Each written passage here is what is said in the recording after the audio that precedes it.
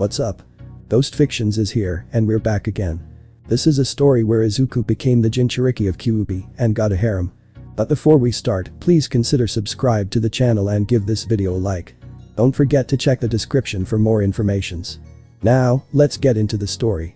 It's been 48.99 years I thought as I was on top of a mountain gazing down on Musatafu City, which has once been the Hidden Leaf Village.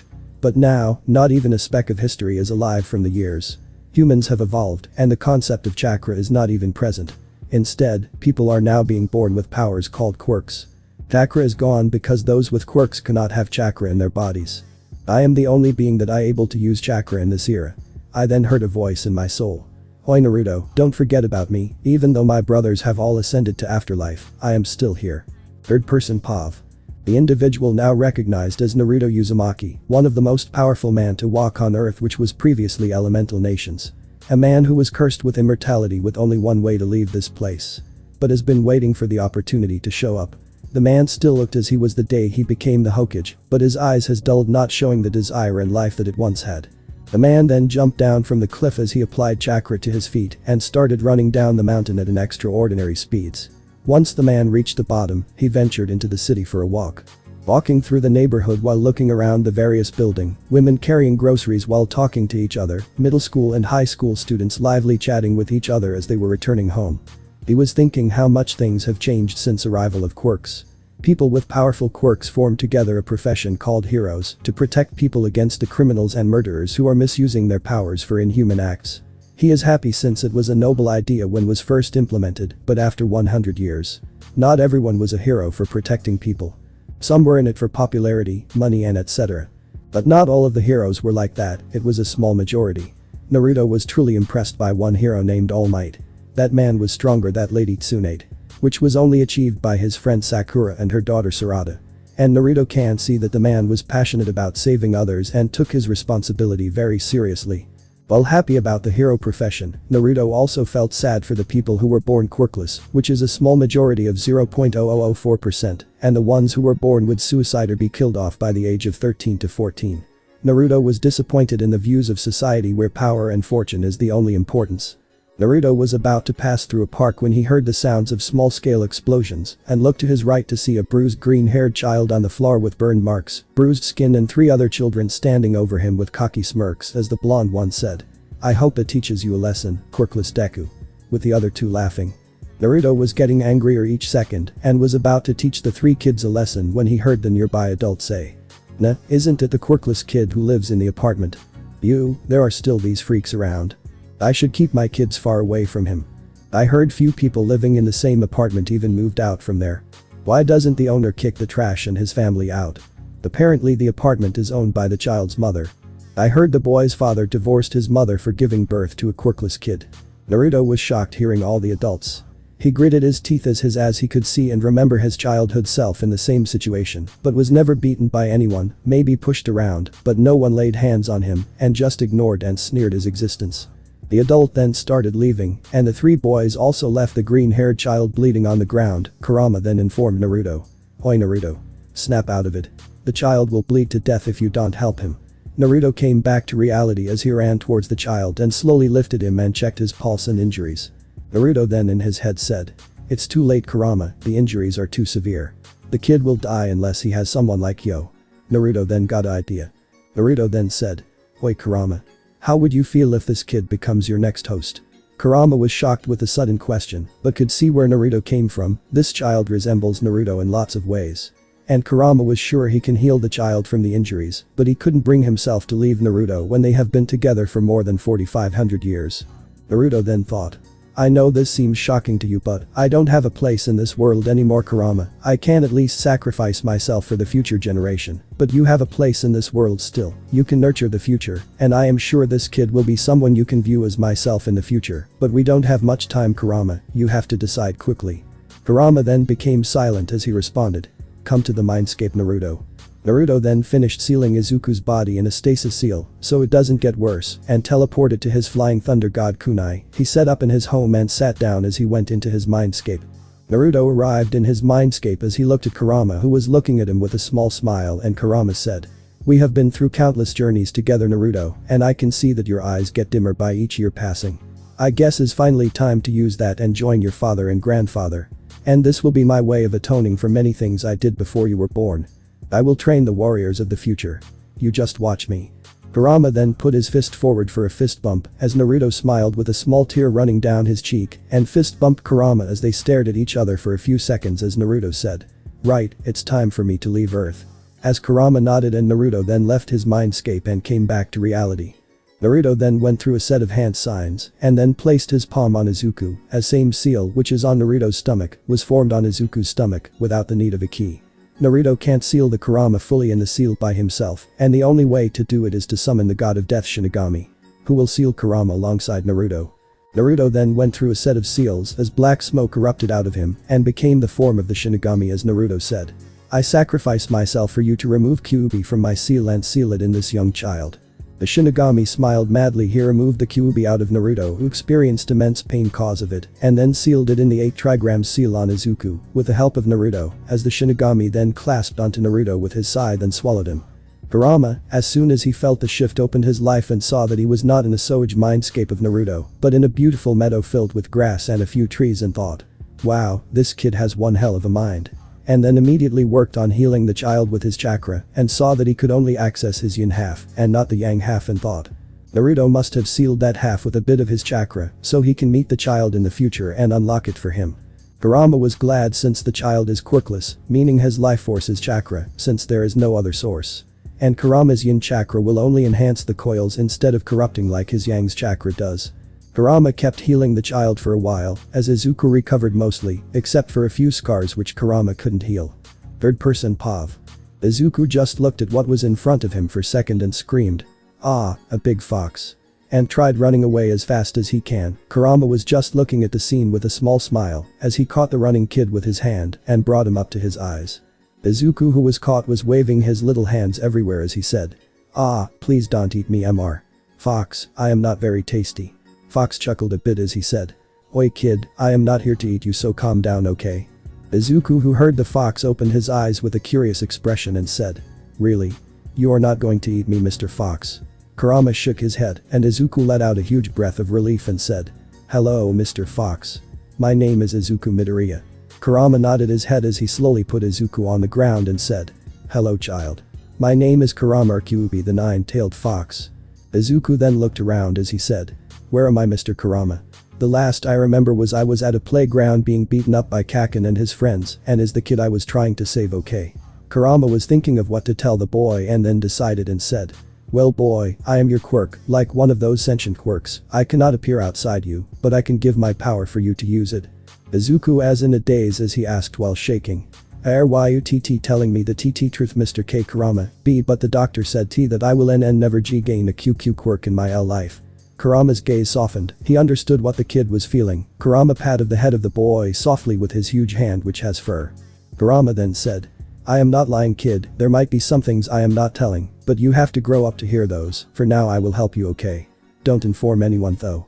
Izuku nodded his head faster than ever and said, "But Mr. Kurama, I must inform my mother though. She always worries about me." Kurama then remembered about the fact that Izuku is quirkless, so he has chakra as life source. Kurama then came up with a mini lie and told, "Since I am inside you meaning, the energy that I have is also with you as your life source, you can train in that too as well as my energy, but we will put off training my energy till future when you grow, until then, you focus on the training the energy inside you. Okay?" Little Izuku nodded his head excitedly as he said, "Then I can tell mom that my quirk is controlling an energy inside my body then. I hope I can learn a lot as a student from you Mr. Kurama." Kurama smiled as he said, "I hope I can help you become a hero then kid." Izuku then put forward his fist forward as he smiled and said, "I am glad I met you Mr. Kurama."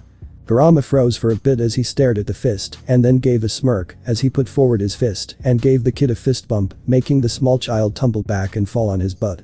Releasing a small chuckle, Kurama then said, "Well kid we are not done yet, we need to unlock your energy for you to control and use it." Izuku brought himself back up as he said, "Whoa. How do I do that Mr. Kurama?" Kurama then thought about it for a minute and said, "I will tell you later kid, first you got to get home, your parent must be worried. You were unconscious for 3 days." Izuku then began to run around in panic as he yelled, "Ah, mom is gonna be worried. How do I get back? Where am I?" He then stops and looks at Kurama, who is amused with the situation, and asked, Mr. Kurama, how do I get out from here? Kurama then smirked as he said, well kid, just imagine yourself leaving the place since we are in your mind after all. Izuku nodded his head as he then closed his eyes to concentrate a bit. Izuku opened his eyes to see he is in some type of cave. He looked around as he heard, yo kid, remember the location of this cave, okay? The opening has an illusion, so you need to know the location to come back here. Izuku was confused as he asked, why do I need to come back here, Mr. Kurama, and you can speak with me? Kurama then answered, you don't have to speak loud kid, I can hear your thoughts, just think when you have to speak to me or else others will think you are a weirdo. Izuku then thought, I understand Mr. Kurama. Kurama then said, good, you need to know this place because there are many things around which are related to the energy you have, you can learn from it once you unlock your energy. It was written by the person I was previously inside. I came inside you after he died. Izuku could feel that Kurama was a bit sad speaking about the death of his predecessor and said, I understood Mr. Kurama, I will make sure to remember this place. Izuku then walked out and looked behind to see that there was no entrances, but when he put his hand there, his hand went inside Izuku, then went towards the cliff in front of him and saw the whole of Mustafa town. Izuku then awed looking at the scenery and then looked around to see if there was any road in sight. Izuku then saw some of the heroes searching around the place, taking a deep breath and then yelled, hello Mr. Crosswire, please help. The hero heard the voice and deducting that it was of a little kid and looked at the direction to see a small kid with green hair waving his hands. The hero was happy since they found the kid they were looking for and then pulled out an intercom as he pressed the speech button and said, guys, I see the kid, he is on the cliffside just north to me, Swift. Fly to the kid and bring him to us. He got a yes as a response from Swift. But hold on. Why are heroes searching for the kid and not the police, you might be asking? Let's go 3 days back to Inko's POV. Izuku, can you hear me? I have searched every corner near the park, but I can't find Izuku. I have asked around, but everyone responded that they didn't see him. It's 8 PM, he was supposed to be back by 5 PM. Maybe I should call Mitsuki now, she will know how to help me. I dialed Mitsuki's number as the phone rang for a few seconds, and I heard a voice. Hello Inko. It's rare for you to call when it is this late. Inko then hurriedly said, oh my god Mitsuki, I don't know what to do. Izuku hasn't come home till now, and I have searched the whole park but didn't find him. I then heard Mitsuki from the phone who replied, what? But Kitsuki came home on time.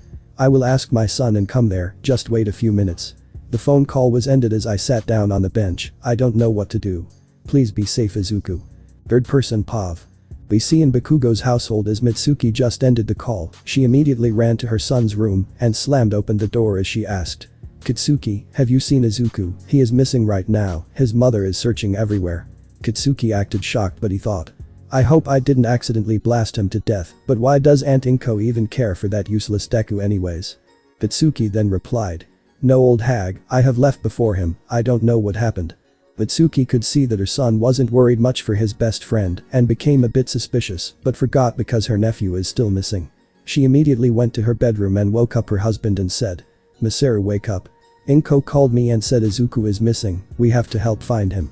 Masaru who just woke up only heard the words Izuku is missing and his eyes shot up.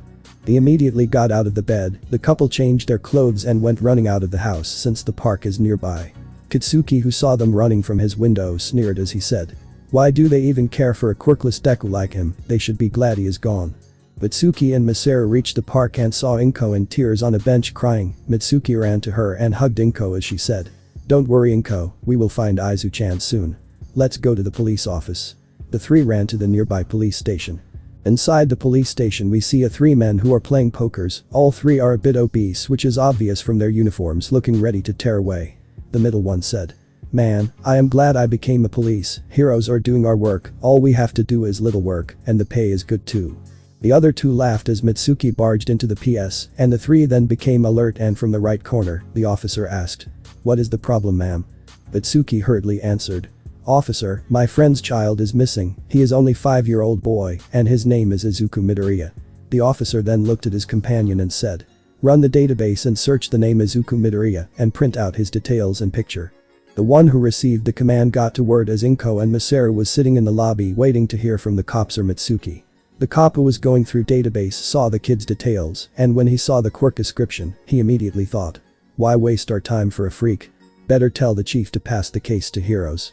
The office got the print and whispered in his chief's ear. "Chief, it says that the kid is quirkless, it better to hand it to the heroes than waste our time on some trash kid." The chief also agreed as they went towards Mitsuki, and the chief said, "I am sorry ma'am, you have to take this case to the detectives or heroes, that area is not under our jurisdiction, I don't think we can save this kid." Mitsuki wanted to immediately argue, but from the way the man mentioned Izuku, she knew that this is another one of those who think quirkless are trash. Rather than wasting her time, she thought it would be better to not waste time and go to nearby hero agency. She did say one thing though. "I hope you better have a good excuse when you get a call from the head commissioner." The chief panicked and was gonna stop her, but Mitsuki already stormed out of there. Third person POV. Mitsuki, Inko and Masaru just left the police station as they ran towards a nearby hero agency. Mitsuki then said, "I can't believe they are letting the fact that Izuku is quirkless as the deciding factor for them to take up a case. And this happened right in the same neighborhood, how dare they lie that the area is not in their jurisdiction." Masaru, who was just as angry but was less vocal about it, said, "I will make sure to call the head inspector and inform this so he can take care of those people at the station." Mitsuki, still fuming, nodded her head as she looked at Inko, who was running ahead of her with tears constantly rolling down her face. They arrived at a hero agency called the Walkers, which is quite well known in the area for the number of heroes in the agency and their efforts to keep the neighborhood safe. Inko and Mitsuki rushed in as Masaru stopped outside to call the head inspector. Mitsuki and Inko came to the reception as Mitsuki yelled, "Please, you have to help us, my friend's son is missing, he is only 5-year-old, we searched the surrounding, but didn't find him till now." The receptionist immediately pressed a blue button as alarm rang, and in a few seconds, some of the available heroes gathered as the receptionist explained them the situation. The heroes then came towards Inko as one of the male hero asked, "Ma'am, do you have his recent picture for us to identify him and some details?" Inko nodded as she gave the picture of Izuku over to the heroes and told them a few of his constant habits. The hero who saw the picture then said, "Alright, make copies of this photo," and everyone set out immediately. The chorus of yes were heard as the heroes set out immediately. Inko fell down on her knees completely exhausted as the receptionist, and Mitsuki helped her to a sofa. Masaru then came in and told them that those 3 officers will definitely get deserved punishment. For the next 2 days, the heroes searched the whole of Mustafa City as they didn't come across Izuku until one of them had the idea to search the hill area. The heroes decided to go there as soon as the sun rises since it's already dark out. The next day afternoon, the heroes were still searching the hill and forest area as one of the heroes heard a kid's voice yell, "Hello Mr. Crosswire, please help." Back to present. Swift brought Izuku from the hill range as the heroes kept asking questions as to what happened, but Izuku only answered, "Please take me to my mom, I want to see her quick." With tears as the heroes decided to have the interrogation after reuniting the kid to his mother. The heroes then returned to the forest entrance as they carefully escorted Izuku to Inko's address. After reaches the front gate of the apartment, Izuku quickly opened the car door and dashed out of the car and ran towards his apartment as the hero Swift flew up to the first floor as rang the doorbell. The door was opened and Izuku came face to face to Mitsuki Bakugo. Mitsuki was stunned for a moment but immediately cried happily as she scooped up Izuku from the ground and hugged him tightly while crying from happiness. Inko and Masaru heard the commotion as they came to the hallway and saw Mitsuki bear hugging Izuku. Inko immediately burst forwards as she scooped Izuku from Mitsuki and proceeded to hug Izuku tightly as both the mother and son started crying in their embrace. After a while, everyone is assembled in the hall with heroes on the big couch and Inko on a sofa with Izuku on her lap as she is still hugging him. The hero Crosswire them asked, "Now ma'am, is it okay if we interrogate little Izuku?" Inko nodded but remembered one thing as she put down Izuku and said, "Izuku, let me remove your shirt to see if you have any injuries."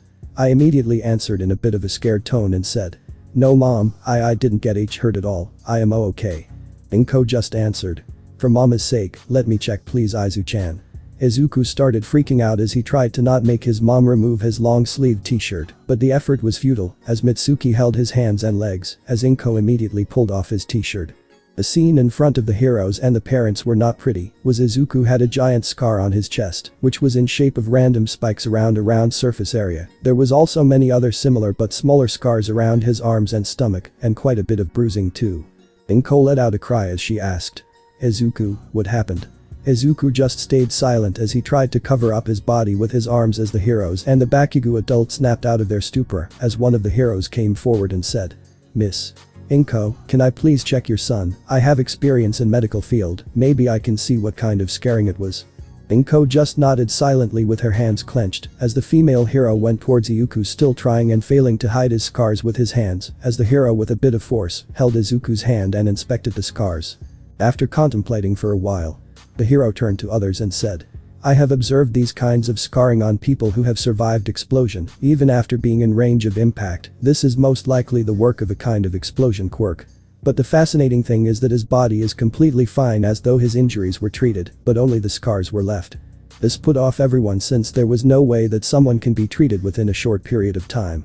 Izuku then suddenly said, I have a Awaken Netaku quirk." Everyone in the room froze suddenly as Mitsuki then asked, "Is it true, Izuku?" Izuku then smiled as he said, "Yes, Aunt Mitsuki, my quirk is being able to control the internal energy in my body." One of the heroes asked, "This might be a chance that his sudden quirk awakening might be the solution for this healing." The heroes couldn't help but agree, since quirks were always mysterious and there was no other lead for them to figure out how Izuku was healed at an abnormal rate. Kurama, who watched the scene unfold, immediately realized that Izuku said his quirk in order to distract the adults from asking him more questions, which might make him reveal what truly happened. Thought, "This kid is too kind and forgiving for his own good. I can't let this go on and affect the kid's growth. Seems like I have to reveal myself earlier than expected." Kurama then took over Izuku immediately. This was only possible since Izuku's mind is weak at present and vulnerable. For other, Izuku's head immediately went down as Inko quickly asked, "Izuku, what happened?" Izuku then rose his head up as everyone were surprised as they saw two crimson eyes instead of his emerald ones. They then heard Izuku say, "Fear not, everyone." Kid lied a bit about his quirk, but that was according to my instruction. I am Izuku's quirk. I am like one of those sentient quirks. I cannot appear outside Izuku, but I can give my power for him to use it. But Izuku didn't completely lie, since I awakened inside him. He also has internal energy. I took over his body since he is not willing to reveal anything that happened to him. Everyone was astonished as they asked him more questions about himself as Izuku's quirk. Kurama cleared the doubts and also said that he can only take over Izuku when his mind power is weak and vulnerable. Everyone finally calmed down as Mitsuki finally asked, "What really happened, Kurama-san?" Kurama as Izuku then answered, "As you know, I was dormant inside Izuku waiting for him to age up so he can awaken me, but I can see his life. After he was declared quirkless, he was completely ignored and mistreated by his class peers and teacher, who also ignored him. People also in his neighborhood will silently whisper about him behind his back and made their children avoid him like a plague." Izuku heard everything but just kept smiling and went along as if nothing is wrong, but he started thinking that others were true. Inko fell on her knees as she said, "My poor boy has went through this but never said anything to me. I couldn't even see the pain in his makeshift smile." She started crying as Kurama then said, "It's not your fault, Ms. Inko. Izuku was never physically bullied until recently, so there was no way you could know, since Izuku always put on a wide smile, even when he heard the whispers about him."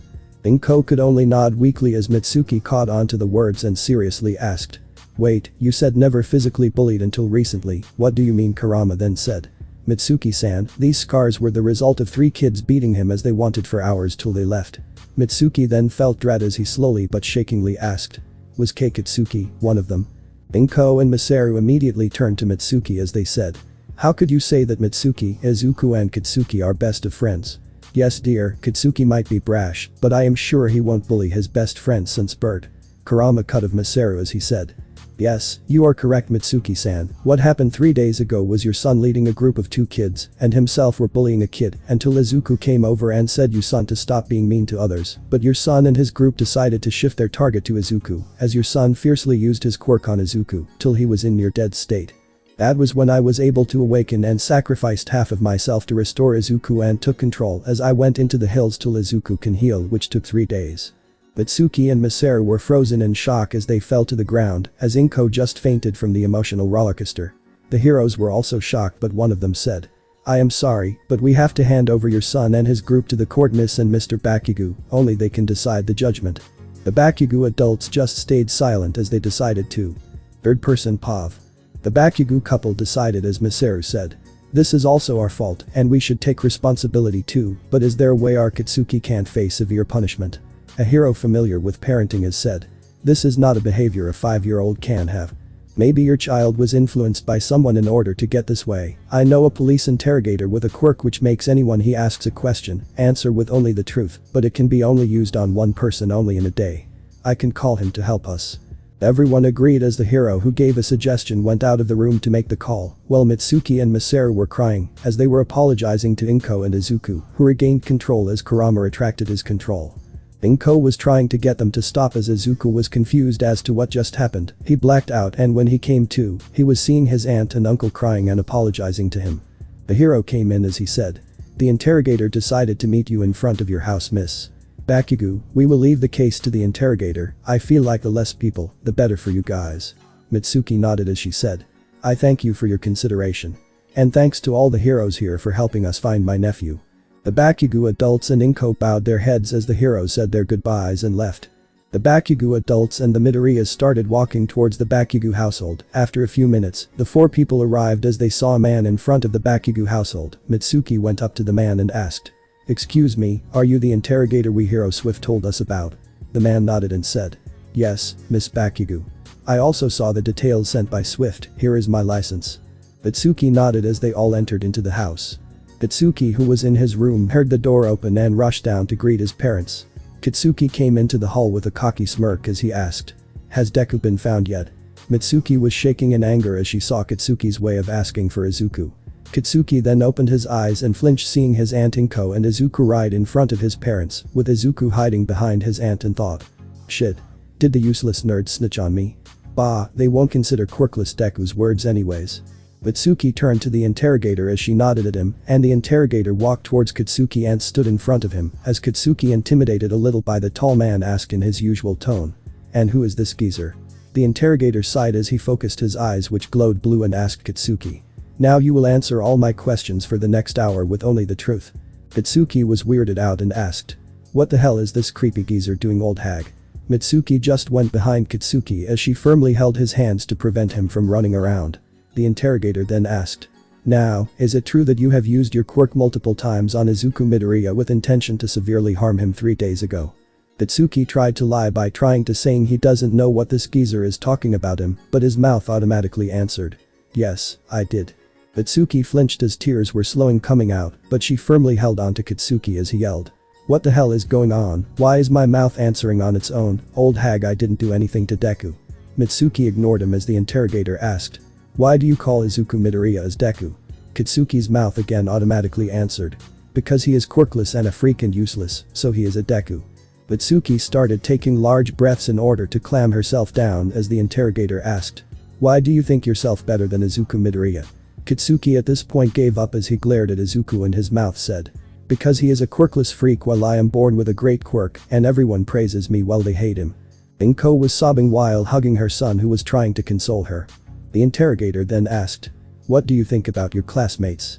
Kitsuki's mouth answered, "They are just stepping stones meant for me to climb over to be the strongest hero." The interrogator sighed as he finally asked, "Why do you bully other kids?" Kitsuki's mouth answered, "Obviously because they got weak, useless and freakish quirks. They don't deserve to be in same place as me, the future #1 hero." Even the interrogator was mad at this point but asked another question. "How do you feel about Izuku Midoriya been found and your parents and aunt working hard to find him these past 3 days?" Kitsuki's mouth answered, "I wish that Deku just died, he is a freak anyways. I don't know why old hag and old man even bother to care to search for a quirkless freak when they have a perfect child with them, and Aunt Inko should have just left Deku to die or starve." Mitsuki with shivering arms let go of Kitsuki as she was muttering to herself, How did my child become like this? Is this my fault?" Masaru couldn't help his wife because he was also lamenting the same way as his wife, whereas Inko was horrified by what she heard from who she viewed as her good nephew and her son's best friend. Even the interrogator couldn't believe what he was hearing from a 5-year-old. He then asked, "Why do you think that Izuku Midoriya should just die?" Kitsuki then laughed as his mouth answered, "I mean, everyone in this neighborhood and school hate that Deku. Why should I not hate him too? He ruins my figure being in the same class as me, and he dares looks down on me and try to help me when he is just a useless freak." The interrogator finally deactivated his quirk as Kitsuki, who was free from his mother's arms, then jumped at Izuku yelling, "You quirkless freak, you dare snitch on me, I should have killed you, but I will now." Suddenly Kitsuki stopped moving mid-air as his outline was glowing pink as the Bakugo family looked at Inko, who was glaring death at Kitsuki with tears in her eyes as she said, "You dare to come near my child, I will not control myself." The detective placed quirk-canceling bracelets on Kitsuki as Masaru tied him up on a chair as Kitsuki started shouting, Release me, old man, why do you guys even care for that quirkless freak? You should be glad that I am killing him. Masaru brought out some tape as he taped Kitsuki's mouth shut as he fell onto his knees sobbing. Mitsuki came to console her husband, but she has also started crying again. Inko then said, I am gonna sell that apartment complex and move somewhere far away where no one lives. I will take care of Izuku's education online after consulting some schools. I can't allow my child to grow in such a tainted community. The Bakugo adults couldn't look at Inko in her eyes as they nodded. The interrogator sighed as he looked at Masaru and said, Mr. Masaru, I think it's better for you as a head judge to make judgment right now. What will happen to your child? I am pretty sure that you don't want this matter to go public. Masaru whipped off his tears as he answered. Since there was a clear evidence that Kitsuki Bakugo is responsible for attempt to murder, bullying, illegal usage of quirk, but due to being massively influenced by society around him and not properly guided by his parents, and since the child is still very young, he has to go through rehabilitation and will wear quirkless bracelets for the rest of his childhood till teenage. His behavior will be monitored closely, and if there is no improvement in himself, he will be proceeded to jail as he reaches teenage. It is advised for him to change schools and his family to move to another city. The family is to pay a fine of $10,000 towards the victim's family as compensation. The interrogator nodded as he gave his regards and left. Inko also left after failing to control herself around Kitsuki. The police came after an hour as they placed quirkless bracelet on Kitsuki and a camera on a bracelet on his hand, only to be removed during toilet time, bath time. Kitsuki was yelled at by his parents as they tried to make him understand what he did was wrong, but Kitsuki was just confused to why his parents even bother about the quirkless freak. Third person Pav. Right after Inko and Izuku got home, Inko started crying while hugging Izuku and apologizing immensely for various things, as Izuku also started crying as he felt like a burden got off his shoulders, as he was tired of not showing his mother how sad he was while listening to people hating on him and his mother. After a while, Inko calmed down as she then went to Eldera's elementary school and went straight to the principal's office as she first signed a letter to drop out her son from that school and said to the principal that they will definitely suffer the consequences. But the principal ignored that threat since it is from a quirkless child's mother and he can just bribe the police who will not be interested in the case anyways. After that, Inko went back to the apartment and called out a meeting for all the tenants. The tenants living here were at least neutral to Izuku as they didn't hate nor like him, but treated him like a human at least. Inko then explained what happened to Izuku, but in place of Kitsuki, she placed a random person as she told the tenants. The people were shocked as they started asking questions to whether Izuku is fine or not, but Inko said that Izuku is fine, but decided not to come out of his room for the time being, and he also finally got his quirk.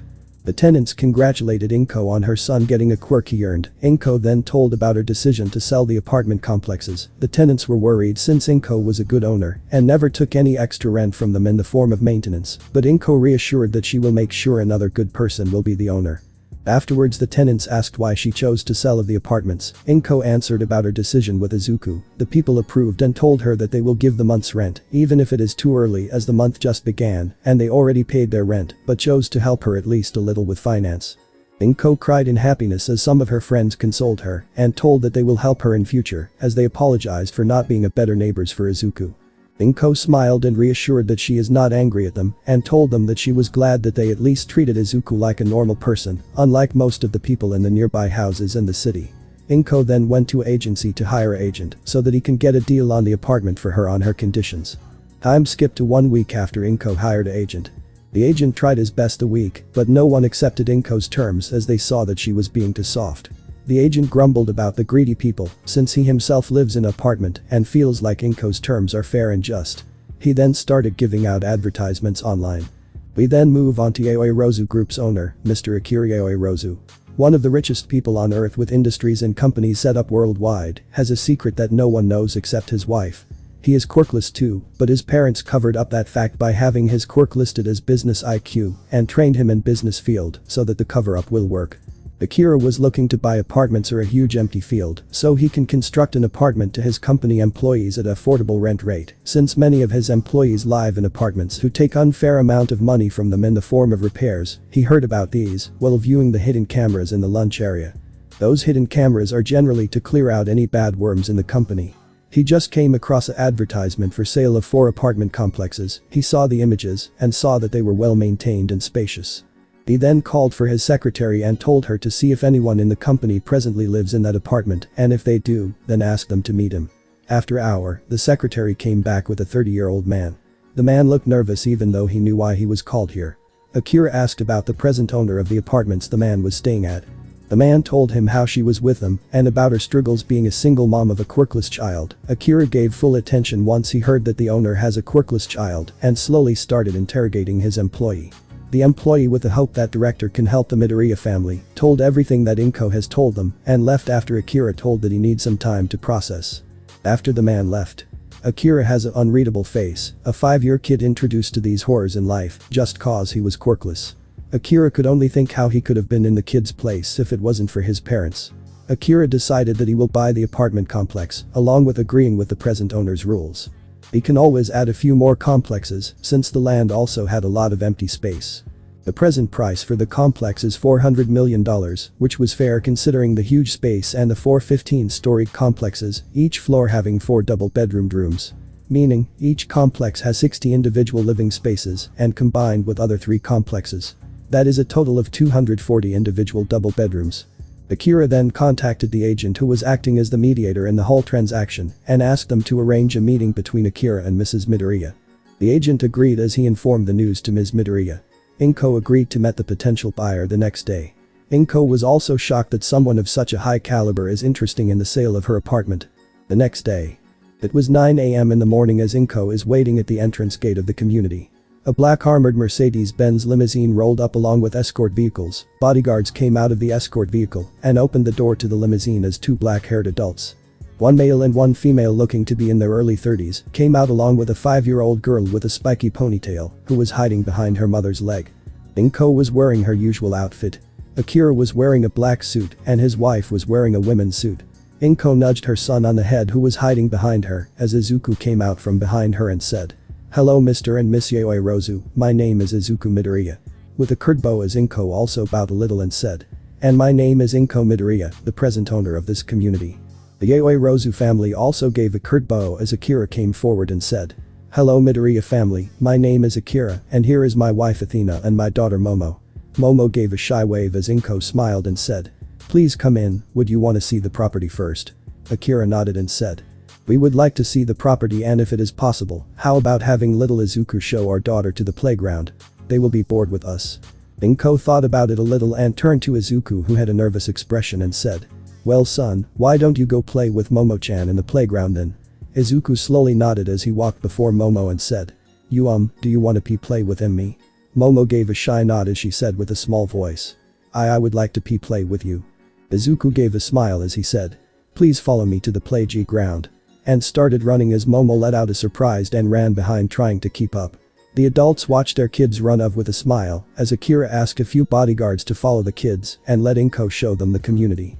After an hour, the tour was done as the adults were a bit exhausted and Inko invited them to her house for a rest and some tea as the Yaoi Rozu couple accepted.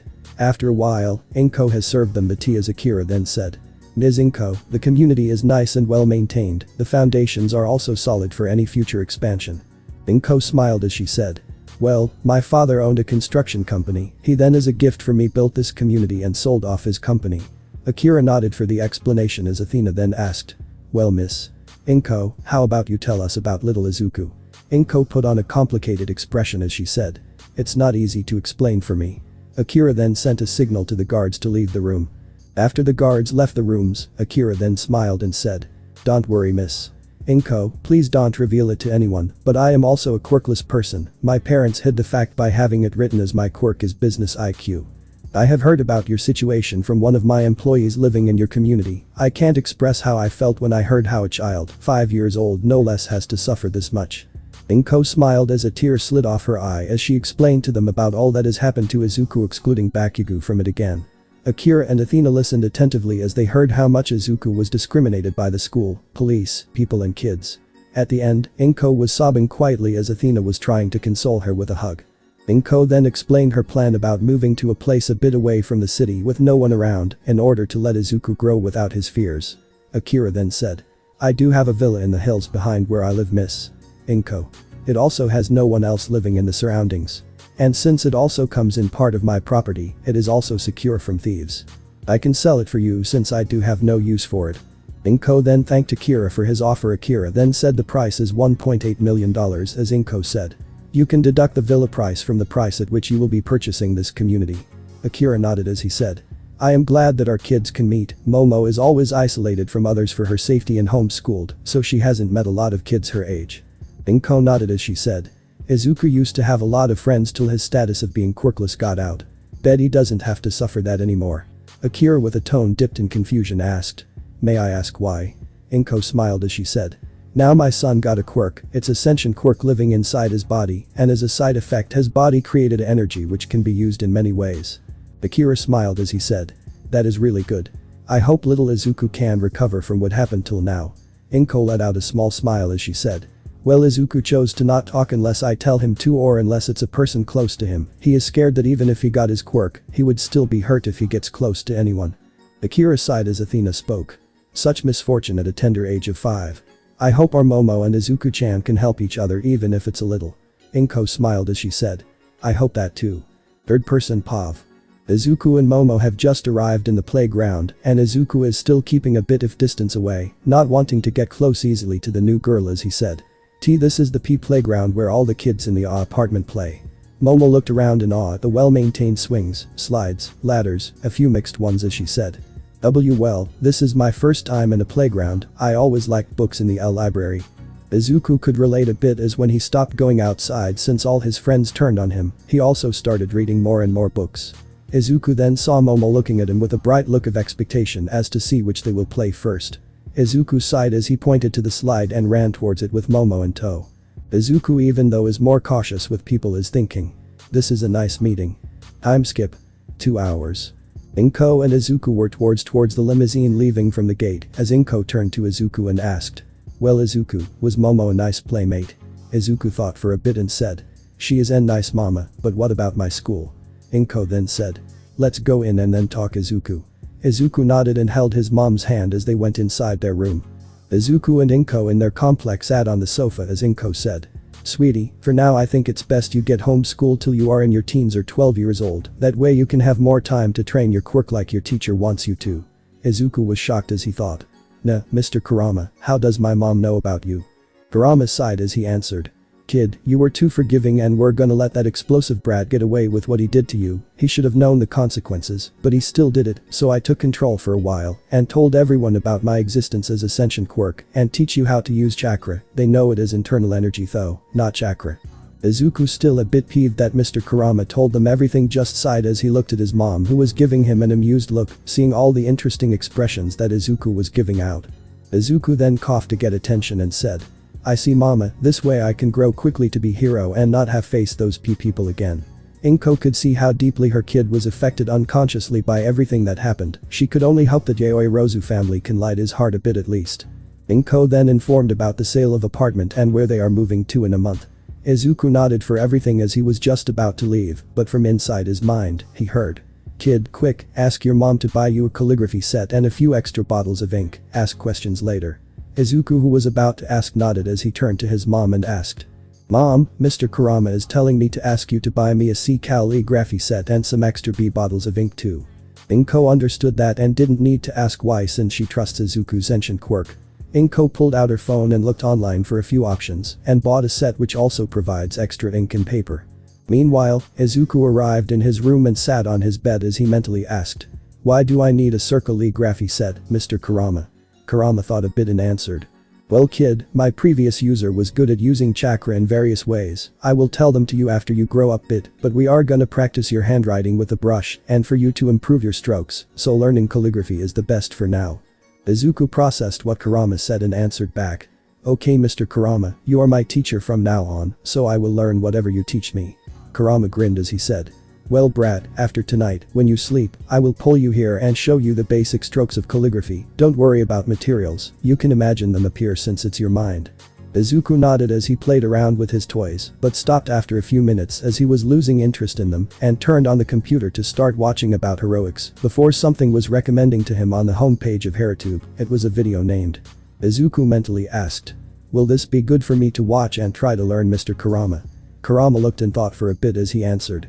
Yep, it will be very good. Running and acrobatic exercises don't affect your growth, and it's a good way to build a stable body from when I actually start training you and conditioning your body. Izuku nodded as he added the video to his playlist for future reference. Before starting to watch the video, it showed the best way to slowly increase the leg power, speed and stamina of the body, and some exercises to help train the body and flexibility. And some steps on how to do a forward roll and backward roll. Izuku took out his notes and wrote them down in a scribbly manner. After a while, Inko called Izuku for dinner. Izuku went down and sat on the table where food was ready to be eaten. Time skip. After dinner, Izuku went to his room and laid down on his bed, and after a few minutes has fallen asleep. Kurama, seeing that Izuku has fallen asleep, has pulled him to his conscious, as little Izuku arrived a bit dazed with how he arrived, but nothing painful. He looked in childish awe at the size of the fox with bunny-like ears and normal hands with nails. Izuku then said, "Wow, your tails look so big and fluffy." Kurama smiled a bit but said, "We will get to my tails at some other time, but for now let me show you the basic strokes of calligraphy. Now let me summon a calligraphy set my size, you see it, and try to summon it smaller, to fit for you." Izuku nodded as Kurama summoned himself a calligraphy set. Izuku tried to do the same, and after a few attempts was successful. Kurama nodded and then said, "Here is how you make the ink. This thin black stick is the ink stick called sumi stick, and the stone which you use is called suzori. You basically pour a little water as you rub the ink stick on the ink stone to prepare ink. Of course this is the tradition way. You don't necessarily need this method as you can buy ink of bottles outside, but I will show, since it is more effective in near future." Izuku nodded as Kurama dipped the sumi in water and started rubbing it forward on the suzori. Izuku started copying the action. After half an hour, Kurama followed by Izuku stopped as Kurama said, "Yosh, that should be enough for you to practice here. Now take the brush and hold it in between the brush using 2 or 3 fingers." Kurama showed as Izuku with some difficulty managed to hold it. Kurama then instructed, "Now I will write the 44 basic strokes of Japanese calligraphy. These are used to form the kanji for different seals that we will learn later. For now see as I write the basic strokes and practice them for a week, I will then test you with them." Kurama slowly started displaying the strokes on the paper so that Izuku can follow the hand movement. After 15 minutes Kurama was done and looked at Izuku's paper and saw that Izuku did well for a first timer, but had a few rookie mistakes which Kurama pointed out as Izuku just listened intently and nodded and went back to redo again and again. Time skip. 2 hours. Kurama has to applaud the patience of the boy who is still diligently practicing the basic strokes. Kurama in the latest practice paper saw that Izuku was able to do it almost perfectly, but a few mistakes on edges. Kurama smiled as he thought, "Nice to see the amount of dedication and patience the kid has, unlike all of my previous Jinchurikis. I can tell this kid will go far, surpassing Minato and Mito Uzumaki in the Fuinjutsu field. I shall slowly send my chakra in his muscles and bones while he does exercises, so I won't affect his natural growth, but can make him fast. Very fast. A ninja must be fast in order to complete his mission." Kurama then called out to Izuku and said, "That is enough for now, Izuku. You can sleep now, practice in your free time, and don't forget how ink is made. It is much cheaper than buying ink bottles. Tell your mom to get the sumi stick and ink stone, okay?" Izuku nodded as he asked, "How do I leave this place, Mr. Kurama?" Kurama instead in explaining just sent a small burst of chakra sending Izuku back to real life. Izuku opened his eyes and saw he was in his bedroom, and the time is 10 p.m. Izuku then closed his eyes and after a few minutes, has fallen asleep. Third person POV. Izuku woke up at 7 a.m., normal time for him, and went towards the kitchen and saw his mom was humming while preparing breakfast. Izuku slowly came behind her and gave her a hug as he said, "Good morning, mom." Inko smiled as she put aside the flat spoon and knelt down as to give Izuku a return hug, and she said, "Good morning, Izuku, how was your sleep?"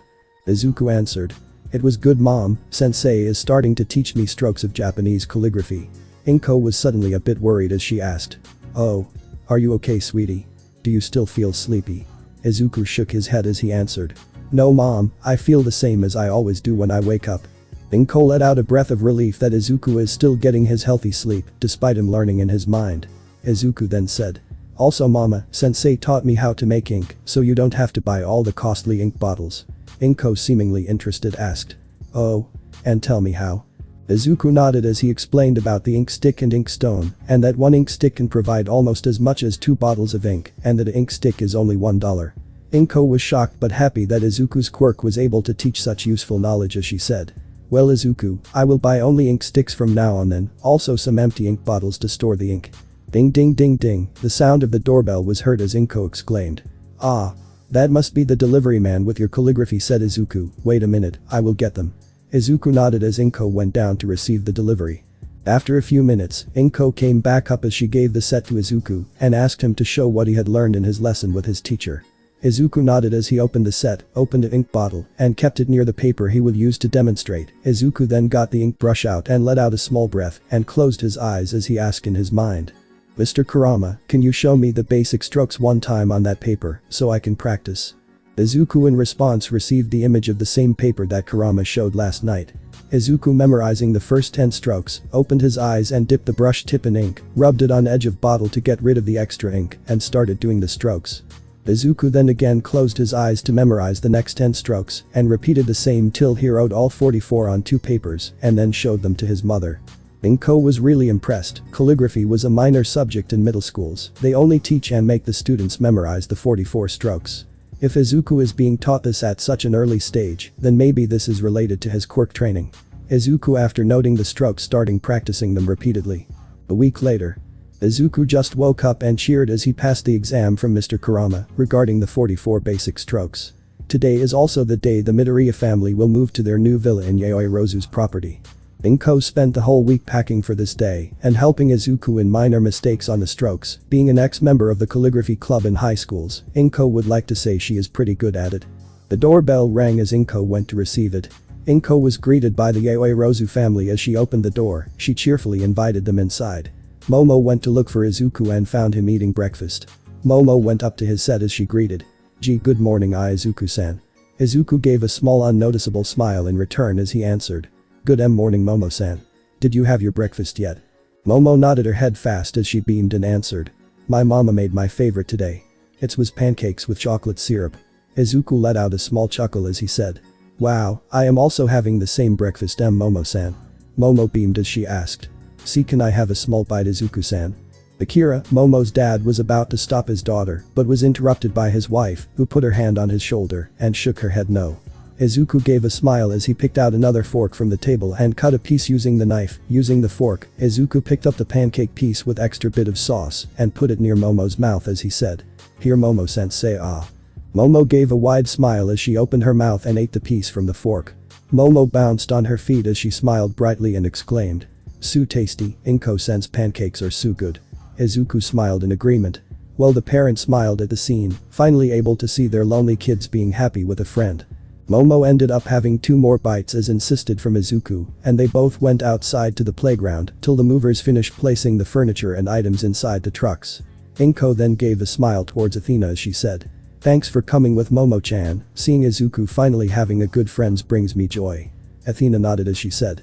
"It's the same for Momo, she has no friends too. This arrangement will definitely help them both and maybe help Izuku-chan recover from what happened." Akira nodded as he left his wife to chat with Inko and went to look around their apartment. Akira just entered Izuku's room and saw it was clean and there was many papers on the study table with the basic strokes of Japanese calligraphy practiced over and over again. Akira could see that the dustbin was filled with papers too. After checking the papers, Akira thought. Interesting, to be able to learn the basic strokes in almost perfect manner at such a young age is almost unheard of. Akira saw that they were toys representing heroes, a few car toys and a computer in the room. Akira was gonna leave until he found a diary hidden behind the keyboard in the slides section. Akira read the diary, interested in it. After a few minutes, Akira finished reading as he sighed. He could feel the confusion of the kid, why everyone turned on him suddenly. Akira sighed and hoped Momo will be able to help Izuku more than he thought.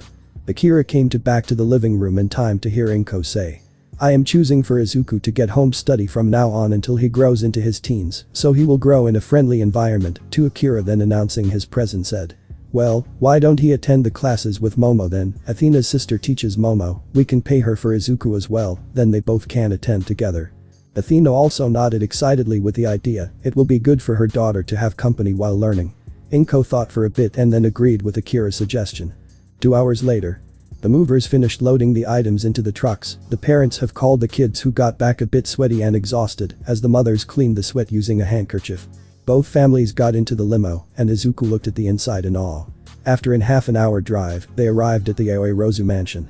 Inko and Izuku looked at it with awe, while Momo, who was excited, quickly took hold of Izuku. Not noticing him flinch, dragged him off to show him around her house. The parents laughed at Momo's bubbliness and followed the kids in. Athena then turned to Inko and said. It will take a day for the maids to clean up the villa, so please spend today in our house. We can introduce my sister to Izuku too and see how their first session together goes. Inko was a bit reluctant at first, but after a bit of insistence from the pair, she agreed. The kids spent an hour in Momo's play area till they were called for lunch. After eating lunch, which was a bit awkward for Inko, not being used to being served, both families waited for Athena's sister, so explained the situation to her. A few minutes later, an almost carbon copy to Athena appeared, just being a few centimeters short as Athena greeted. Hi Alina, it's been a week, has the commotion due to your promotion died down? Alina sighed and nodded as she said. Yeah, it has, so who are the guests, Wani-san? Athena promptly explained the situation quietly without the kids hearing it, and Alina was fuming by the end of it. That bastard school, I think my husband, who is a lawyer, can help with this case, Midoriya-san. Inko gratefully nodded and asked for the pay. At first Alina denied, but after being fiercely insisted by Inko, Alina relented and accepted the fees. Alina then goes towards Izuku to greet him, the scared expression and the clear face of distrust did hurt a bit. Alina managed to introduce herself to Izuku, who just nodded without saying anything. Inko said that he will be homeschooled along with Momo every day from Monday to Friday. Izuku agreed and they had their first study session. Their study session is for 3 hours every day. Both Izuku and Momo seems to enjoy their session. It was basic additions today, as well as Japanese alphabets. Izuku and Momo seems to be competing a lot, as Alina was shocked that Izuku's old school didn't recognize such a genius. By 4 p.m. their study session ended and the kids went to do their homework and play again, while the adults with Alina waited for Alina's husband to arrive so that Inko can raise the complaint. After Alan arrived, Alina explained the details to her husband, who after thinking about said. This is a tricky case, without evidence, we can't sue the school unless we can somehow create legal evidence. Akira, who was listening, said. Why don't we hire someone with a transformation quirk, make him transform as a kid and enroll them there as a quirkless status, we plant a voice recorder and camera on them. We should be able to gather the evidence on their treatment towards the quirkless, which should be enough evidence. Alan exclaimed. That's a marvelous plan, brother, it will work if we get the permission from the head police, who luckily is a friend of mine and will surely agree with us. Inko was a little teary at the end as she bowed her head and said. Thank you so much for everything you guys are doing for my family. Athena hugged Inko gently from the side as Inko started crying and hugging back. After a while Inko calmed down and filled the case details. Alina and Alan left as Athena pulled aside Inko to get to know her more, since they would be best of friends eventually. Akira left alone, just sweat dropped as his wife abandoned him. He sighed and went to check on the movers at the villa. Third person Pav. The Midoriya family spent the night in the mansion and finally checked the villa they were gonna move into. It was a 3-storied villa with a hall, kitchen and 2 bedrooms in first floor. Lounge, play area and another bedroom in the second floor and a whole floor for gym on third. Inko decided that she and Izuku will sleep in one room till she is sure that he doesn't have any recurring nightmares. The furniture was already fitted. Izuku went to him and his mom's room and saw there was a king-size bed for both of them. Inko and Izuku already finished their breakfast and Izuku then went to the gym floor to see what is there. As soon as Izuku arrived, he saw a treadmill. Huge trampoline, balance balls, skipping rope, a long length of jumping mats for him to practice his speedrunning tricks without hurting himself too much. Izuku also saw hand grips and dumbbells on the floor in various weights from 1 kg to 20 kg. Kurama, looking through, Izuku exclaimed. This equipment is perfect for your practice, my child. Now let's start with stretching like you saw in the video. Izuku nodded and started freely swinging his arms side to side, rotating hips, jumping on each legs to get rid of the stiff joints, and was finally ready. Izuku put on some runner shoes and got on the treadmill. Putting the speed at 8 km/h, Izuku started running. After 20 minutes, Izuku slowly started getting exhausted and paused the treadmill. And got off, breathing a bit heavily. Kurama then suddenly said in his head. Oh, kid. I forgot to tell you how to unlock your chakra. Let's do it now. Izuku nodded as he asked. What should I do, sensei? Kurama felt a bit of pride being called sensei and replied. Sit in a meditative position and only concentrate on reaching to a warm energy in your, when you reach it, you will see various rings appear. Guide your chakra through them and you should be done. Due to the walls being soundproofed, there is no disturbance to Izuku, who told his mom that he will be at lunch at 2 p.m. Izuku then sat down cross-legged and slowly steadied his breathing and closed his eyes, searching deep into himself. 2 hours has passed and Izuku didn't even move for flinch. That amount of concentration he had was extraordinary, Kurama thought to himself. If Naruto had this kind of patience and concentration, he would have been a legend by 14 itself. This kid is a true hard worker, you made a good choice, my friend. Izuku was lost to the feeling of time, only devoting himself to reach for the slight warmth, feeling that he seemed to be getting closer to. Izuku then saw a blue flame-like energy in front of him. In his conscious, Izuku slowly grabbed the flame, feeling it as a part of his own, and looking around seeing many circle patterns that his sensei told him about. Izuku slowly willed for the chakra to start flowing in a serene manner through the loops, one at a time. After 20 minutes, Izuku managed to pass his chakra through all of them, felt a burst of energy as he opened his eyes. Izuku can see transparent blue energy called chakra around him. Izuku went to a nearby mirror and saw how the chakra looked. It looked denser from the outside. Izuku then stopped the chakra from flowing out of his body, let out a breath of exhaustion. The process was really consuming and Izuku asked, "Did I do it right, sensei?" Kurama grinned madly. "This kid. He will achieve things no other ninja was able to." He replied. "You did really well, kid, now have lunch and you will see the changes in your body after." Izuku nodded and saw that it was 1 p.m. and felt a lot of sweat on his body. Izuku went to have a shower. After the shower, Izuku came down and greeting his mom and sat on the table. The duo had their lunch and Izuku took his bag and ran to Momo's house for the study session. Izuku could feel he was lighter and run faster than ever. Izuku was able to run at 18 km/h, which is more than the speed of an average adult without physical enhancement quirks. Izuku reached his destination in 4 minutes and didn't feel even slightly winded. Greeting his teacher, he sat beside Momo listening intently. After 2 hours and 30 minutes, at 5 p.m. Due to the lesson being completed early, Miss Alina left and Momo and Izuku went to the library to do their homework together. After an hour of spending time together doing homework, playing tag where Izuku had to slow himself for Momo to catch him at least a few times. Izuku then ran home giving a hug to his mother and looked at the time. Seeing it was still 7 p.m. Izuku looked at his mother and said, "Mom, I finally unlocked my internal energy this morning."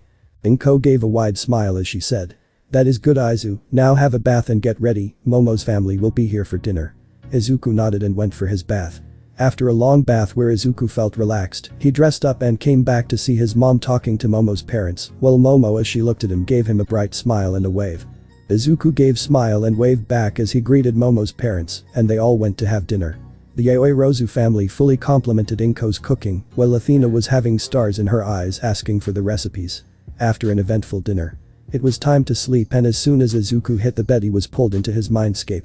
Izuku looked at Kurama as he said, "Hello sensei, what are we doing today?" Kurama HMM''D as he said, "It's time I teach you to write words like fire, wind, water, lightning, earth and kanji. I will demonstrate you these 5, learn them to perfection as these are the bases for attack seals. I will also include storage, explosion. These 2 are most important." Izuku nodded as Kurama demonstrated the kanjis for each 5 elements and storage and explosion. Izuku copied them multiple times for next 2 hours and finally was able to see how each stroke makes up the kanji. Kurama nodded as he said, "Yes, that is the most important part, there should be not even a single mistake while making seals. Remember Izuku's sealing arts are the hardest to learn, but are the most useful." Izuku nodded as he continued with the practice. Time skip. 1 week later. This week Izuku solely concentrated on perfecting his strokes, writing them thousands of times.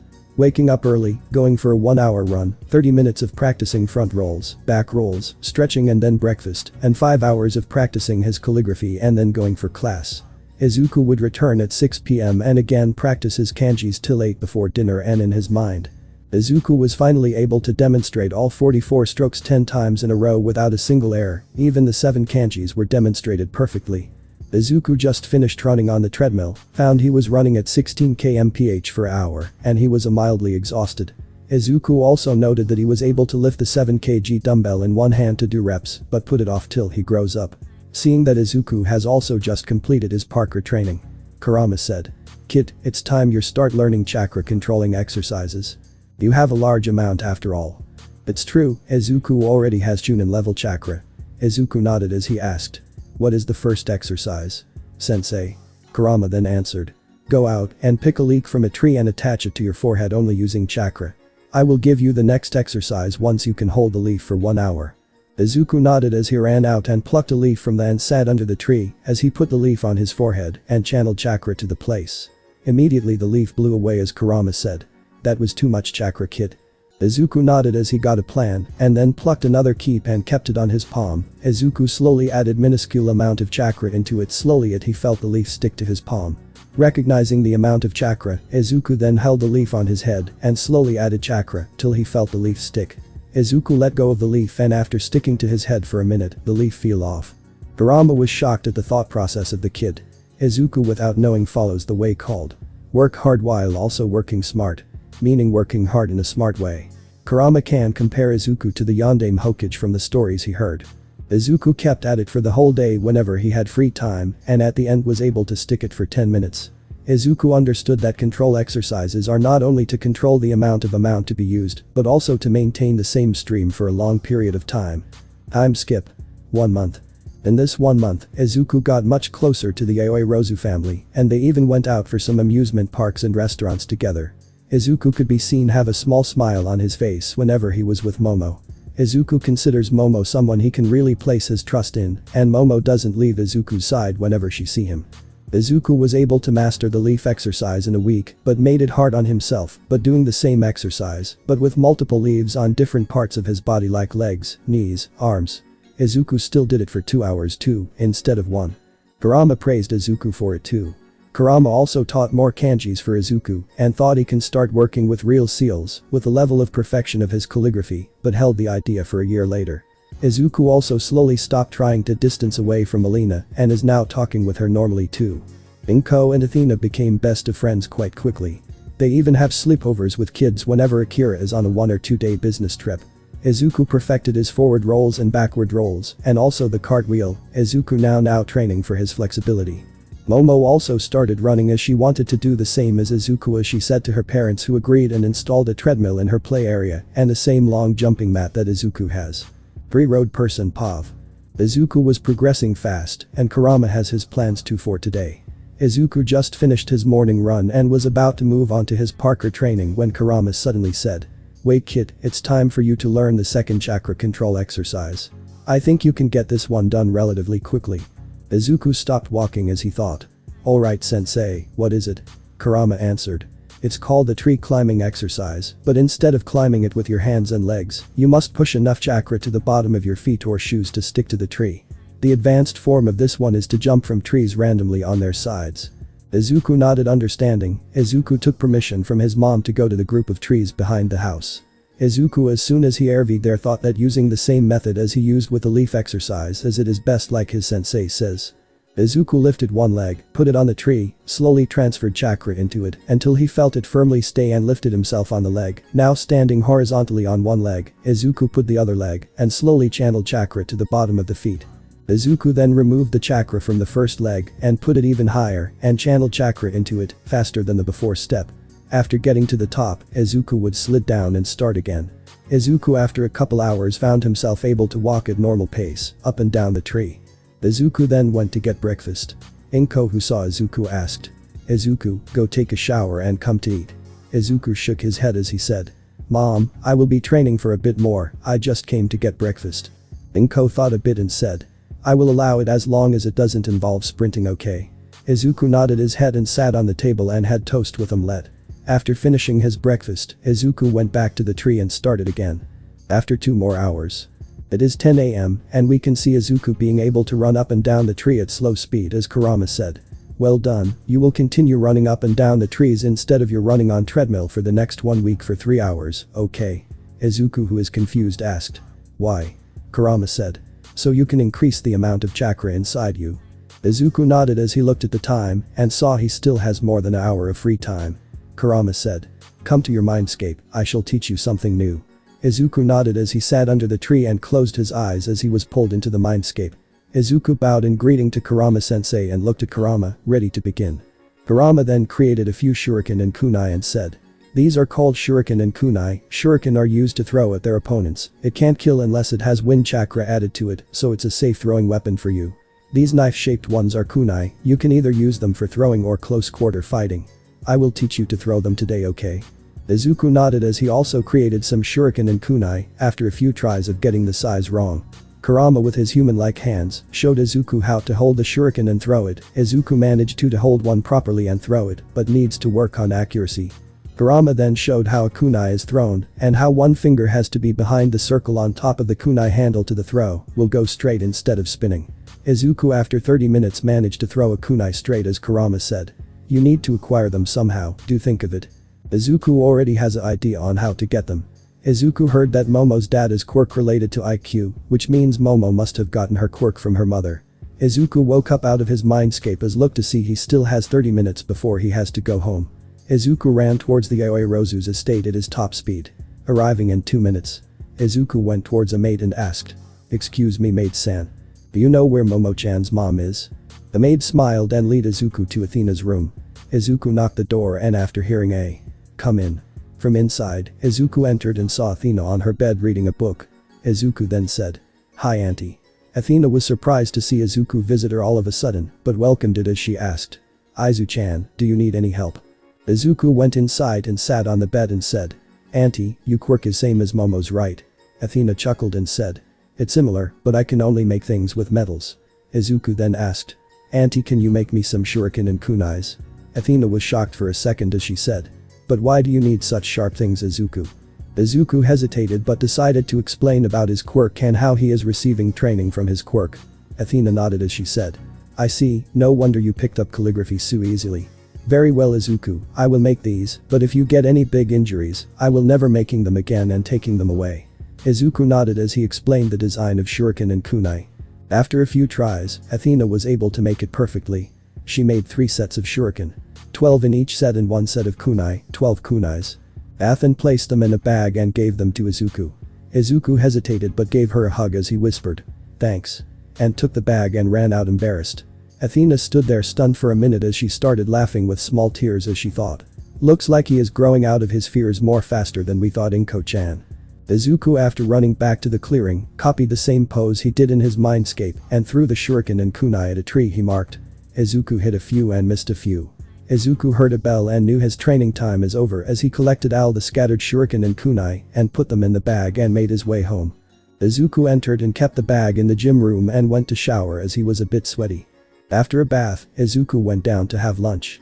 After lunch, Izuku took his bag with books and went to his daily study session with Momo and Miss Alina. The whole 3 hours, Alina taught them about subtraction, which Izuku already knew since he spent all his time during his school with books itself. After completing homework with Momo and playing for a while, Izuku arrived back at 6:30 p.m. and went to practice his calligraphy. Izuku, after mastering what Kurama has taught him, spent the rest of his calligraphy practice in writing the kanjis faster while keeping the same precision. Time skip 1 month. Izuku in this 1 month learned to throw kunai and shuriken precisely at even moving target. Izuku managed to learn how to apply chakra to parts of his bodies like fists and legs to enhance his speed or attack power. Izuku also is now able to run at 20 km/h, which is good even amongst adults. Izuku advanced the most in parkour training, being small and able to jump almost 1.5 to 2 meters into air without any chakra enhancement. Izuku is now able to form flips in mid-air. Izuku is now combining his speed and parkour to constantly do them on instinct. Izuku and Momo still contest on their academics and usually comes to a draw with both of them scoring 100. Izuku has also completed the advanced part of tree climbing, jumping horizontally from one tree to another at high speeds. A major event that happened was that all their group of schools were shut down by the government due to evidence of bullying and unfair treatment of students, and some teachers even wanted lowering the grades of a few students too. Lawyer Alan fought the case with the school's defense lawyer, and with the evidence and Izuku's and Inko's statements, the school was closed down. Athena, after seeing Izuku practice his shuriken and kunai, started recommending it to Momo. Akira was first against it, but one creation of a metal bat convinced him easily. Izuku spent 2 days as he demonstrated to Momo on how to hold and throw them, as Momo also practiced on her own. Present day. 5 a.m. 15th July. Izuku heard the alarm and slowly woke as he heard, "Happy birthday, Izuku." Izuku jumped at the surprise and attached himself on the ceiling. Everyone stared dumbfounded at Izuku as Izuku realized what happened and calmed himself down and let go of the ceiling and landed on the ground as he said, "Thanks everyone." With a nice smile. Everyone wanted to ask the ceiling incident, but once Izuku smiled, they forgot it, and Momo took hold of his hands and pulled him into the hall as they sang the birthday song as Izuku cut the cake. Alina and Alan gave Izuku a new calligraphy set with extra ink sticks and an ink stone, since Izuku's old brush was slowly starting to dry up at the hairs. Momo gave Izuku a small steel necklace she made with a picture of her and Izuku playing tag. Athena gave Izuku more sets of kunai and shuriken, and also a whetstone and a book on how to maintain your weapons. Inko questioned the gift, and after learning of Izuku's request the previous month, Inko scolded Izuku for doing something dangerous without informing her. Izuku apologized, giving his mom a teary-eyed look and a hug as Inko easily melted. Akira gave Izuku a face mask which he can use to hide features from nose to his neck. Akira also told Izuku that the mask is elastic, made to grow along with the face. Izuku thanked his uncle as he wore the mask, liking the feeling. Izuku decided to keep it on for now. Inko gave Izuku a guitar as she said, "Well, it's good to learn some instruments so you can relax yourself playing them." Izuku thanked his mom, giving her a peck on her cheek, and they all went outside as they clapped, seeing Izuku's skill with throwing shuriken and kunai. Momo has also shown decent progress in the art of throwing too. Akira then asked Izuku about how he was able to stand on the ceiling as Izuku replied, "Well, Kurama-sensei told me methods to learn to control my internal energy. I can apply energy to the bottom of the feet, enough to stick to the tree or any surface." Izuku demonstrated by walking up a tree with only his feet as he also jumped and landed on another tree. The adults were in shock and awe on the usefulness of the skill too. Momo wanted to try too and ran to the tree, but was stopped by her protective father as Momo made a pout, seemingly angry at her father. Then after everyone showing their own talents, the party group went back in the home to treat themselves to Inko's delicious home cooking. Third person Pav. It's been 3 years since Izuku's 6th birthday. Izuku grew to be 130 centimeters or 4 feet 3 inches. Kurama has taught Izuku water walking and senbon balancing. Izuku has also learned the method on infusing chakra to increase one's speed and one's strength. Even without any enhancement, Izuku himself can run at 35 mph. Izuku trained himself on how to punch and kick from Kurama, who showed Izuku memories of Naruto learning Minato's hummingbird style. Izuku was the best suited for the style, which aims to be able to dance around your opponent's moves with speed and precision and hit at pressure points and joints using chakra enhanced attack. Hummingbird style was something Izuku has spent 2 years on. Another major achievement is Izuku's Fuinjutsu skills. All the time Izuku spent on mastering his use of calligraphy paid off as he was instantly able to learn the seals no matter how complex. Izuku has learned the different kinds of storage seals, explosion seals which Izuku attaches on his shurikens. Izuku learned some complex seals like resistance seals and how to apply weight seals to metals, and also learned stasis seal, where living things can be stored in a time freeze. The downside is that for a human or animal to be stored in it, the human has to either be unconscious or dead. Izuku's latest learning is the 5-element seal. Izuku found one thing: he can seal of any quirk, which is related to elements and sub-elements, except for enhancement quirks, mutation quirks and quirks related to mind. Izuku on that day found out how terrifying Fuinjutsu is. Now Izuku is learning too from seals with chakra itself, not with ink or paper. Kurama explained that being able to make seals with only solid chakra is the best and fastest way to make seals on the spot, and the seals can be strengthened with more chakra. Izuku has improved in Shuriken Jutsu field, now being at Jonin level.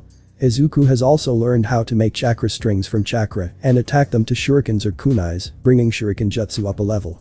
Izuku is now very fluent in Parker, managing to cram them in his instinct.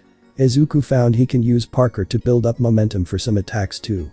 The social life of Izuku remained the same over the 3 years. One thing is Izuku wore his mask all the time. Even while eating, it is small Jinjutsu Izuku learned and applies on the surroundings when eating. Coming to ninjutsus, Izuku learned the 3 basic ones being substitution technique, a body clone technique which only created a visual clone with no characteristics. Now we have Izuku's present favorite, the body flicker technique, where you apply appropriate amount of chakra to travel to a place in mind in a straight line. Izuku when first learned the jutsu thought, "Can't I upgrade this to use in battle?" Izuku found that the lowest possible amount of chakra in body flicker can make him go 5 meters.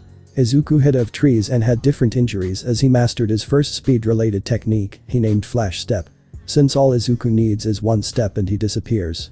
The only disadvantage is that in mid-movement you can move your body to be an appropriate attack state in middle of a body flicker, but Izuku can manage to flicker to appropriate blind spots in order to attack, which he demonstrated against Kurama in a training match. Izuku with age developed an innate skill of sensing people. Izuku when closing eyes can see the outline of people due to the small amount of chakra they have to live. Izuku trained upon this skill with the help of Kurama and is now able to feel the location of someone he wants wherever in the range of 20 meters. Momo has also grown alongside Izuku, still being the same height as him, as Momo still has the same personality that Izuku is thankful for, but in the face of a stranger, Momo's face becomes neutral and her tone becoming like a young lady speak. Momo has also learned Shuriken Jutsu to a high degree. Momo, seeing Izuku make chakra strings to attack to his kunai or shuriken before throwing to guide them mid-air, also has managed to make a thin, strong thread out of her fingertips to attach to the shuriken or kunai and control them. Momo has to do some strength training in order to be able to move the shuriken mid-air with string by just using her fingers. Momo's parents praised her at the creative mind, and Izuku praised her too. Momo has learned how to use weapons over time. Momo would practice against Izuku, who will use completely blunt kunais. The parents themselves got close to each other, with Athena spending a lot of time at Inko's house along with Momo when Akira is at work most of the day. They also had countless sleepovers too. Izuku and Momo grew up close to each other. Izuku told Momo about his quirk and about himself before Momo came into his life. It was an emotional night where Momo didn't dare leave Izuku alone. We have Akira, who has been in a mission past 2 years. Izuku has not revealed his face at all in 2.5 years, and everyone is trying to get even a glimpse of it. One day after his plans died out, Akira tried to catch Izuku, who would just use flash step to appear a bit away from Akira. It was funny for the girl seeing a grown man struggle to even catch Izuku. Now, at present time, it's been 3 years and 3 months since Izuku has started training. Kurama held off the most important part, which is strength and speed training through resistance seals, which Kurama waited till Izuku was at least 9, since by then, the body would have its first growth spurt. Kurama remembered during his time in Kushina when Minato in his late teens one day came to her and told her to apply the resistance seals on his body. Kurama then looked at Izuku's hands, which have a storage seal in his right hand, storing kunais, and another storage seal in his left hand containing shuriken. Kurama had to admit, not carrying anything on person increases his efficiency during battle. Izuku just has to pulse a little bit of chakra and desired number or kunai or shuriken would appear in his hand. Izuku, who just went through his birthday, is now in his mindscape looking at Kurama. Kurama then said, "Today, I will teach you a jutsu called Shadow Clone Jutsu. You can create actual physical clones with this jutsu. They will have the same strength as speed as your, but are dispelled in one good hit." The one crazy thing about Shadow Clone is that it passes memories and experience back to original when it is dismissed. Meaning you can use it to train your ninjutsu, chakra control, and jutsu stances faster. Izuku was in awe at the description of the jutsu and asked, "Wait, can you practice Fuinjutsu too?" Kurama nodded his head as he shows the appropriate hand seals to Izuku. Izuku, after repeating the hand seals, produced 50 clones. Kurama then warned Izuku not to dispel them all at once. Izuku nodded as he slowly dismissed them in the group of 10. Due to the shadow clones doing nothing, Izuku didn't get any headache. Kurama then said, "Use the shadow clone to apply resistance seals at LVL1 on your back." Izuku nodded as he went back to his body and closed his eyes, effectively sleeping, but with his sensing abilities on full swing. Time skip. Next day morning. 5 AM. Izuku woke up as he brushed his teeth and did a face wash, and picked up his calligraphy set, went to his training area. Izuku did some hand seals and a shadow clone came into existence. Izuku said, "Draw level 1 resistance on my back." The clone nodded as it took a minute for it to skillfully complete the pattern. Izuku applied chakra, activating it as Izuku tried walking forwards. Found himself put double as much effort. Izuku said, "How long till I get used to this, sensei?" Kurama then explained. Minato took at least 2 months to train back to his normal speed at resistance level 1, but with me inside you, and constantly repairing and upgrading the straining muscled, I recon a 1.5 month. There are only 5 levels to this. Meaning 5 times what have now is the limit of the resistance seals. Izuku nodded at the explanation as he walked back home. Izuku already is feeling the strain as his mother asked, "Izu-chan, why do you seem so exhausted?" Izuku explained the new training to his mother, who nodded at it and said, "As long as you don't stop growing in height, I will approve." Izuku explained the details about the seals as Inko approved, and Izuku had some juice and went right back to training. Izuku felt like he was training for the first time again in his life with the exhaustion he is feeling right now. Izuku can definitely feel it. "I will have to go through those horrible muscle cramps again." Time skip. The next day. Yep, Izuku was right. Izuku is now going through the training once again, but with the cramps making it more hard. Izuku then thought, "Sensei, you said to remember the location of the cave, but we haven't gone there till now. What do we do about it?" Kurama's voice was heard as he said, "Since you mentioned Kit, we will go there today and bring some storage scrolls to store everything." Izuku nodded as he went to home to get breakfast. Izuku packed some storage scrolls in a storage scroll as he turned off his resistance seal to be done with the task quickly. Izuku then put up one seal and disappeared from his place, appearing once every 400 to 500 meters. In 5 minutes, Izuku made it to the hideout. Izuku went inside as Kurama said, Put the weapons on one scroll, the dad's jutsu side in one scroll, and the mom's technique side in one scroll, then you can put the self-created techniques in a scroll at last. Izuku nodded as he went to the neatly arranged scrolls which have dust on them and stored them in each different scrolls while naming the scrolls according to its contents. Izuku finished up in half an hour and then looked around the hideout and saw a huge claymore sword to the side. Kurama, who saw Izuku noticing the sword, said, "The sword used to belong to a strong person who taught Naruto important lesson, the ways of a ninja. Take the sword, you can blunt it with a whetstone and be able to use it against opponents." Naruto also did store the Kenjutsu scroll for that claymore. Its name is Kubikirabacho, or the Executioner's Blade. Izuku tried lifting it, but it took his full effort and his both hands to do so. Izuku then drew another storage seal on the palm of his hand as he stored the weapon inside. Izuku then left the cave and flickered home as he entered his house and went to his room. His mother finally allowed him to move out of their joint room to a new one, even though a lot of crying from Inko and demands of hugs and kisses were made. Izuku kept the scrolls in his bookshelf and then let out a breath as he reactivated his resistance seal. Izuku then went to the training ground again as he thought, "It's time to train." Third person POV. 3 more years went by. Izuku could honestly say that the previous 5 years was the best time of his life. He has a sensei teaching him kindly and pushing him to his limits. His mom has always been the best. He gained more people he can call family, like the Aoi Rozu family and Alina Sensei's family. Alina Sensei gave birth to a baby girl 2 years ago. She would bring her to their classes, and Momo and Izuku would finish their classes faster and play with Mika-chan. Inko, Athena and Alina laughed at first when Izuku was torn between being his way or playing with a child, but Mika-chan liked Izuku a lot as she always clung to him the most when she saw him. Momo was always jealous of the fact Mika-chan liked Izuku more than her. And was very expressive about it, showing the biggest pout on her face.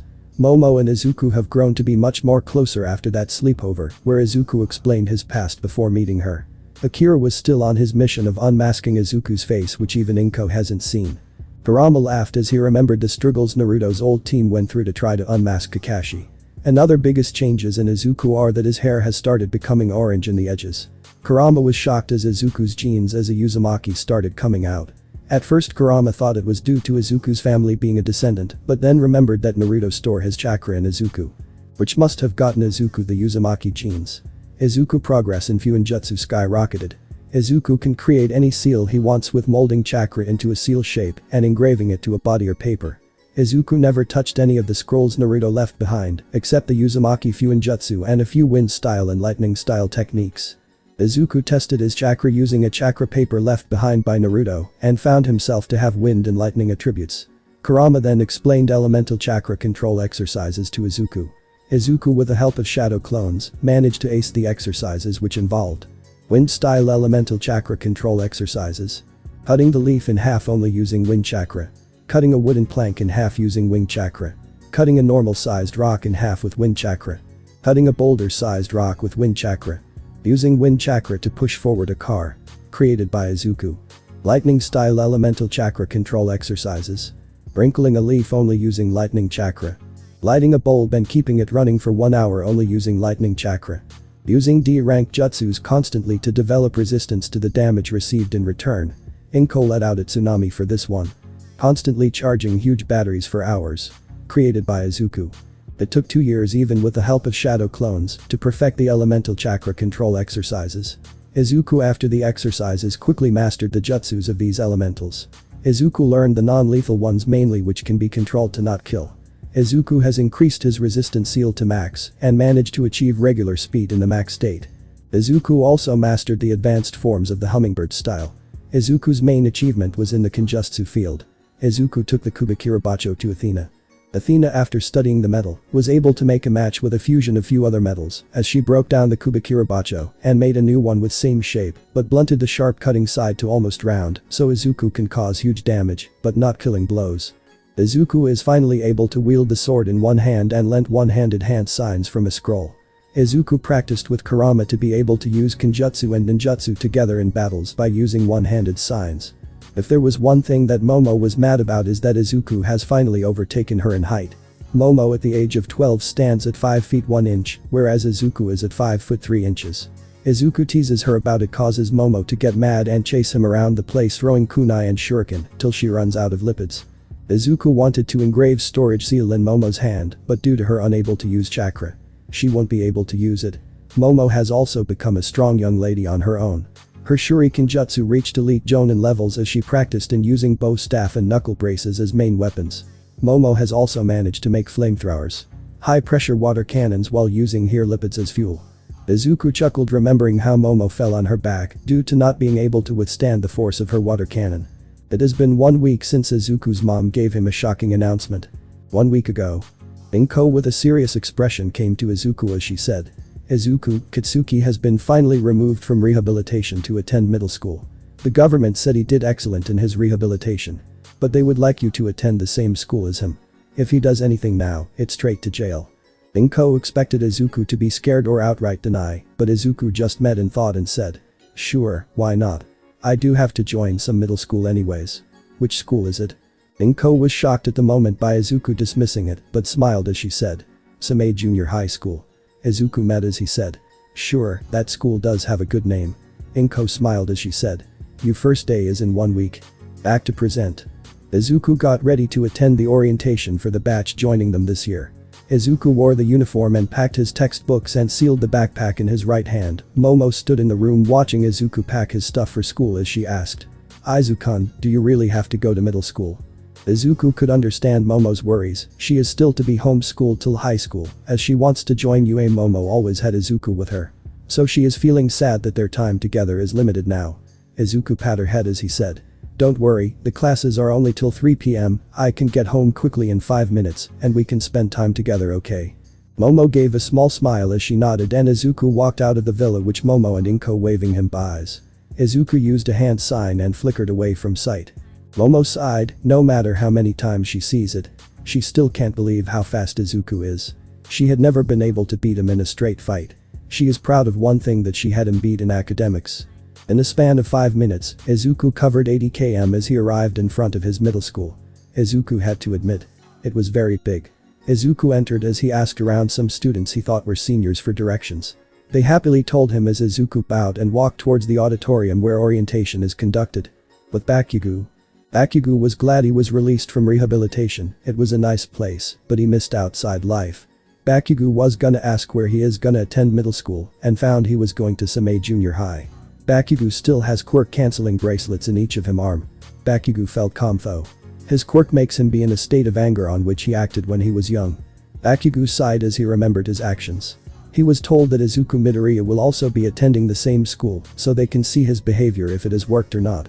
Bakugo agreed to it and just came home yesterday. His parents did visit him a lot during rehabilitation, but he missed the physical contact. His welcome yesterday was very warm. Bakugo asked if they have seen Izuku after. His parents became gloomy as Masaru said, "Inko cut off everything with us, we don't even know where their house is now. Inko sold of her apartment too." Bakugo was shocked. Bakugo, now looking around, went to the auditorium and sat in his place as the principal and the student council president gave their speeches. With Izuku sat at the back row after the orientation was over. Izuku looked at the list of classes. His class was 1A. Izuku also saw Bakugo's name there and thought, "Interesting, he is also in the same class as me. I hope you changed, Bakugo. If not, I am not the same as back then," and walked to his class. Bakugo after a while finally found his name in class 1A. Bakugo saw Izuku's name. Bakugo felt a lot of emotions inside him. He wondered how Izuku would do if he sees him. Bakugo remembered his mom telling him that Izuku himself got a quirk too. He is a late bloomer, it seems. Bakugo hoped that his past will not define him here. Bakugo then walked towards the direction of his class. Izuku arrived in class and looked to see he was first. Izuku then sat in the first row window seat. After a minute later, the door opened and Izuku looked at who arrived. Izuku's eyes turned emotionless as he gazed at Bakugo. The boy has grown up. Izuku could tell Bakugo didn't have any muscles. He looked a bit thin too. Bakugo also gazed at Izuku. Bakugo first saw a blooded child Izuku in front of him, but shook his head to let the image go. Bakugo then got a clear look at Izuku. Izuku had a mask covering the lower half of his face. Bakugo could see that Izuku has been training. His shoulders were broad and through the half sleeve, Bakugo could see clear biceps too. Bakugo just walked till he reached Izuku and sat in the seat behind him. Izuku was first to break the silence as he said, "How is Auntie Mitsuki?" Bakugo couldn't feel anything in the voice. It was just blank. Bakugo gulped as he answered back. "She is doing fine, Midoriya-san, she misses Inko-san a lot." Izuku expected it. He will go home and convince his mom to call Aunt Mitsuki at least. Izuku then turned around in his seat as he faced Bakugo and asked, "How was rehabilitation?" Bakugo gave a small smile as he said, "It was a nice place. The caretakers finally helped me think properly about myself." Izuku looked at Bakugo as he extended his hand and said, "Hope to have a good year then, classmate." Bakugo stared at the hand in shock. He felt many things inside. He felt undeserving of it. But, his hand moved forward as he shook Izuku's hand as his mouth said, "I hope the same, classmate, I hope the same." Bakugo finally felt that maybe he can move forward. Izuku turned around as he looked at his hand and thought, "It's finally my first step to move forward from my past with him." Students filled in, people started making small talks to people beside them. Beside Izuku, the boy with abnormal colored skin looked nervous as he thought, "The guy's eyes give nothing, I think he wants to be left alone." That's right, Izuku didn't plan on trusting anyone easily. He held his eyes emotionless and his aura to be completely empty. Bakugo from behind could feel Izuku as he thought, "I guess he wants to be left alone, huh?" The teacher came in and introduced herself as the homeroom teacher as the students greeted their teacher and the Izuku's middle school life begins. Third person Pav. Time skip. 2 years 6 months. Izuku age. 16. The last bell of the school day rang, the students cheered since it's a 2-day weekend, a lot has happened these 2.5 years. Izuku and Bakugo were the top 2 in academics. Izuku dominated the physical category as well, while Bakugo was in the upper middle of the class in terms of physicals, since he just started training his body 2 years ago. Izuku was the most mysterious person in the whole school, his looks were hidden, there was not much info about his quirk given by Izuku. Izuku almost doesn't speak to anyone, unless the teachers ask him a question. Bakugo was quite popular due to his strong quirk and cool personality. Bakugo didn't let it get to his head though. Bakugo always stayed as humble as he can ever since rehabilitation was over. Inko called Mitsuki as they both cried over the phone while talking to each other. Inko and Mitsuki have meetups twice or thrice a month to go to mall or just walk around. Inko was still not ready to see Katsuki. Momo was really lonely without Izuku when he goes to school, but Momo started training more in her free time to get stronger. Izuku would hang out as much as he can with Momo on the last 3 to 4 days of the week. Momo's stamina training given by Kurama and Izuku paid off rewardingly. Izuku mastered making seals with only chakra. Izuku, after working hard for 1 year, finally cracked the Flying God Thunder Jutsu. Izuku made his own formula. Izuku is able to use it but not perfectly, and it takes a large amount of chakra. Izuku then held a further training till after the junior high ends, and they get a 3-month vacation. Izuku finally was able to produce chains from chakra after mastering the making the seals from chakra. Izuku is presently able to control 4 chains perfectly from his back. Izuku also studied a scroll which says that upon reaching 10 chains, it is possible to form a barrier which is strong enough to stop Kurama's attack. Izuku took his flash step to another level by using lightning chakra to increase the speed of the technique. It was painful at beginning, but after a 1 month of training along with shadow clones, it paid off. Izuku named it Lightning Step. It's not much chakra consuming and is best for short range fights. Izuku also perfected using the Kubikirabacho and adding wind attribute to it in order to cut through obstacles. In other cases, the sword, which was a blunt to almost circle edge, is used to provide blows which deal damage to bones, muscles and internal parts. Kurama stated Izuku to be at elite jonin to quasi-cage range in terms of overall battle power. Izuku also learned how to play guitar in the free time to honor his mother's request. We now see Izuku exiting out of the school as he thinks, I will go to the mountain hideout to practice the waterfall walking, it is the hardest chakra control exercise. Izuku, after exiting the school gate, sprinted home at impressive speed. After 20 minutes, Izuku arrived at the main gate of both his family and Yayoi Rozu family's houses. Izuku flashed his card at the screen beside the gate as it opened up, and Izuku jogged inside. Izuku also had quite a generous growth, with him now being 5'10", which is the 2 inches taller than Momo, who is at 5'8". Izuku is one of the tallest boys in school, whose quirk is not related to body growth. Momo, who was waiting at the door, came running towards Izuku as she stopped in front of him and said, "Welcome back, Izuku-kun." Izuku smiled, not that anyone can see with the mask, and said, "I am back, Momo, what are you doing today?" Momo gave a small dejected expression as she said, "I wanted to go to the mall with you today, but I can't since Alina-sensei is keeping me in for special classes." Izuku chuckled, making Momo puff her cheeks as she yelled, "What are you laughing at?" Izuku stopped chuckling as he said, Fine. How about we go to the Southern Hale Mall, which even has a bowling alley on Saturday?" Momo beamed as she cheerfully said, "Okay. Now I have to go back for classes. Bye, Izuku-kun." Izuku waved his hand goodbye as Momo jogged back to her house. Izuku then applied chakra to his feet and disappeared using flash step. Izuku appeared in front of his home and rang the bell. Inko after a few seconds opened the door and welcomed Izuku with a wide smile. Izuku then told his mom he will be going outside for a while and went to his room to change into his training clothes. Izuku used body flicker as he appeared outside the gate and started jogging to his location. Izuku was nearing the city borders to enter into the forest as he heard a big thud. Izuku sprinted across the trees as he arrived at the spot. He saw the dragon form of one of the popular upcoming heroine named Ryukyu. Yes, Izuku is still as big of a fan of heroes as ever. Izuku loves watching new people take the stage. Izuku liked the debut of Ryukyu 2 months ago, where she protected 5 students from a villain throwing a truck at them. Izuku saw that Ryukyu was very injured and wobbly as she placed the handcuffs on the villain and promptly fainted next to the already unconscious villain. Izuku sighed as he took out some spare paper from his right-hand storage seal. Izuku took a second as he formed the stasis seal using chakra and implanted it on the paper. Izuku then placed the paper on the villain with the seal side facing the villain and let some chakra into the paper. The villain disappeared into the seal where no time passes, preventing the body from being in any kind of danger. Izuku then held Ryukyu gently in his arms and used body flicker as he disappeared from the place. Izuku flickered to the waterfall location. Izuku entered through the wall hidden by Jinjutsu. After placed Ryukyu on the stone bed, Izuku then concentrated hard as he placed his hands above the worst injuries on Ryukyu. Green chakra started appearing on Izuku's hands as the same color chakra appeared on the injury, healing it at a visible rate. Izuku spent the next 2 hours doing the same as he applied some medical ointment on the light wounds and bruises. The ointment was a formula from Naruto-san's wife, as Kurama-sensei said. Izuku being a bit exhausted as medical jutsus took a lot of mental exhaustion on him because he is still training in that particular field currently. Izuku just wants to learn the mystical palm jutsu and the chakra scalpel, which is another advanced form on chakra control training. Izuku after a bit of rest went outside to work on the waterfall walk. After an hour of practice and comically falling down the waterfall along with 100 clones. In the cave. The blonde heroine just woke up. She looked around as she thought. What happened? I was just fighting that guy with the gorilla quirk. I did defeat and handcuff him. Wait.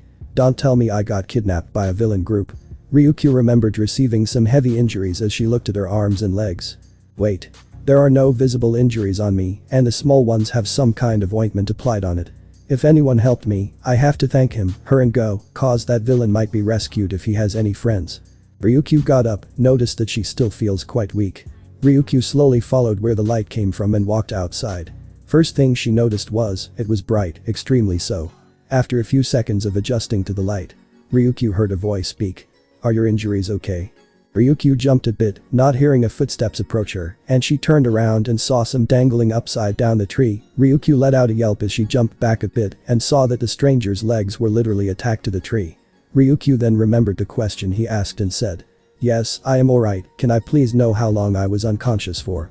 Izuku looked at her for a few seconds and jumped off the tree, landing perfectly as he said. 3 hours. Ryukyu then said. Were you the one who treated my injuries in the circa? Ryukyu stood still shocked. She was about to point at the cave where she came from, but she sees no caves. Izuku then said. Don't worry, you are not hallucinating, there is illusion covering the entrance so it can't be seen. Ryukyu nodded as she asked. Wait, if you have illusion quirk, how did you heal me? Izuku just tilted his head to the side as he said. I don't have illusion quirk, my quirk is internal energy, there is a special energy in my body which I can convert to elements and other things. Ryukyu looked in awe as she said. Whoa. That must be such an excellent quirk. Izuku then chuckled as he said. Might be, but yours is also quite an excellent quirk, Ms. Ryukyu. Ryukyu let out a shocked expression as she asked. Ah. You know of me. Izuku nods as he said. I quite liked your debut a lot, Ms. Ryukyu. So I did follow your fights and heroic actions quite a bit. Ryukyu then said. Speaking of fights, did you see a handcuffed Mal? Izuku immediately cut her off by pulled a paper with a strange pattern on it. Izuku passed some chakra into the stasis seal as the villain fell out on his bum, still unconscious. Ryukyu's jaw was hanging as she shook her head vigorously and said. HW. Ha. Wah. How did you do that? Izuku laughed mentally as he spread his arms and in a monotone voice said. Quirk. Ryukyu face planted as she got up and huffed a bit as she said. Fine. Be all secretive and like that. I will take this villain to the police now then. Izuku stopped her as he placed the villain back in the stasis seal and said. You still have to rest and have a meal. That healing was using your quirk energy to heal you. You must be exhausted too. Ryukyu had to agree, her legs feel like jelly. She sighed as she said. Fine, have it your way. Izuku turned around and made a gesture for Ryukyu to follow him. Ryukyu walked behind Izuku as they both entered the room again. Izuku went through a hand sign and spit out a small fireball which lit the torches. Ryukyu was about to ask about it, but remembered Izuku saying he can change his internal energy into elements. Ryukyu had to admit. That is a very versatile quirk. The weird stuff with the paper and storing living beings in paper must be a part of his quirk he must have created. Izuku pulled out a storage seal paper and passed some chakra through it as he took out a few sandwiches, soda, hamburgers and some salad. Izuku took out a picnic sheet and spread it on the ground and gave a cushion for Ryukyu to sit comfortably as well.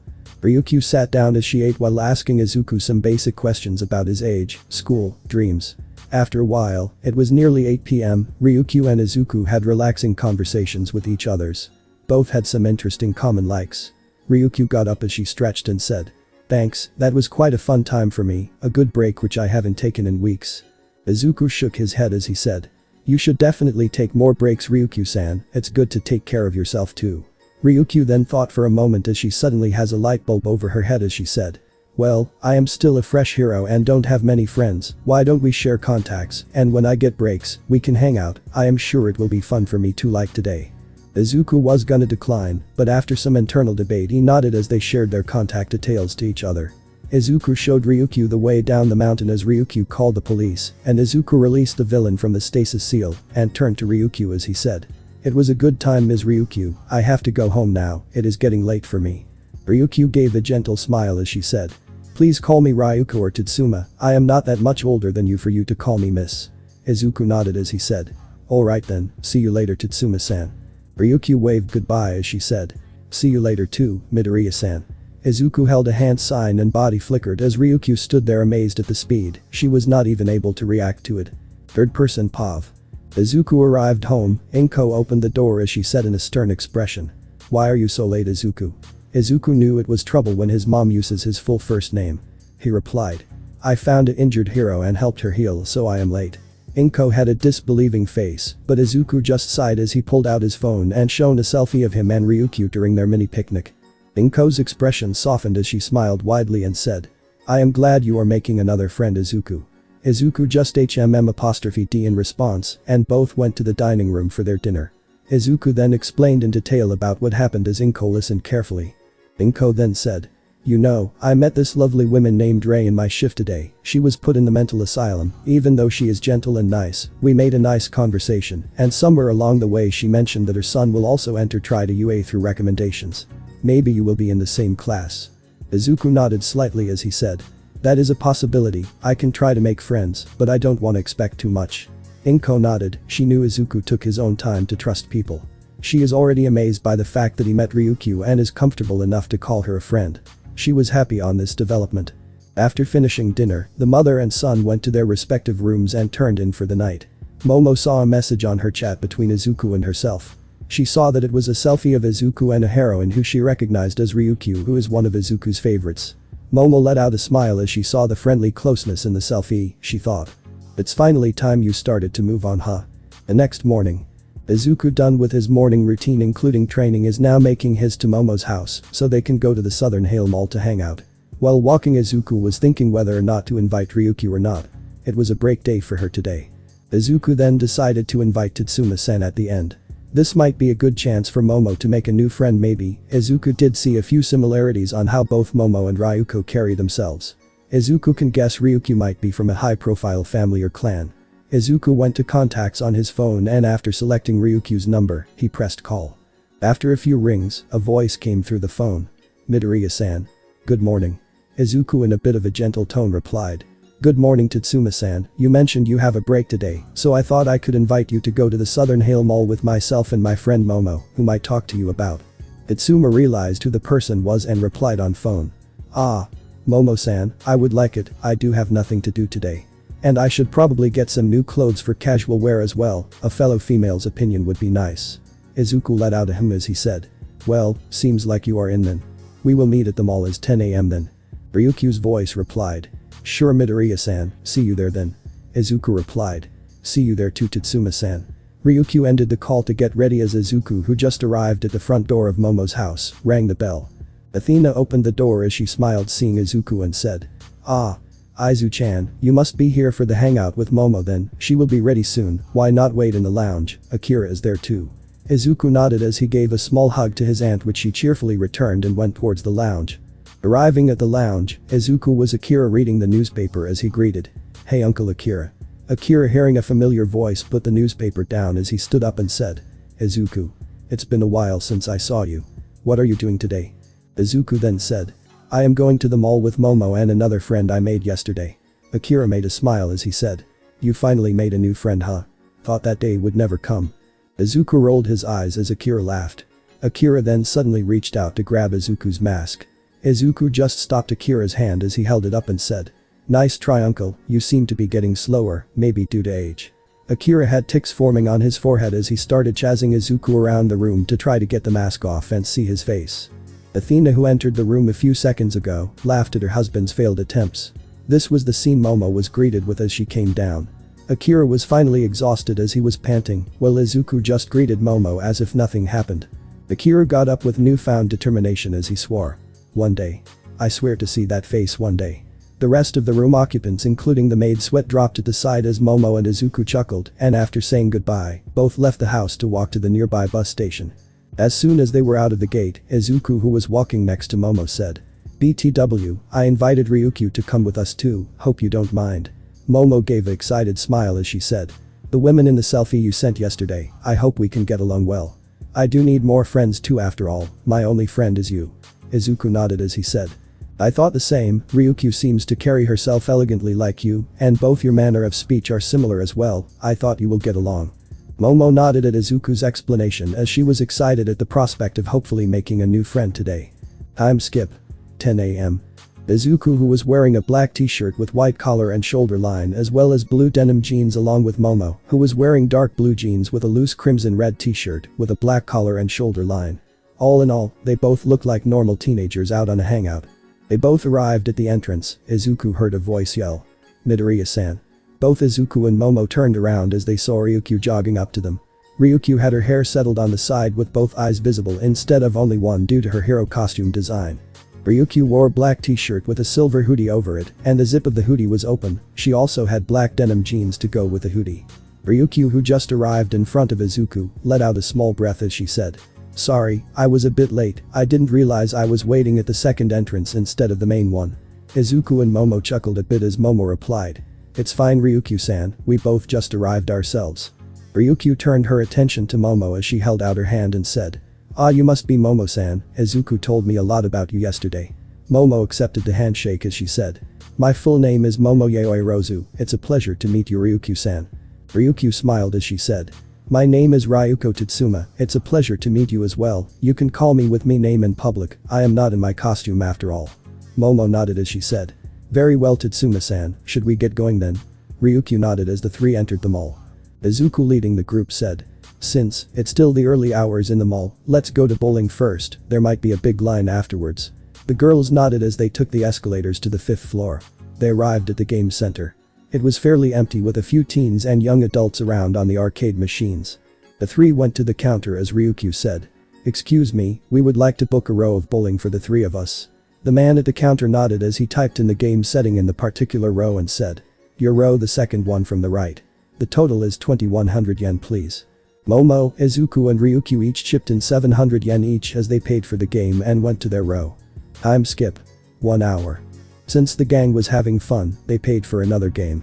Izuku won the first game, whereas the second game was a tie between Ryukyu and Momo.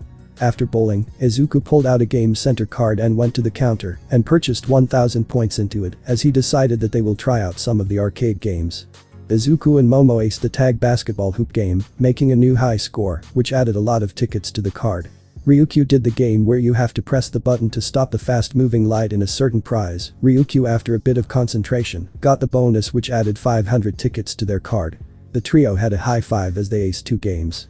The group did some competing games like horse racing, where you have to throw the ball into a group of holes with 3 colors, namely, white, yellow and red. White makes the horse move 1 step, yellow makes it move 2, while red makes it move 3. Momo won this one with Izuku in second. It was a non-ticket game. Then Momo and Ryukyu decided to tag team and play the throw ball game where you hit a target hard enough with the ball to topple it over. There are 30 targets and 1 minute to get them. The girls aced it as they got another 200 tickets added to the card with that.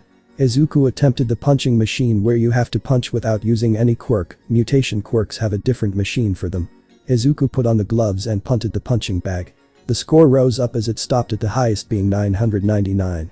The girls cheered as well as the nearby audience as they got 400 tickets as prize for hitting the max at the punching machine. After a while the points in the card were over. The gang went to the ticket machine as Izuku flashed the card to the screen. It said the total tickets were 1700. Izuku let out a silent cheer while Momo and Ryukyu high-fived from behind.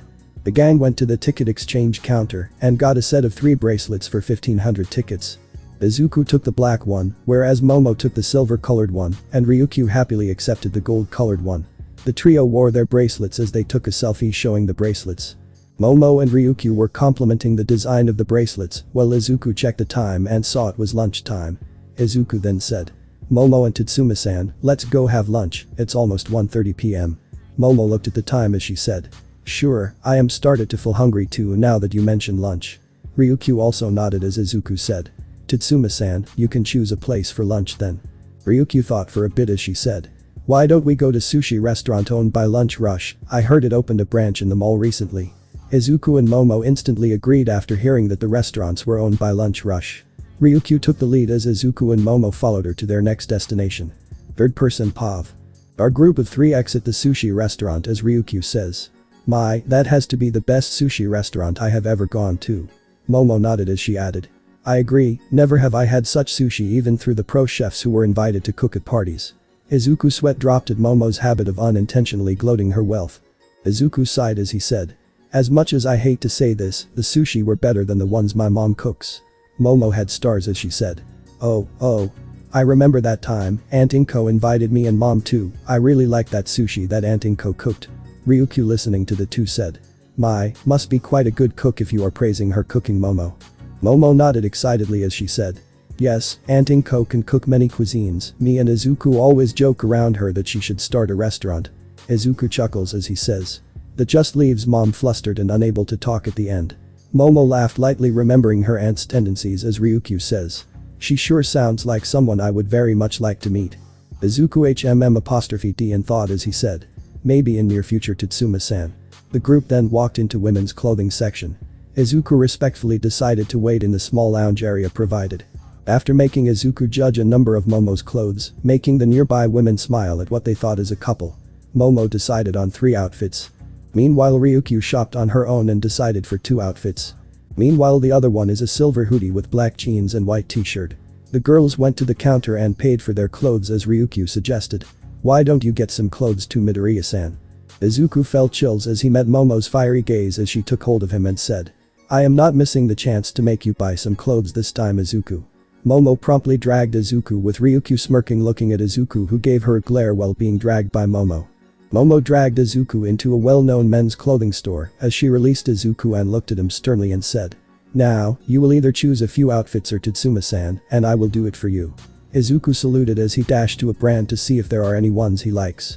After 10 minutes, Izuku came back with 3 outfits as he said, "These are the only ones which caught my attention." Ryukyu then said, "Try it on and show us then." Izuku nodded as he went into the trial room. Izuku then did a turn and said, "How is this one?" Momo smiled as she said, "Interesting choice, the pants even being a shade of orangish brown suits the t-shirt well." Ryukyu decided to tease a bit as she said, "You only got the t-shirt because of the inscribing of All Might, right?" Izuku rubbed the back of his neck as he said, "Busted." With a close eyes smile. Izuku then went back in and after 4 minutes came out in an oversized sweater and blue cotton pants. Ryukyu first commented, "Interesting choice, it makes a warm atmosphere around you." Momo nodded as she added, "And the colors really suit you too.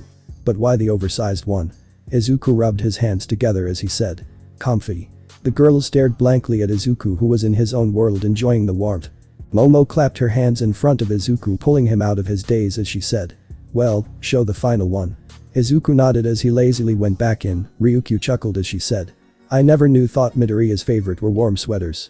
Momo humphed as she said, "You should have seen last winter, Izuku was practically hibernating for except his training time." Ryukyu chuckled at her own image of a chibi Izuku wrapped in oversized blankets. Izuku then came out in his final outfit of choice. Duo. Both girls dragged out their surprised sound as Ryukyu said. This is definitely the one which suits you the most, Midoriya. Momo nodded vigorously as she said. It seriously looks like it's made especially for you. Izuku gave a eye smile as he went back to the trial rooms and changed back to his normal outfits and went to the counter to pay for the clothes. After buying the clothes, Izuku saw a music shop on the other side as he said. Hey, let's check out the music shop there, I see some instruments as well. The girls gave their agreements as the group walked over and entered into the shop. The shop was definitely bigger than they thought. Izuku saw a guitar and piano on display as he asked the counter person. Excuse me, can we try out the piano and guitar?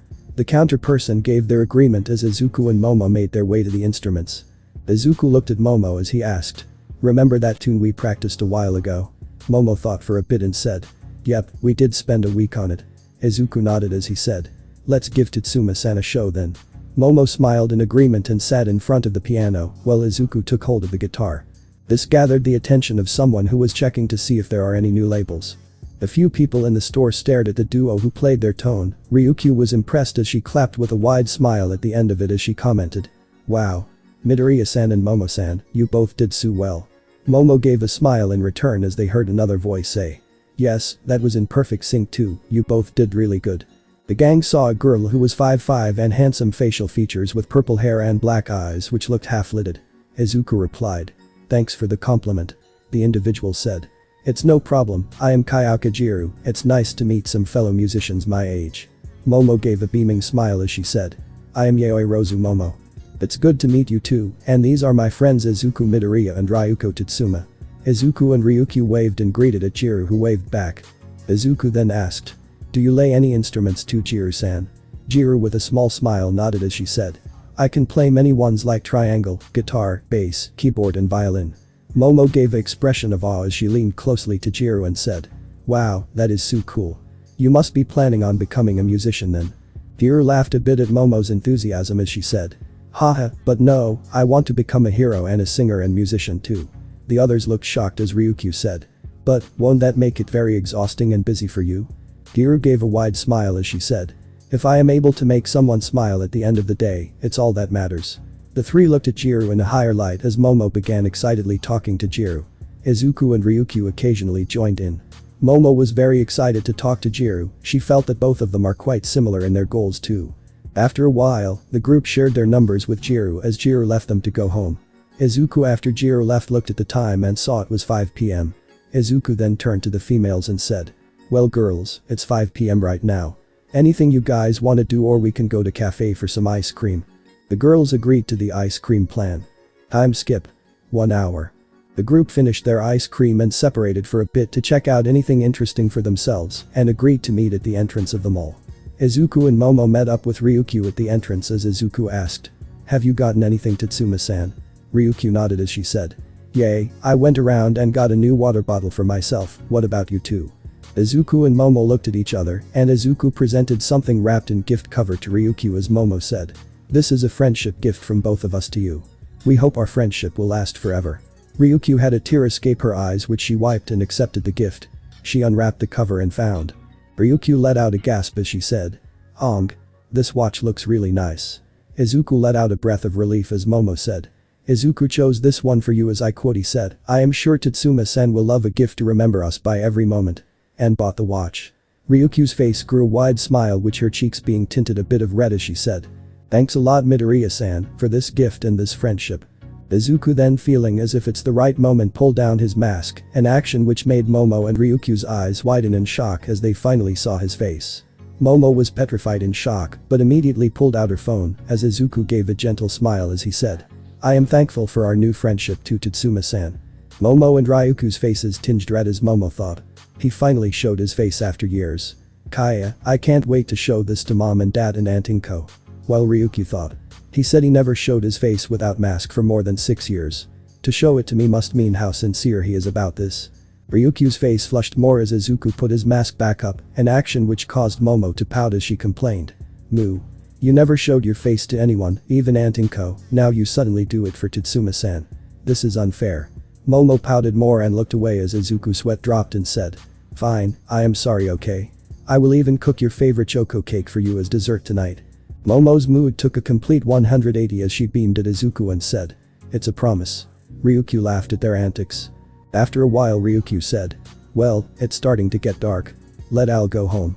Izuku and Momo nodded as they all went their separate ways with Izuku, fearing for Uncle Akira's reaction. Third person POV. Izuku and Momo arrived after the hangout at the mall. On the way, Izuku was trying hard to convince Momo to delete the picture of his full face.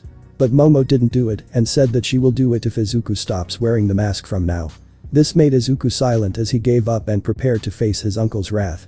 Momo swiped her card at the gate as the gate opened and Momo made a dash towards her house as Izuku, wanting his last moments, went to his home to keep the clothes in the cupboard. Momo's POV. I am so excited to show this pic to my parents. Izuku deserves it for hiding his face from me after all I tried to make him take it off. But he sure looked handsome. And his smile. I wish to see that again and again and feel like I can get lost staring at it. I shoved the doors open, which made a big sound as Mom, who was in the hall, was alerted and she asked, "What's wrong, sweetie? You sure put a lot of power into opening the doors." I made an embarrassed chuckle as I said, "Mom, I took a photo of Izuku's full face." Mom dropped her teacup, which broke on contact with the floor as she practically teleported to my side and yelled, "What, is it true, sweetie, you managed to see Izuku's face? How?" I was about to explain, but I heard a loud voice scream, "What?" Izuku showed his face. I had to cover my ears with how loud my dad's voice was. I looked to see Dad running down the stairs as he shook my shoulders and yelled, "Tell me, Momo, why did he show ITTT?" I was dizzy at this point as I managed to say, Dad, why you are making MEDT is why." Dad heard me as he stopped shaking me back and forth but kept his undivided attention on what I will say as Mom said, "Hurry and tell sweetie, how did you capture a pic of Izuku's face without mask?" I then listed how Izuku wanted to show his sincere feeling to Ryukyu for our friendship as my parents listened without a word. Mom said, "Wow. This new friend of yours must mean a lot to Izuku if he was willing to go as far." Akira then in a blank voice. "So, I did all the things I did just so he reveals his face to someone new." Dad now had a cloud of depression above him as Mom and I laughed at him. Mom then slowly stopped laughing as she said, "Well, what are you waiting for, show us the pic." Dad lost his depression cloud as he came to my side as eagerly waited for me to show the pic. I opened up my gallery and I showed them. Mom and Dad gave out sounds of shock and awe as Mom first said, I knew Izuku would grow up to be good looking, but not to an extent of a model." I narrowed my eyes at Mom, whom I am getting bad vibes from, as Dad said, "Stop it, dear, you seem to be making Momo jealous." But I have to admit, his looks rival models. I blushed at Dad's implication of me being jealous and asked, How long did you two know about my love for Izuku?" Both of them chuckled as Mom said, "Oh dear Momo, we knew for 4 years. You were quite obvious with your affections and from your rejections to proposals by the kids of famous businessmen at the parties." I sighed as I said, "I want to confess now, but Izuku is just recently getting better with new friends and he finally showed his face too. Which is a big improvement for him. So I don't want to add this as a burden for him." Dad sighed as he said, "You are such a good girl, Momo, I am sure Izuku loves you too." Momo then added, "You do have to fight off a lot of people though if Izuku decided to show people his face." That made me pout. The thought of girls approaching him for his looks makes me mad. Izuku's POV. I heard a large voice of Uncle Akira and made a beeline to home. I then rang the bell as Mom opened the door and said, "Izuku-kun. Welcome back, how was your day with Momo-chan?" I answered, "It was fun, Mom, made new friend and even invited Tatsuma-san with us." Mom nodded her head as a few tears came out of her eyes as she said, "I am glad Yaori finally opening up to people and making friends, Izu-chan. It hurt me that you never made any friends in middle school." I sighed, I should have known my behavior would affect Mom too, she is too caring after all. I gave Mom a hug as I said, "I will be fine, Mom, I am making new friends too. It's just 4 more months for UA and my last school day is tomorrow." Mom nodded as I went to my room for a bath. I thought about it during my bath. I just felt like I should show my face. Oh well, let's leave this for now.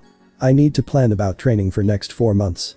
Kurama then said, "Well kid, why not practice more on the Thunder God technique? You are unable to do it a lot, you can practice to get more familiar with it and not waste as much chakra as you are." I nodded and added, "I should also practice with the adamantine chains. Thunder God technique and adamantine chain do make a good combo against multiple opponents." Kurama gave his opinion. I agree, if you can finally achieve to be able to flash to anywhere in the diameter of the kunai, 10 meters is said to be max. Maybe you can surpass that. I nodded as I suddenly remembered something and asked. Where were you last 2 days, Kurama-sensei? Sensei said. I just did some training to myself to adjust to my recovering chakra. I am at 95% right now. I smiled happy for Kurama-sensei as I finally got out of the bath and wore some clothes and went down for dinner. Time skip. Next day afternoon. Third person POV. The last period just ended, the students were either celebrating for graduating junior high or crying because they are going to be separated from their friends. Kitsuki just finished saying goodbye to his friends as he turned to where Izuku was packing his bag. Kitsuki slowly approached Izuku and was just about to call him. Izuku without turn back asked. Do you need something, Bakugo-san? Bakugo was a bit shocked that Izuku knew he was there without Bakugo himself announcing his presence. Bakugo shook it off and said. Well, the court declared me to be eligible to participate in the UA entrance exam. Izuku HMM''D in thought and said. That is good for you then. Bakugo knew that their relationship cannot ever return to being best friends, but was happy that at least they could talk to each other. Bakugo then said. I wish you the best at the entrance exam, Midoriya-san. Izuku then turned his head as he faced Kitsuki. One thing Kitsuki noticed is that Izuku's eyes were not as blank as they were throughout these 3 years. Izuku then said. Good luck to you too, Bakugo-san, you did work hard last 3 years for this. Bakugo nodded as Izuku got up and left the classroom, as Bakugo looked into the sky-thoughty window and thought. I wonder how things would have been if what happened between us didn't happen. Izuku just left the school building and was walking home as he thought. From tomorrow, the real hell begins. I won't have the usual time I did to spend with Momo or Tatsuma-san. My only free days are Sundays after all. Kurama said. That's right, kid. The next few months will be tough, but it will definitely be worth it. Izuku nodded his head, agreeing with Kurama as he started jogging home. Izuku saw Ryukyu on her patrol as their eyes met as Izuku gave her a wave and a close-eyed smile, to which Ryukyu just smiled in return. They can't expose their friendship in public after all. Izuku arrived at the gate and flashed his card. The gate opened up revealing Akira with a sweet smile. Izuku started to get ready as Akira said. You showed your face that simply after all the trouble I went through. I even offered you 10 million for you to show your face while you went ahead and showed it to someone who you just befriended. Izuku channeled chakra into his legs ready as Akira jumped at Izuku to grab him, but Izuku flashed away as Akira started chasing Izuku while using various machines to grab Izuku as Izuku was just flashing around the blind spots as Izuku thought. This is nice evasion training. Too bad Uncle Akira isn't faster. After 20 minutes, Akira got tired as Athena brought some lime soda for them both. Izuku accepted as Athena had to make the exhausted Akira open his mouth to drink. Izuku chuckled as he flickered away to his house. Izuku opened the door and went aside and remembered. Oh yay, mom is on her evening shift today. Inko was just bored staying at home, so she is working part-time as a nurse for 3 hours a day. Izuku went to his room and changed into his training outfits and refilled his kunai and shuriken storage tattoos. Izuku also put his own Thunder God seal mark on more kunai than usual for practice. Izuku then wrote a note for his mom on a sticky note and attached it to the fridge. Izuku then locked the door and went to the training clearing in between the trees behind the house. Izuku then did some warm-ups and after a 10-minute sprint between the trees. Izuku now stood in the middle of the clearing with 5-6 feet wood logs in different directions. Izuku then threw one kunai at the first one. As soon as the kunai was beside the log in air, Izuku suddenly appeared catching the kunai in one hand and slashing through the log with the Kubikirabacho, which had wind chakra surrounding it to make it sharp. Izuku then as he landed threw 3 more of his kunai at 3 other posts. Izuku in time flashed 3 times, but noticed that it took more effort to get to the third one and was slower too, but still managed to cut through all the logs in air whilst in different positions. Izuku developed his own style of kinjutsu which involved swinging from different angles whilst mid-air. Izuku then used flash step while he appeared 10 meters behind the final log. And a green flash appeared behind the log as the log was chopped in two. This method that Izuku developed is that when he uses flash step, he will mark his opponents with the Thunder God seal which was prepared in advance and appear a distance away. While the opponent turns to where he flashed, he will appear behind and knock them out with a punch or chop. This was for friendly battles. In villain battles, Izuku will at least smash their head to the ground. Izuku then thought. I am able to do Thunder God at level 1, but the chakra consumption should be trained. As for level 2 which is flashing to multiple kunais in the same area.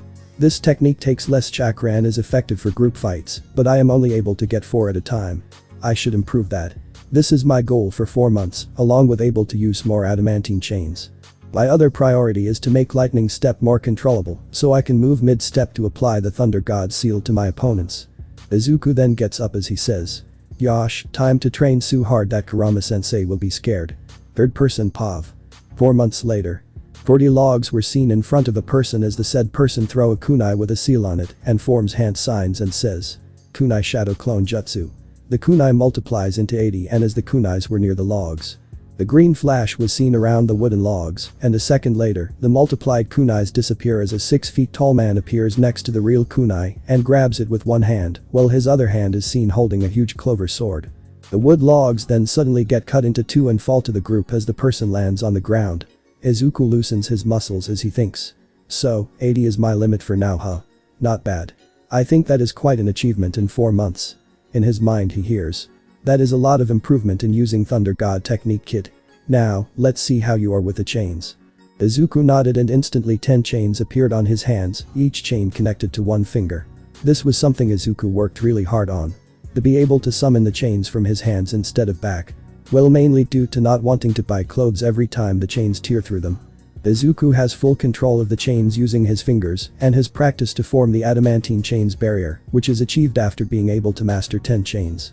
The barrier is formed when the chains are positioned in a circular position around an area and Izuku passes chakra through them to form a barrier. Izuku knows a weakness of the chains. Unless he is able to catch the enemy by surprise, there is a chance that they might be able to dodge the chains. So, Izuku's aim from here is not to increase the number but perfect his control over them. Izuku then started using the chains like a whip hitting the ground, constantly engraving marks on it. Izuku knew how deadly strong the chains were. Izuku swore to never use them against an ally unless it is for saving people. Kurama nodded as he said. Good kid, you got decent control over them. Now to see how much your lightning step progressed and we are ready for the exam. Izuku nodded as lightning arc sparked around Izuku's legs as Izuku disappeared and appeared behind the already cut down logs and cutting them more. Lightning step is his fastest move if he is in a one-on-one fight. But against a number of people. Thunder God level 2 is his go. Izuku trained physically more too, he removed the resistance seals at the beginning as they can no longer help him. Izuku also stopped with the weights. Kurama then said. Well kid, now for the final. To see if you mastered the Chidori sword. The one technique Izuku learned which is quite useful since he has the Kubikirabacho. Izuku concentrated a bit and Kubikirabacho glowed in a mixture of white and blue with electricity crackling around it. Izuku flashed behind a few meters behind a tree and slashed at midair. The blue crescent arc which was 4 meters wide traveled as it cut through numerous trees before it dissipated. Izuku can also control this technique as to not cut through his enemies but paralyze them. Izuku then let out a small breath as he said. Well then, I am fully prepared for the exams tomorrow. Kurama smiled, never had Kurama seen someone so young, be so strong. But Kurama knew, there is always unknown dangers in this world. Major or minor, it's best to be prepared for them. With Momo. Momo is a bit nervous for tomorrow, her recommendation exam was already held a week ago, she knows she did good. She even got first in the obstacle race, and just behind her was a guy with a wind quirk, and third place was a boy with half white and half red hair. Momo won because she made rollerblades powered by a small thruster. Momo practiced all kinds of means of transportations which are allowed for her age and was good with all of them. And her balance is top tier after taking some advices from Izuku. Thinking of Izuku, Momo sighed as she thought. These 4 months, we only hung out a few times as Izuku spent all the time training. But at least I got to spend more time with Tatsuma-san and Jiru-chan. Yep, Momo was quick to become best friends with Ryukyu and Kayaka. They all hung out on the weekends. Ryukyu missed Midoriya as she only got to hang out with him a few times. But Midoriya did text her and call her whenever he was free or whenever Ryukyu calls him. Jiru also grew to be a nice friend to Izuku. Both preferred silence and both loved music as well, and they hit it off. Momo looked at the sky as she thought. I hope I can confess my feelings to Izuku one day, but not anytime soon since we will be busy getting used to the new life of being a hero student. What Momo didn't know is that her feelings for Izuku was something Ryukyu also shared for him. Ryukyu is in denial of her feelings since she knows Momo is in love with Izuku. But she can't help it. Ryukyu hoped that she will somehow be able to get out of this dilemma. The next morning. Momo looked at her watch as she was walking to Izuku's house. It's currently 6:30 am, Izuku told Momo that he will get a long sleep to relax his body and wake up completely fresh. Momo volunteered to wake him up, to which Izuku agreed. Momo reached the door of the Midoriya villa. Momo then rang the bell a couple times. Inko opened the door and let out a wide smile, seeing who rang the bell as she exclaimed. Momo-chan, it's been weeks since I saw you. Are you here to wish Izu-chan good luck for his entrance? Momo hugged her aunt as she said. I missed you too, Auntie Inko. Yes, I am here to wish luck to Izuku and also wake him up. Inko let out a gasp as she said. Oh my. Izuku hasn't woken up yet. I am afraid we are in for a storm then. Momo chuckled at her aunt's antics as she pulled back from the hug and went towards Izuku's room. Momo opened the door as she saw Izuku still asleep with the mask on his face. Momo smiled seeing Izuku in a peaceful state, but he needs to get ready for the exam. A pity she can't appreciate his beauty for some time. Momo went towards the bed and shook Izuku a few times. Izuku then slowly opened his eyes and after seeing Momo, he got into a sitting position as he yawns and says, "Good morning, Momo-chan." Izuku's brain was still not completely awake to register what he just said, while Momo was wide-eyed with her face growing a shade of pink. Izuku got up from the bed and went towards the bathroom to wash his face and brush his teeth, while Momo uses this opportunity to stop blushing. She thought. OMG. He called me Momo-chan like he used to when we were kids. Ah. He sounded so sleepy that it made it better as if he was greeting his wife in the morning. Momo became red at the thought of being Izuku's wife as she ran downstairs to clam down. Izuku got out of the bathroom as he stretched a bit and walked downstairs. Izuku spots his mom watching TV as he says, "Good morning, Mom." Inko looked back with a smile as she greeted back.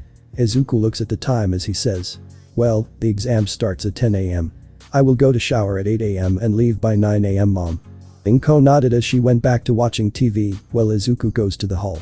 Izuku sees Momo waiting while sitting on the sofa as he says, "Hey Momo, thanks for waking me up." Momo smiles as she says, "It's fine, Izuku-kun, I did volunteer after all." Izuku and Momo start talking about what Izuku can expect in the exam. Momo then says, "Anyways, I received a message from UA that I can watch the exam too, if I want to." Izuku with a tone filled with a bit of excitement said, "Oh, are you gonna come with me too?" Momo nodded to the question as Izuku excused himself to get ready for the exam. Time skip.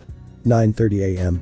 Izuku is standing in front of the UA entrance exam location with a bag on which contains his clothes during the physical part of the exam.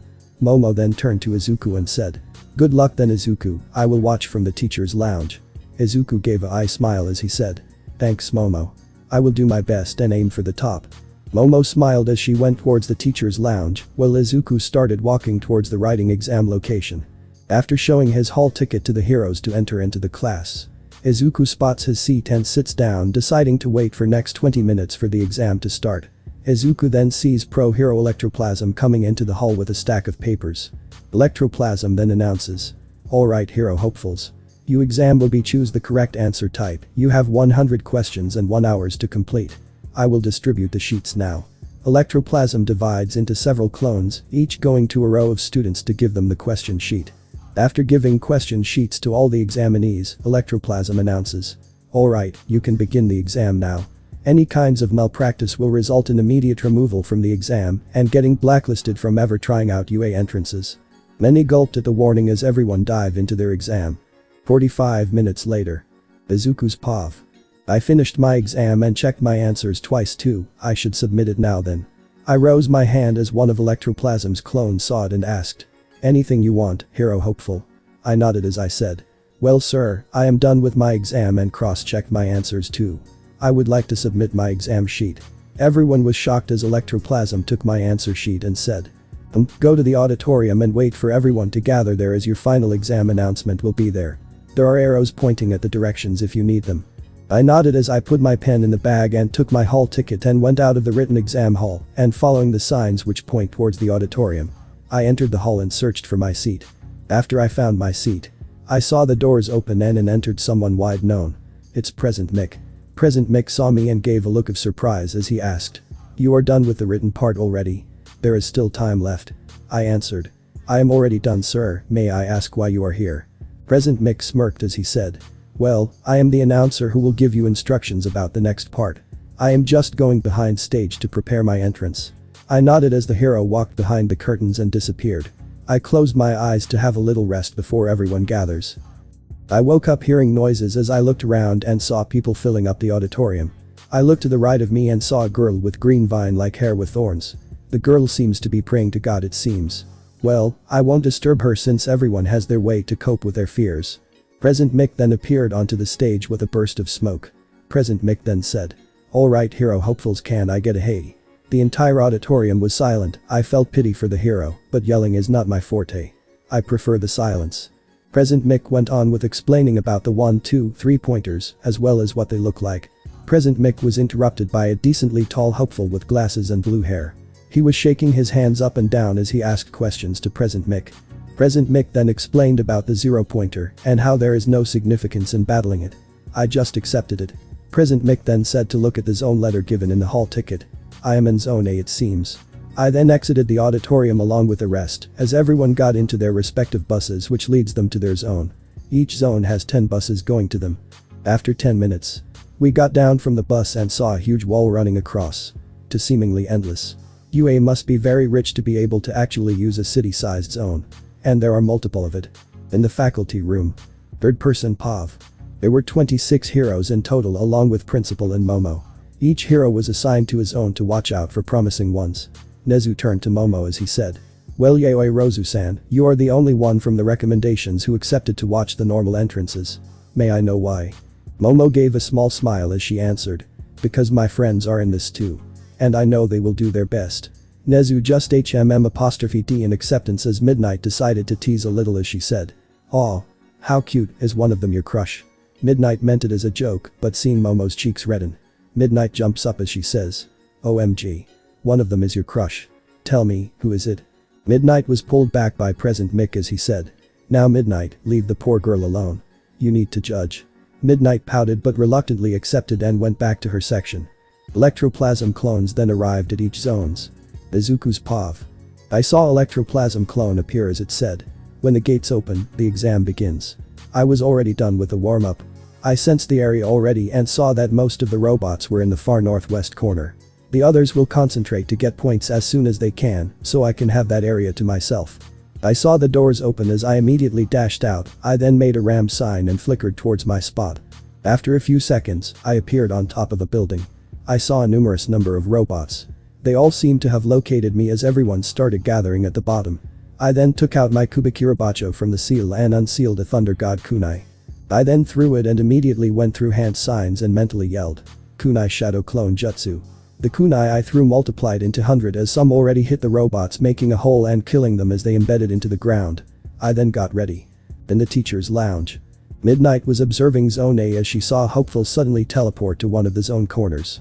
Midnight let out a squeak of surprise as she said. Nezu, I think we have a student with a teleporting quirk here. Nezu, who was intrigued, came to the screen and saw the Hopeful on top of a building as he brought out a sword out of nowhere. Nezu, who was confused, said. He has multiple quirks. Momo then answered. No sir, that boy is Izuku Midoriya, he is one of the friends I was talking about. His quirk is a sentient quirks which mutated his body to be able to use something called internal energy. The sentient being taught Izuku various ways to use it. Nezu was now fully invested after hearing Momo's explanation and paid extra attention to the screen. The teen then brought out a throwing knife-shaped object. The teen threw it as made some strange signs as the throwing knife multiplied by hundreds. The next part was a scene Nezu and Midnight won't forget. All they saw was a green flash appearing all over the robots. In a few seconds, the teen appeared on the last throwing knife as Nezu and Midnight had their jaws open as all the robots were cut in pieces. The boy alone got 150 points. The highest in history in just 2 minutes since the exam began. Midnight then yelled. What was that? That speed is unreal. Nezu, this is unbelievable. Nezu calmly answered. I know Midnight, I saw too. Looks like we got ourselves a promising student. Midnight dumbly nodded. Back to Izuku. Izuku's POV. After slashing through the robots. I knew that would be enough score and am now running back to the main area to see how others will do. After seeing a tall building. I flickered on top of it. I then stood on the edge and saw the students fight the robots. I saw hopefuls were just running around doing nothing. I felt pity for them. They must not have any combat-related quirk. 11 minutes passed as I felt the ground shake suddenly. I turned to the left and saw a giant robot. At least 200 feet tall going towards the area with most students. That must be the 0 pointer, man that is big. I was not gonna bother with it until I felt a presence not moving at all and it was in the way of the 0 pointer. I turned back around and saw the green vine-haired girl who sat beside me, down stuck in rubble as she was desperately trying to use her vines to escape. I immediately used flash step as I appeared beside her. I enhanced my hands with chakra as I was able to remove the boulders. I saw that the girl's leg had a lot of bruises and her ankle was a bit twisted too. I then held her in my arms as she tightened her grip on me. I then ran with enhancing my chakra. Using flash step is not a good solution since she might vomit from it or pass out. I then gently placed her down near the entrance. The girl cried as she said, thank you for saving me. Nobody tried to help and everyone ran away. You were the only one who helped me. I don't know what would have happened to me. The girls cried as I said, don't worry, you are fine. Just wait here, okay? I will take out that big ass robot. I am pretty sure it malfunctioned. In the teacher's lounge. Nezu, seeing the girl stuck under boulders in the way of the 0-pointer, said, quick Midnight, press the emergency stop button. Midnight pressed it, but the robot still kept moving. Midnight then yelled, shit. The emergency malfunctioned. Nezu, what do we do? Nezu looked down in sorrow as he said, we are too far away, we can't do anything now. They then heard Momo say, don't lose hope, sir. Watch the screen. The other heroes also came to check the screen as they heard Midnight yell. They all saw how a tall teen with a mask covering his face from below the nose as he appeared right beside the stuck girl.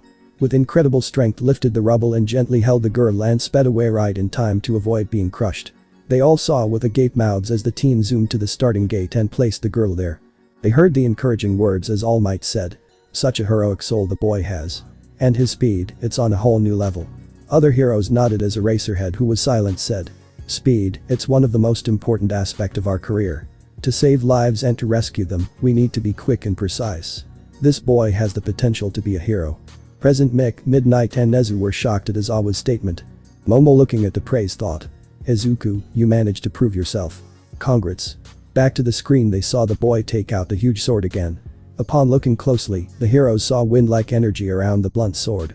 Nezu commented, he is using wind to make his sword sharper to cut through the robots.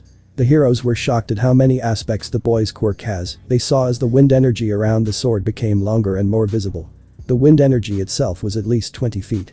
The boy then disappeared as they saw the camera move quickly as the boy was now seen descending from the sky. The boy slashed his sword, which cut through the 0-pointer like nothing and landed on the ground. The boy then said, see, everything is fine. That sentence carried waves as it made everyone look in awe at the green-haired boy. Third person Pav. Izuku exited from the exam site after ensuring that Ibara was in safe hands. He was nearing the exit as he saw Momo waiting there for him. Momo let out a huge smile as Izuku approached her as she said, that was so cool, Izu. You looked like a real hero there. Izuku gave a eye smile as he said, thanks Momo, I just wanted that girl to be safe is all, the robot seemed to have malfunctioned. Momo nodded as she explained, that is true, even the emergency stop button for the robot didn't stop it, the teachers gave up hope too. Only I believed you can save her. Momo had a bright smile as Izuku, in an unexpected way, gave her a sudden hug as he whispered, thanks a lot Momo. Izuku then let go of Momo as he said, let's go home then. Momo was still dumbfounded as Izuku let out a small chuckle and started walking as a red-faced Momo got out of her state of shock and jogged to catch up. Momo was internally dancing in joy. Izuku never initiated giving a hug to someone except Antinko. Momo was always the one giving hugs. No wonder she was shocked.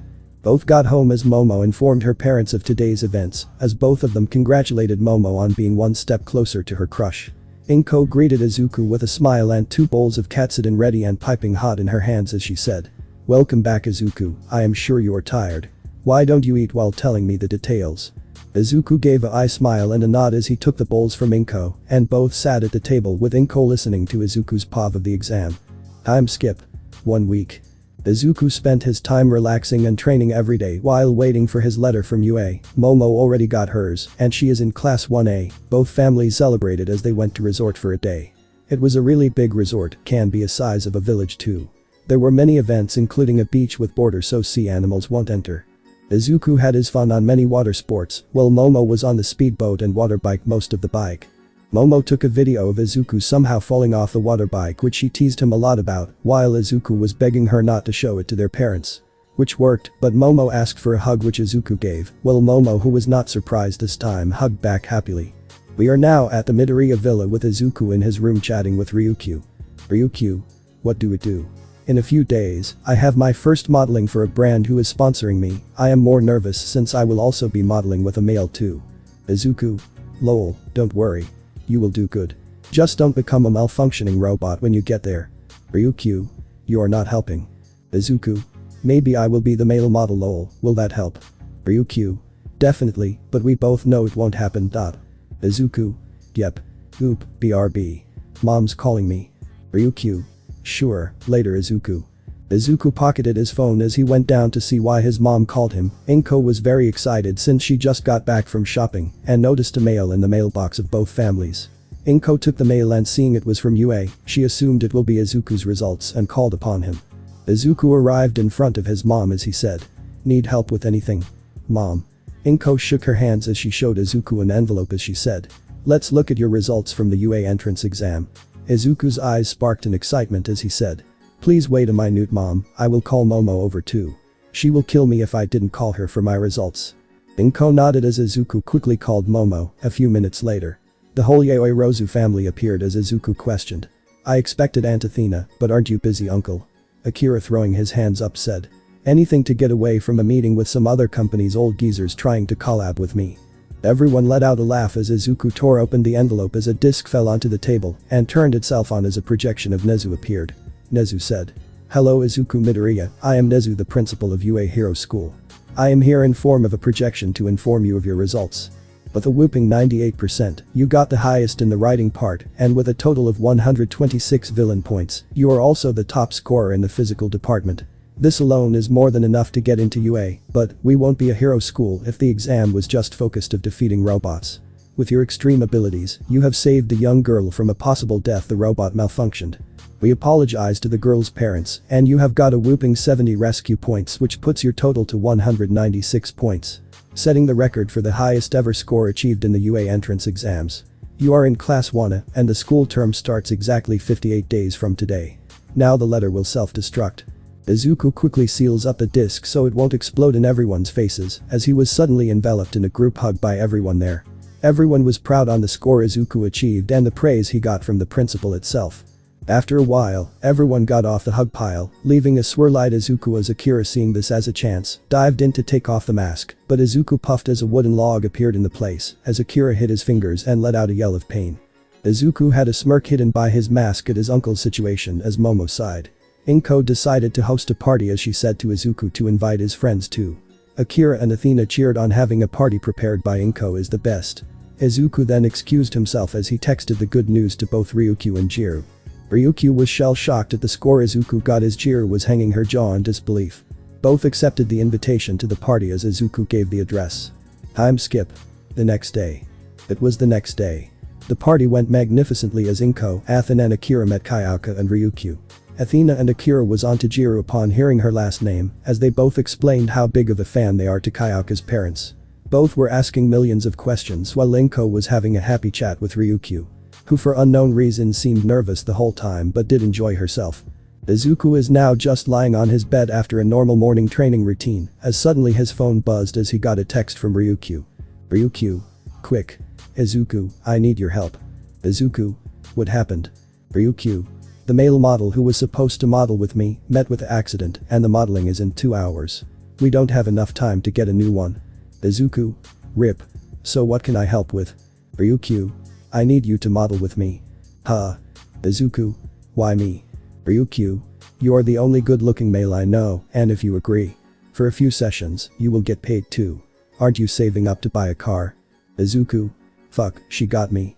I am trying to buy a car and go for a ride along the nearby areas since I am free for 2 months. I just got my license too." "Izuku. You do know, I don't show my face, right?" "Ryukyu. It will work in your favor more than. No one will recognize you with a mask unless they are someone who know you well." "Izuku. Fine, where do I come?" "Ryukyu. Sweet. I knew you would agree, the company already sent a car to you. Just get in." "Izuku. Fine, the pay better be worth it." "Ryukyu. Trust me. It is." Izuku sighed as he got off the phone and wore a black shirt and jeans and went down. Inko, who saw Izuku dressed to go out, asked, "Are you going somewhere, Izuku?" Izuku just answered, "Modeling." Inko let out a as she stood there for a minute and snapped out of shock and was gonna ask Izuku for details just to see he is not there anymore. Izuku just flickered to the gate as he swiped his card and the gate opened. Izuku went out and waited for a few minutes as a black BMW stopped in front of him as the window opened as a man in a black suit and brown hair asked, "Are you Izuku Midoriya?" Izuku nodded as the door to the back seat opened as he got in. The man in brown then said, "May I please see your face?" Izuku HMM''D as he pulled down his mask.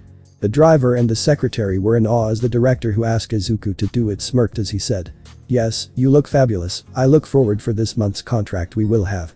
Izuku nodded along as they were on their way to the company. The director of the company noticed that Izuku was a rather quiet person along the way. They arrived as Izuku, the director and his secretary got off and entered into the building. Welcome to Clamwar's clothing brand.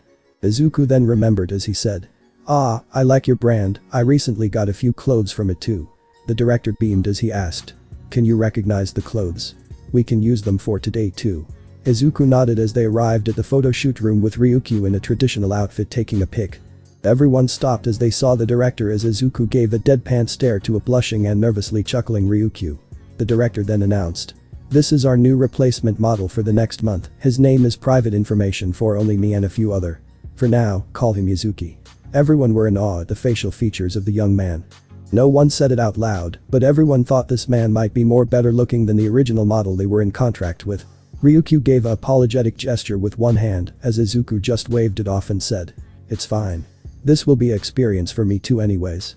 The director brought out a tablet and asked Izuku to select the outfits he bought.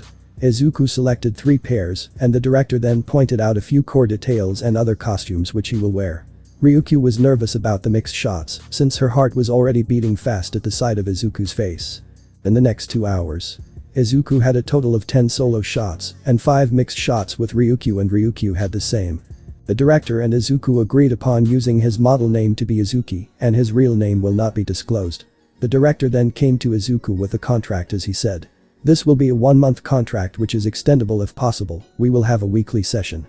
Ryukyu-san will or will not be there for each due to her duties. You will be paid $8,000 for each session after the magazines are published. Bonuses will be given depending upon reviews. We will not disclose any personal information to outsiders and you will also be given as an additional of 20% discount card for any future purchases in our brand. Izuku after reading the terms and conditions agreed as he signed the papers and the director called the driver to drop him home. Well, we have an extremely red-faced Ryukyu hiding in the preparation room as she yelled. Why does he have to be so good looking and so nice? Thankfully, the room was soundproofed enough for Ryukyu's flustered rant to not be heard. Third person Pav. Izuku just arrived home as he opened the door and he was met upon a questions over questions from Inko and the Aoirozu family. Izuku wasn't able to hear anything so he said in a loud tone. Okay, wait. I will answer your questions one by one. They calmed down as they all went to the hall as Aoirozu family sat on one side along with Inko and Izuku was on other. Inko went first as she asked. What did you mean by modeling when you went out today? Izuku just said. Exactly how it sounds, I got a modeling contract with a brand. The group were shocked as Akira first recovered and asked. How did this come to be? Izuku sighed as he leaned back and then recounted the events that happened with Ryukyu. Everyone slowly understood why Izuku accepted as Momo asked. Don't you have your mask on while modeling? Izuku shook his head no as Akira again asked. But how? I never managed to convince you to even show me the face. Izuku then said. Well, since I just got my license recently, I have been saving up money for a long time to get my own car. It would have taken me more years, but with this contract, I will be able to buy one at the end of the contract. Akira nodded as Inko asked. But sweetie, I could have bought you a car if you asked. Izuku chuckled a bit as he said. I just wanted to buy it with my own money is all. Plus I am not going for the Bentley range that you got 2 years ago mom. Athena laughed a bit as she then asked. What type of car are you aiming for? Izuku immediately said.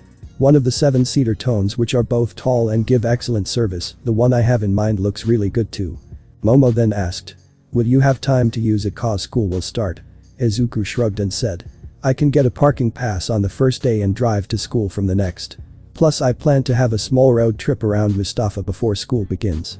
Everyone nodded as they congratulated Izuku for getting his first job as Athena finally asked the most important question. Which company are you modeling for Izu-chan? Izuku answered. Clamwar. Suddenly Momo and Athena had stars in their eyes as Akira exclaimed. You are modeling for Clamwars. Wow, that is one of the best global clothing company. Momo and Athena nodded excitedly as they are already ready to read the next showcase magazine which will come out tomorrow. Momo then asked. Was it a solo photo shoot or a duo? Izuku said. Like I said previously, it was a duo with Ryukyu. Momo nodded as she was internally pouting as she thought. Ryukyu is making her moves too damn it. Akira then asked. Can you show me your face now? Izuku shrugged as he said. Sure, you guys will know tomorrow anyways, so nothing to hide. Izuku pulled down his mask revealing his face. Athena had to admit, he looked more hotter than the photo described him. Akira was looking like he had accomplished his life dreams as he went around Izuku checking every part of his face, which was also done by Inko, who also didn't see her son's face for years. Time skip. 45 days. The modeling contract was a huge success. The contract was even extended for 2 more sessions or 15 days, as Clamwars were very Izuku with Izuku's performance. Ryukyu only had one more duo photo shoot with Izuku after the first. The Clamwars director, after getting to know Izuku's path in future, decided to follow Izuku's moments so he can sponsor him too. And worldwide, the magazines with Izuku were very well received by the general public. Momo almost fainted out in her room looking at Izuku's first modeling magazine, but managed to get by with only a small amount of blood trickling down her nose. Oh, her mid-teenage mind went elsewhere alright. Athena and Inko were singing praises on his looks, which was embarrassing for Izuku.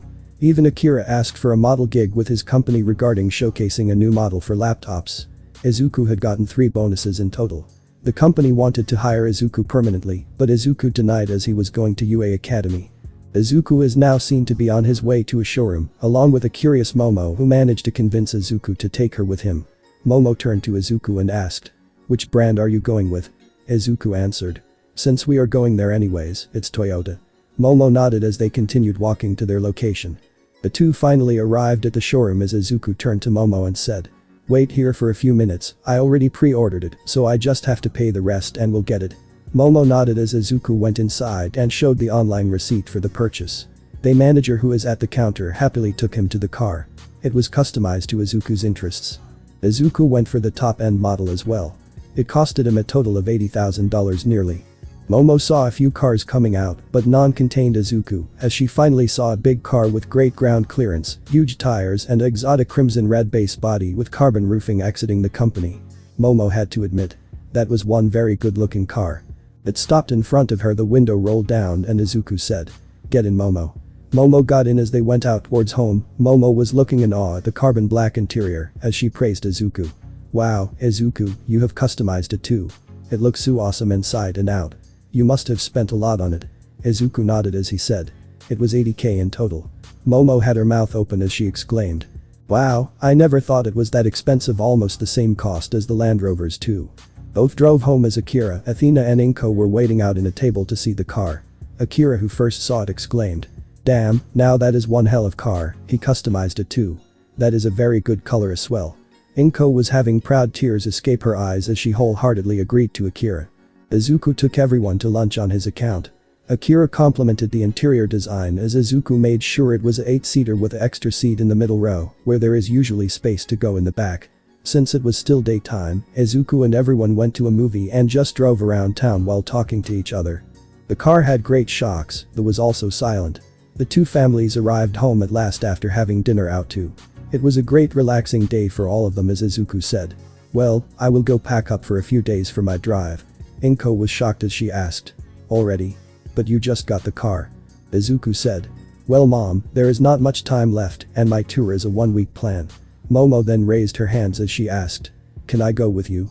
Izuku gave an apologetic expression as he said, "Sorry Momo, I am going alone this time. We can go on a tour during holidays, okay?" Momo gave a dejected expression as she nodded at the after offer. Izuku drove him and Inko to their villa after dropping of the Aoi Rozu family, as Izuku went straight to his room to pack all the things he would need. He packed 14 pairs where 7 were casual wear and 7 were sleepwear, swim shorts, power bank for his phone, a camera and basic utilities like soap, shampoo, conditioner, toothbrush and toothpaste. Izuku didn't have plans for camping as he already booked hotels and resorts in 7 different touring areas. He hoped it would go great as he thought. Third person Pav. Izuku woke up at 6 a.m. Excited for the road trip he planned, Izuku got down to the kitchen as he saw his mom making breakfast. Izuku gave her a hug from behind as he said, "Good morning mom." Inko was surprised by 2 things. Izuku almost never gave her morning hugs once he reached his teens, and there was a tone of excitement in his voice. Inko thought, "He must be more excited for the trip than what I expected." It was true, at Chibi Izuku was dancing in his mind waiting to finish breakfast and zoom out. After a while of eating breakfast, Izuku went back to his room as he went for a shower, and after wearing the clothes he wanted, he came down with a suitcase and a normal backpack. Izuku gave Inko a goodbye hug which made Inko teary as this was the first time that Izuku was leaving her for a long time. Izuku arrived outside as he stuffed the luggage into the trunk and got in the car and waved to his mom as he drove to the Yaoirozu mansion to say goodbye to Yaoirozu family. Izuku got to the door and rang the bell as a maid came and opened the door. She greeted Izuku with a smile and a bow familiar with seeing him almost every day. Izuku also gave a small wave and greeting her good morning as the maid went to wake up the still asleep family. It took some time to wake up Akira as Athena woke up pretty quickly to wish a safe journey to Izuku as Akira woke up after a bit of shaking and a threat from Athena. Momo woke up instantly as soon as she heard Izuku was here and went straight to the mirror as she adjusted her bed hair and the wrinkled pajamas and then zoomed downstairs leaving a giggling maid. The family pretty much came down at the same time apart from Momo crashing into Izuku and still complaining about him not taking her. Her parents laughed at the sight but helped Izuku pull off Momo from him. They wished him a safe journey, though Momo has a raining cloud above her head as she wished him a safe journey. Izuku then hit the road.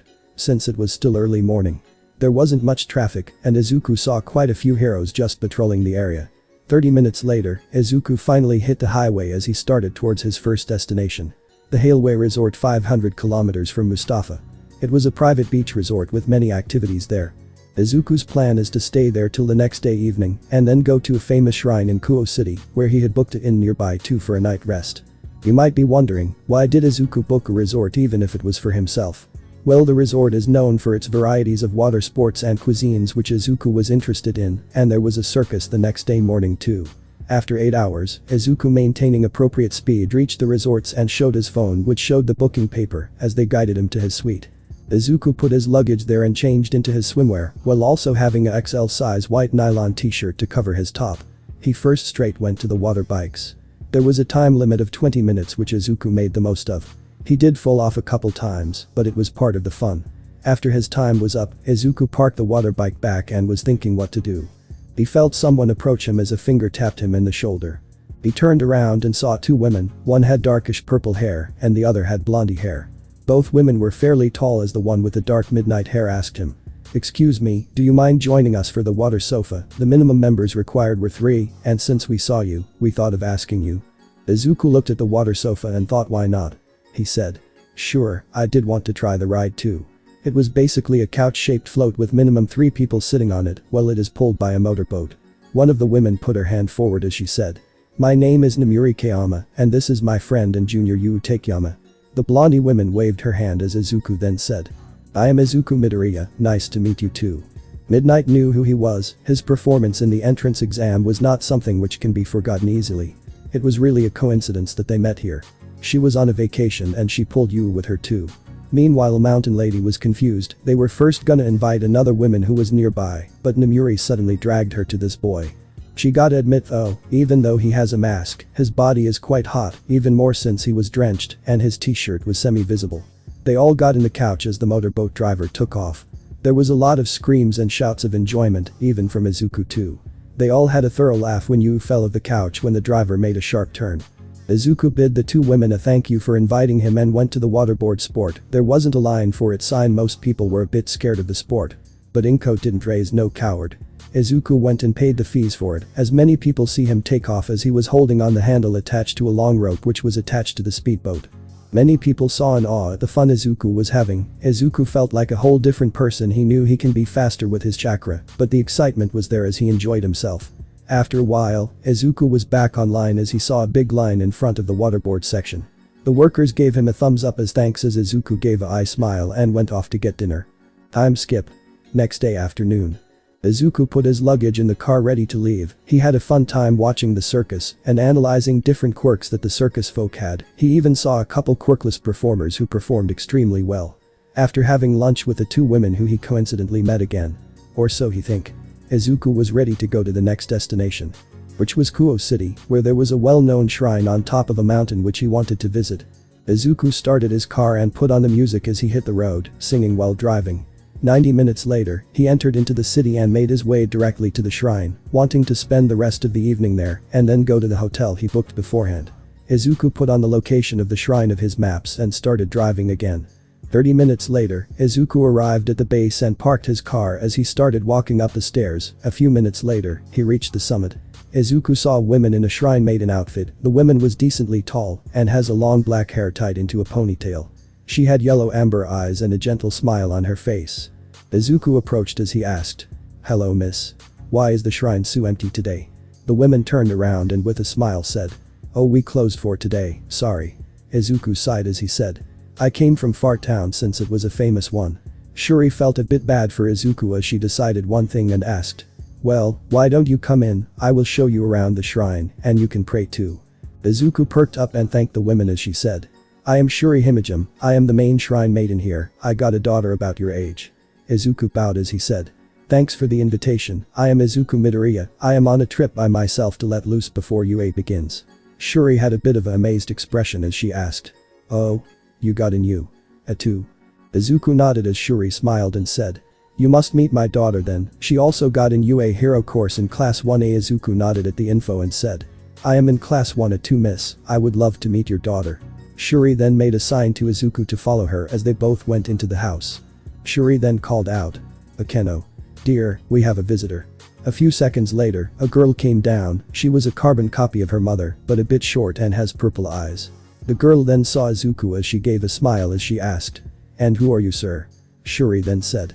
"Akeno, this is Izuku Midoriya, he came to visit the shrine from afar, and after a short conversation, it seems that you both will be in the same year and class in UA."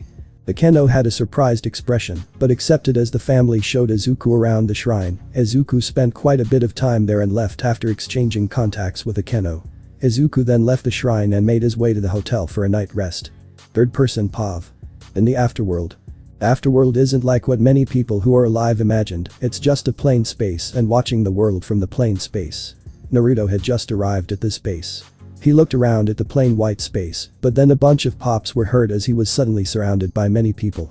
"Oh my Sachi, I can finally meet you. You sure took your time, dope. You sure lived for a long time, son. Agaki, still young as the day I last saw you. Naruto-kun, you were excellent in taking care of our descendants." Many people were talking at once as Naruto then yelled. "Ah. Talk one at a time." Everyone quietened down as Naruto finally saw the chance to look at everyone. He first hugged his mother and father and his wife, crying as he was away from them for thousands of years. Naruto then moved on to other people as everyone was happy for his arrival, they watched his sufferings for a long time. Minato then said. "BTW Naruto, you sure about your decision to pass on the kid, Izuku, if I am right?" Naruto nodded as he said. "Yes dad, I could say I saw myself in him, he was still so young, he was about to die too. I just felt like I can trust him with the future." Kushina then said. "Well, he for one is definitely a cute kid." Hinata nodded in agreement as Himawari said. "Let's watch him then." Everyone nodded as they explained how the afterlife works to Naruto, and they went to their viewing screen. Chapter 2. Everyone saw as Izuku woke in panic seeing Kurama. Jiraiya commented. "That is such a comic reaction." Hashirama then said. "Can you blame him, the kid thought he was dead, and he woke up to a bit-ass fox staring at him." Everyone nodded as they all smiled over how Izuku and Kurama bonded and how finally Izuku was rescued. They saw how Kurama revealed the truth about what happened to Izuku as Kushina said. "Kurama did the right thing, the kid shouldn't defend his bully, how else is that bully gonna ever be taught a lesson?" Naruto smiled sadly as he said. "It's saddening how his life is at even such a age as 4 where he doesn't what anything even is." Everyone agreed. It wasn't even fear that led Izuku to be treated as such, it was just disappointment of the people around him that he was worse than even the quirks such as long nose etc. Shikamaru then said. "Kurama did a good thing to expose himself as a quirk and not as a being made of chakra, cause the heroes are obliged to make reports which are read by the higher-ups, they might do experiments on the kid for the sake of finding a power source other than quirks." Shikadai and Shikaku agreed. They then continued watching as Kurama revealed Izuku's past. Naruto sighed as he said. "The problem is that even if he was injured, it would heal. But the wounds caused by words in an age where he doesn't understand why is something which will stick for a long time." Others agreed. They saw how the parents of Kitsuki reacted and Kushina winced as she said. "Poor Mitsuki, she is gonna have a tough time believing in herself as a parent." Mothers agreed, Mikoto knew especially watching Sasuke go rogue and all as Sasuke hugged her not wanting his mom to think of the times. Hiruzen then said. "It is most fault of the society to claim someone worthless just for something they don't have, I hope his punishment can help him become good." Agreements were heard as they looked on how much Kitsuki hated Izuku, his interrogation, and his attempt to kill Izuku at end. Habarama sighed. That Kitsuki was fed with praises of everyone wasn't he? Tsumen after seeing Inko stop Kitsuki commented. "A mother is at her strongest when her child is in danger in front of her." Mothers agreed as Boruto said. "I wonder how these events will affect Izuku's personality." They looked on as Inko was trying her best to comfort Izuku and apologizing to him. It was at the school scene between Inko and the principal that Fugaku said. The fact that the principal's first thought is he can bribe the police when it comes to quirkless shows how much it might have been done before. Itachi continued. The education minister should do investigations upon all schools to remove people as such. They saw how Inko hired an agent to sell the apartment and how the people were rejecting it, looking at the conditions that Inko posted. Hashirama commented. Such people, always greedy for money. Inko is an example for a good owner of an establishment. No wonder her tenants were respectful of her. After seeing the scene where Akira agreed on buying the complex, Tobirama said. Now that's a man who is good, even having billions of wealth, he still knows his beginnings and struggles. I hope he can help the Midoriya family. They then saw Momo for the first time, as the women swoon over her cuteness and her rather unique hairstyle. Ino, after watching the children meet, said. I am willing to bet that they will be together in the future. Many argued against her statement, but Hinata and Kushina agreed with her. After the negotiations and Akira's offer, Minato said. You know, this might be a positive move for both families. The Yaoi Rozu family must be quite closed off, having a hard time dealing with people of bad intentions, and Izuku will also gain more people he can be genuinely close with. Many agreed as they saw Inko agree to the claim. Temawari then said. Oh. The friendship between a lonely heiress and a boy who wants to be a hero, this too will definitely be lovers. Hinata then commented. I just hope Izuku doesn't have the Namikaze men luck to get women left and right and be clueless about it. Sarada, Sakura, Shion, Koyuki, Samui and a few other girls agreed as Tsume said. Even I confessed to Minato, and what he asked me was what's a girlfriend. Minato looked embarrassed as everyone laughed at the No.1 Dense family. Third person Pav. Izuku is finally back from his trip. He met up with the Himejima family on the way back too and found out about Akeno's quirk too. Her quirk is lightning magic. She can create, shoot and control the lightning which she makes with the help of her stamina. Izuku was in awe about the quirk because it was a very useful one too. Izuku recommended Akeno to learn how to use staff as a weapon too, which after seeing some merits, she agreed. Home sweet home. Thought Izuku as he arrived in front of the main security gates. Flashing his card, the gates opened as he went directly to meet his mom first cause he missed her quite a bit. He rang the bell, footsteps were heard as Inko opened the door. Inko made a wide smile seeing Izuku as she said. Welcome back son, how was your trip? Izuku made a smile as he hugged his mom and said. It was very fun mom, I even made a new friend and their quirk was so awesome. Inko chuckled, glad that Izuku still had his geekiness for quirks. Izuku let go as he asked. What's for lunch then mom? Inko quickly answered.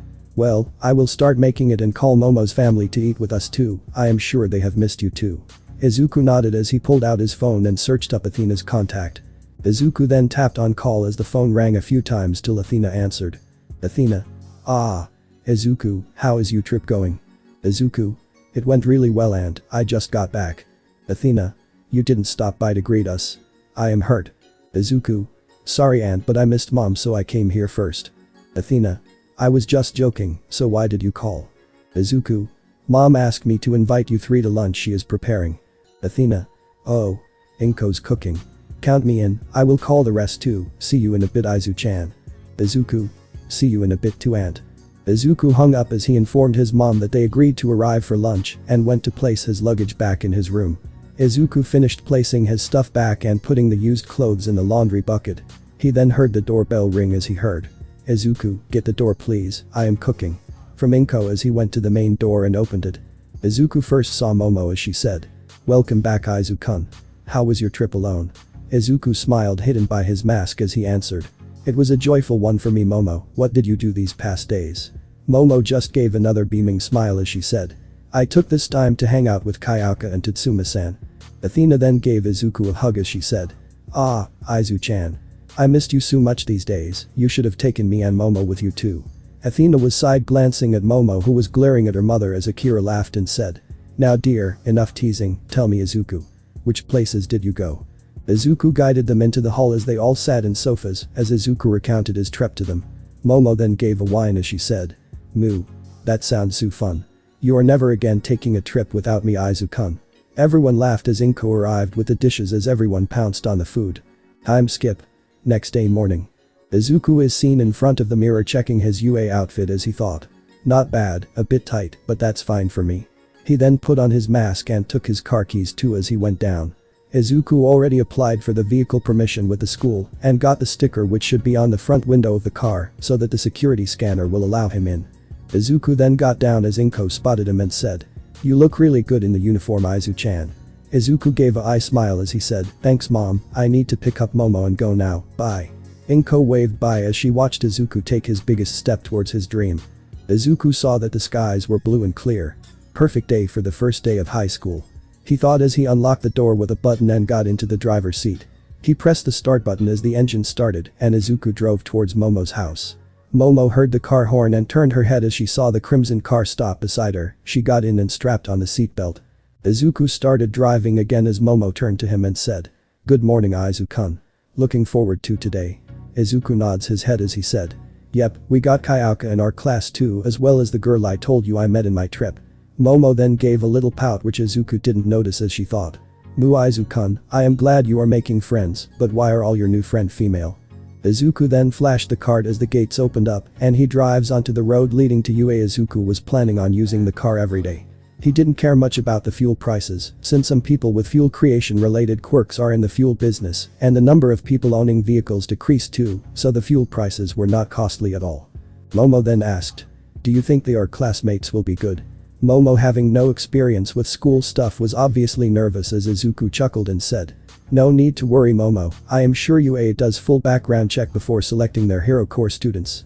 Momo nodded as her worries were lessened to a degree as she then talked to Izuku on how she should introduce herself. 30 minutes later, both arrived at the gate. Izuku saw his watch and saw that they were 20 minutes early. No wonder there weren't many students at all. The gate had a screen which gave a green light as Izuku drove in and parked the car at the parking spot near the entranceways. Izuku and Momo got out and the car did catch attention of the students who were there as they murmured to themselves.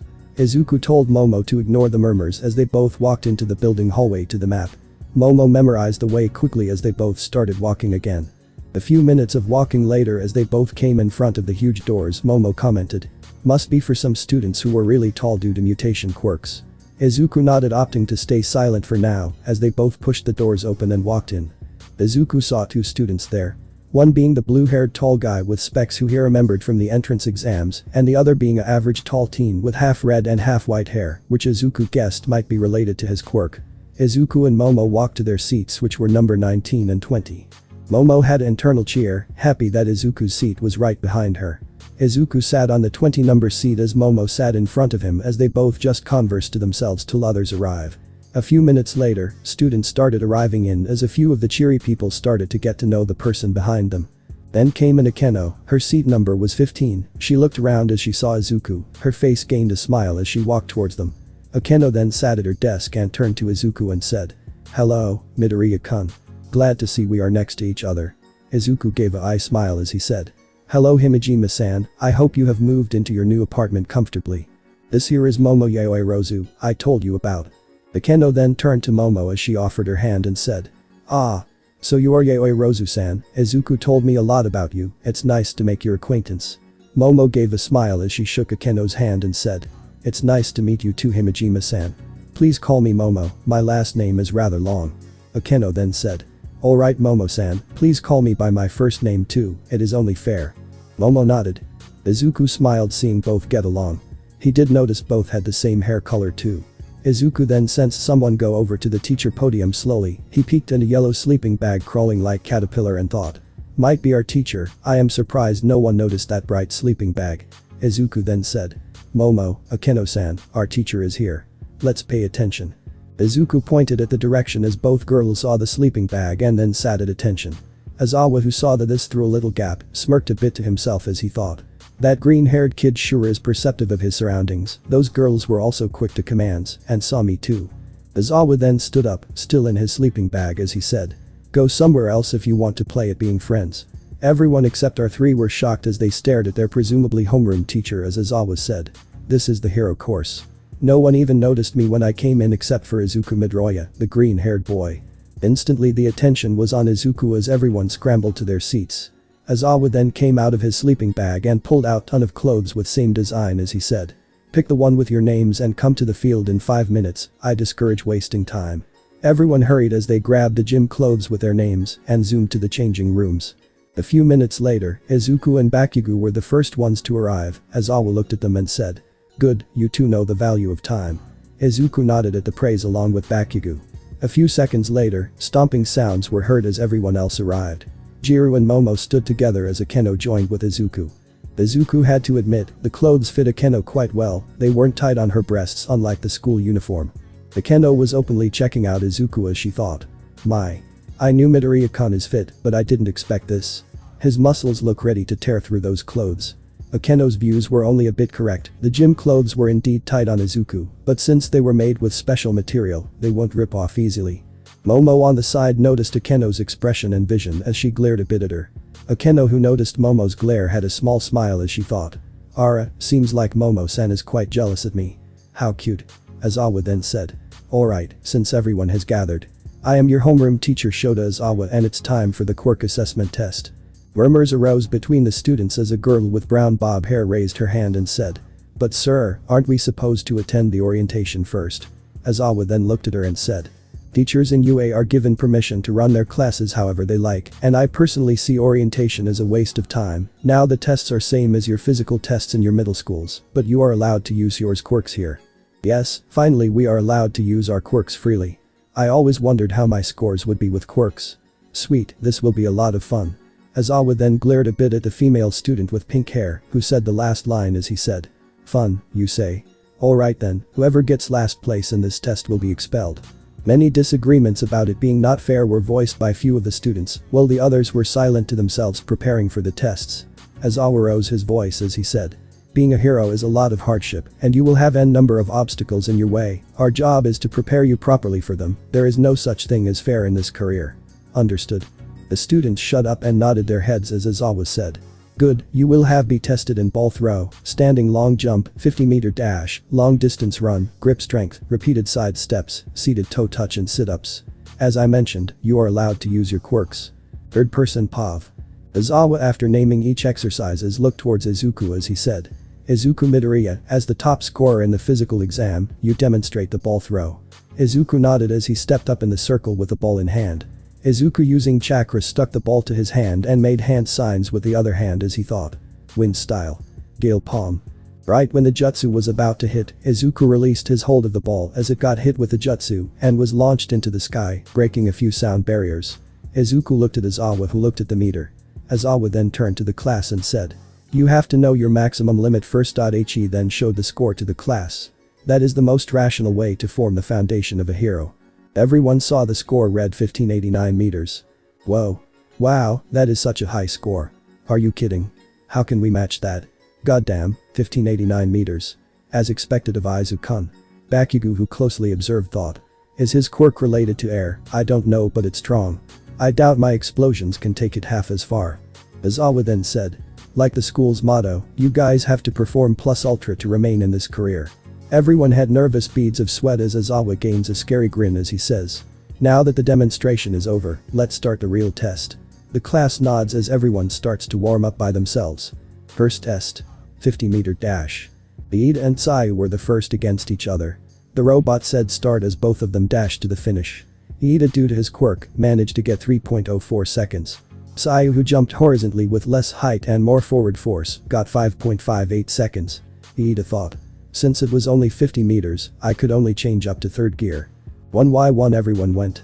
Most people whose quirk wasn't related to speed or physical enhancement got between 6.80 to 8, with a short purple bald-haired boy getting the lowest. It was finally Izuku and Bakugo's turn as both went to the start line. Bakugo stood leaning forward with his hands facing back to propel himself with explosions, meanwhile Izuku just stood with his hands in his pocket. The robot said began as Izuku instantly flashed to the finish as the robot read. 0.13 seconds. Bakugo didn't let the shock distract him as he propelled himself past the finish as the robot announced. 4.56 seconds. The class was shocked at Izuku's score, even Azawa, who saw the entrance exam footage, witnessing it live was a new thing as he thought. That was so fast. I blinked and he was in finish. That speed is a big plus in a battle if he can control it. Izuku HMM''D at his fastest speed with flash step. He didn't reveal his lightning step because he wants it as a trump card. Izuku was swarmed by his classmates as they all asked him questions. Izuku's sweat dropped as Azawa announced the next test, which made everyone pay attention. Second test. Grip strength. Izuku, who practiced years to hold the Kubikirabacho, knew he can do well on his own strength but wanted to add chakra to see what the results would be. One by one everyone did the grip strength. Momo got the highest amongst girls, followed by Ichako and Akeno. Momo created a mini hydraulic press which took the grip strength to 1000 kgs. Izuku saw the guys yelling in excitement as he saw the guy with multiple arms get a score of 540 with 3 of his arms. Izuku was last as he took the grip machine and gripped it while also adding a small amount of chakra to strengthen his muscles. His score was 520 kilograms. Izuku was satisfied by it as the shortest boy who saw his score yelled, "Are you a monster? 520 with only one arm?" His class once again wanted to ask a load of questions, but Izuku put his arm up and said, "I will explain later in class." Everyone nodded as Aizawa told the next test. Third test. Standing long jump. Aizawa explained. Without any run-up, you are supposed to jump as far as you can from neutral position on the sand. If you crossed it, you are measured as cross the sand pit. Izuku saw Uraraka, who went first. She first jumped and touched her exposed elbow, which made her float forwards, as she then touched all her fingers together and said, "Release," as she landed over the pit. Izuku was impressed with the quirk as he thought. Her quirk defies gravity itself. But she has to be mega careful not to send someone to the orbit. Bakugo and Tsuyu also managed to clear the sand pit as it was Izuku's turn now. Izuku stood as he applied chakra to his feet and took a giant leap up to a height of 100 feet and landed quite a bit away from the sand pit. After his turn, it was Momo's. She then created a pogo stick with extra spring to it as she also cleared the sand pit easily. Akeno was seen making wings of lightning as she flew over the sand pit. Izuku was amazed by her quirk. It's like a fantasy game where you can control the element to do anything. Fourth test. Repeated side steps.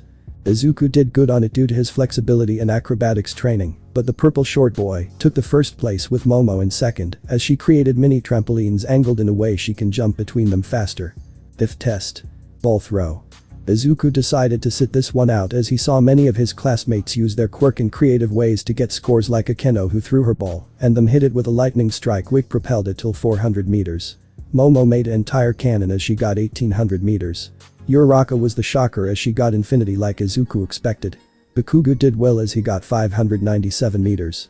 Izuku, having a bit free time, analyzed his classmates, thinking about their quirks and their personalities.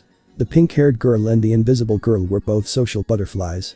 The yellow-haired guy with a lightning strike mark on his hair was a comedian type, as the red-haired one was a musclehead.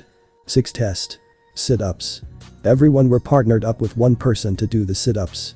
Izuku got the highest number with 230, followed by a 150 by Kirishima and a 140 by Sato. Seventh test. Seated toe touch.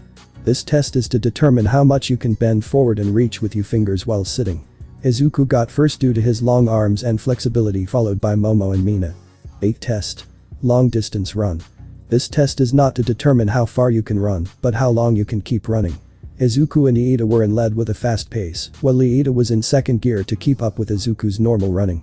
Momo was following them in a bicycle run by electricity.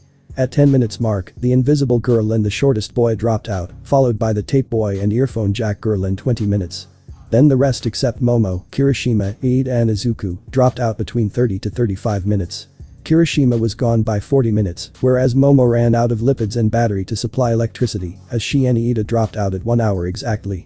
Izuku was sweating a little but otherwise good and ready to keep running, but Aizawa stopped him, seeing he was the last one left.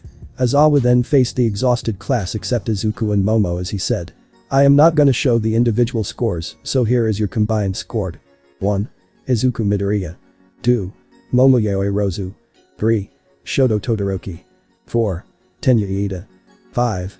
Katsuki Bakugo. 20. Minoru Mineta. Mineta started yelling.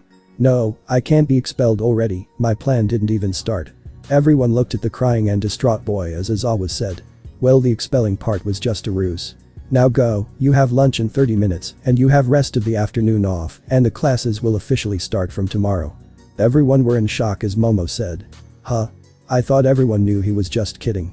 Maybe I should have said it. Yay, no kidding," thought most of the students as Izuku chuckled to himself as he thought.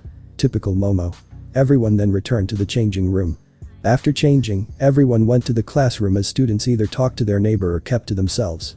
The blue-haired specs guy then go to the podium, which got everyone's attention as he said, "Why don't we all introduce ourselves? It will be good to know our classmates' name and quirk." Everyone agreed as one by one they all introduced themselves. People were introducing themselves in seating order. Now it was Akeno's turn to introduce herself. She stood up and with a gently smile said, "Hello. I am Akeno Himejima, daughter of the head priestess of the Himejima Shrine in Kuo City. My likes are cooking, spending time with friends and experimenting with my quirk. My quirk is lightning magic. I can create magic circles to create and control lightning in any manner and power at the cost of my stamina." Everyone clapped for her as it continued till it was the last. Izuku stood up as he said, "Well, I am Izuku Midoriya. I like my friends, music, playing guitar and training with my quirk. My quirk is called internal energy. The energy travels through my body through more than 300 points. I can control the energy to enhance myself, or I can convert it into elemental energy such as fire, water, lightning, earth and wind. I can also channel this chakra in ways I will keep a secret for now." Everyone was in shock listening to Izuku's quirk as many commented on its versatility and usage. Well, Momo knows how much more uses it has and how hard Izuku worked with it. The pink-haired girl, Mina, then stood up as she asked, "BTW Midoriya and Shoji, why do you both wear masks to cover the lower part of your faces?" Shoji first answered, "My mouth is very wide and I got sharp teeth which might scare kids, so I am adopting to this mask to control the factor." Izuku then said, "I just like it like this." Mina hesitated but accepted Izuku's answer as it was finally time for lunch as everyone went for it. Izuku was walking together with Akeno, Momo and Jirou as they were making their way to lunch. Mineta, who saw the girls talking freely to Izuku, thought, "That bastard, I bet that his face is ugly under the mask. I will reveal it and make his popularity." Mineta had fire in his eyes as he started planning his ways. Izuku and the rest appreciated the lunch as it was made by the hero lunch rush. Midoriya had stars in his eyes as he even asked for an autograph from the said hero, causing Momo to chuckle at his adorable enthusiasm. After lunch was over, students returned to their classes. Hero course had the free afternoon, so everything just talked or are making friends with each other when suddenly the door opened, revealing an orange-haired girl who walked in with 19 other students. The orange-haired girl then said, "Hello Class 1A, we are Class 1B, we are here to introduce ourselves, since we all will be working together in future." A blondie then yelled, "You must be kidding Kendo, why must we the superior class get along with this low?" The orange-haired girl chopped his neck as he fell unconscious as everyone else sweat dropped while Bakugo thought, "Why does that dude attitude seem familiar to me?" The vine-haired girl who was looking around spotted Izuku as she smiled and made her way to him. She then bowed and said, "Arigato Midoriya-san, you have saved me from a big fate. The school has told me too. My parents would also like to thank you after school."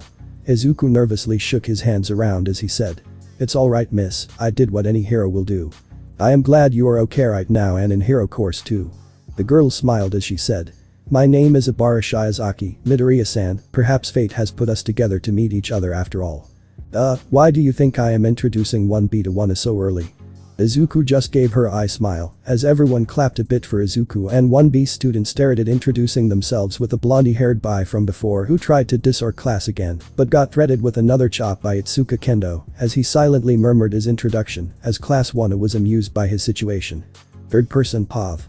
Both classes mingled amongst each other except for the silent types. Monoma was just spending his time glaring at the Class 1A students. Ibara went straight to Izuku to befriend him. "Midoriya-san, how many points did you get in total in the physical exam?" asked Ibara as Izuku thought for a second and answered, "I got 196 points Ibara-san, what about you?" Ibara looked in awe as she said, "That is such a high score. Mine was 64, have you beaten the record Midoriya-san?" Izuku nodded as they kept conversing with each other.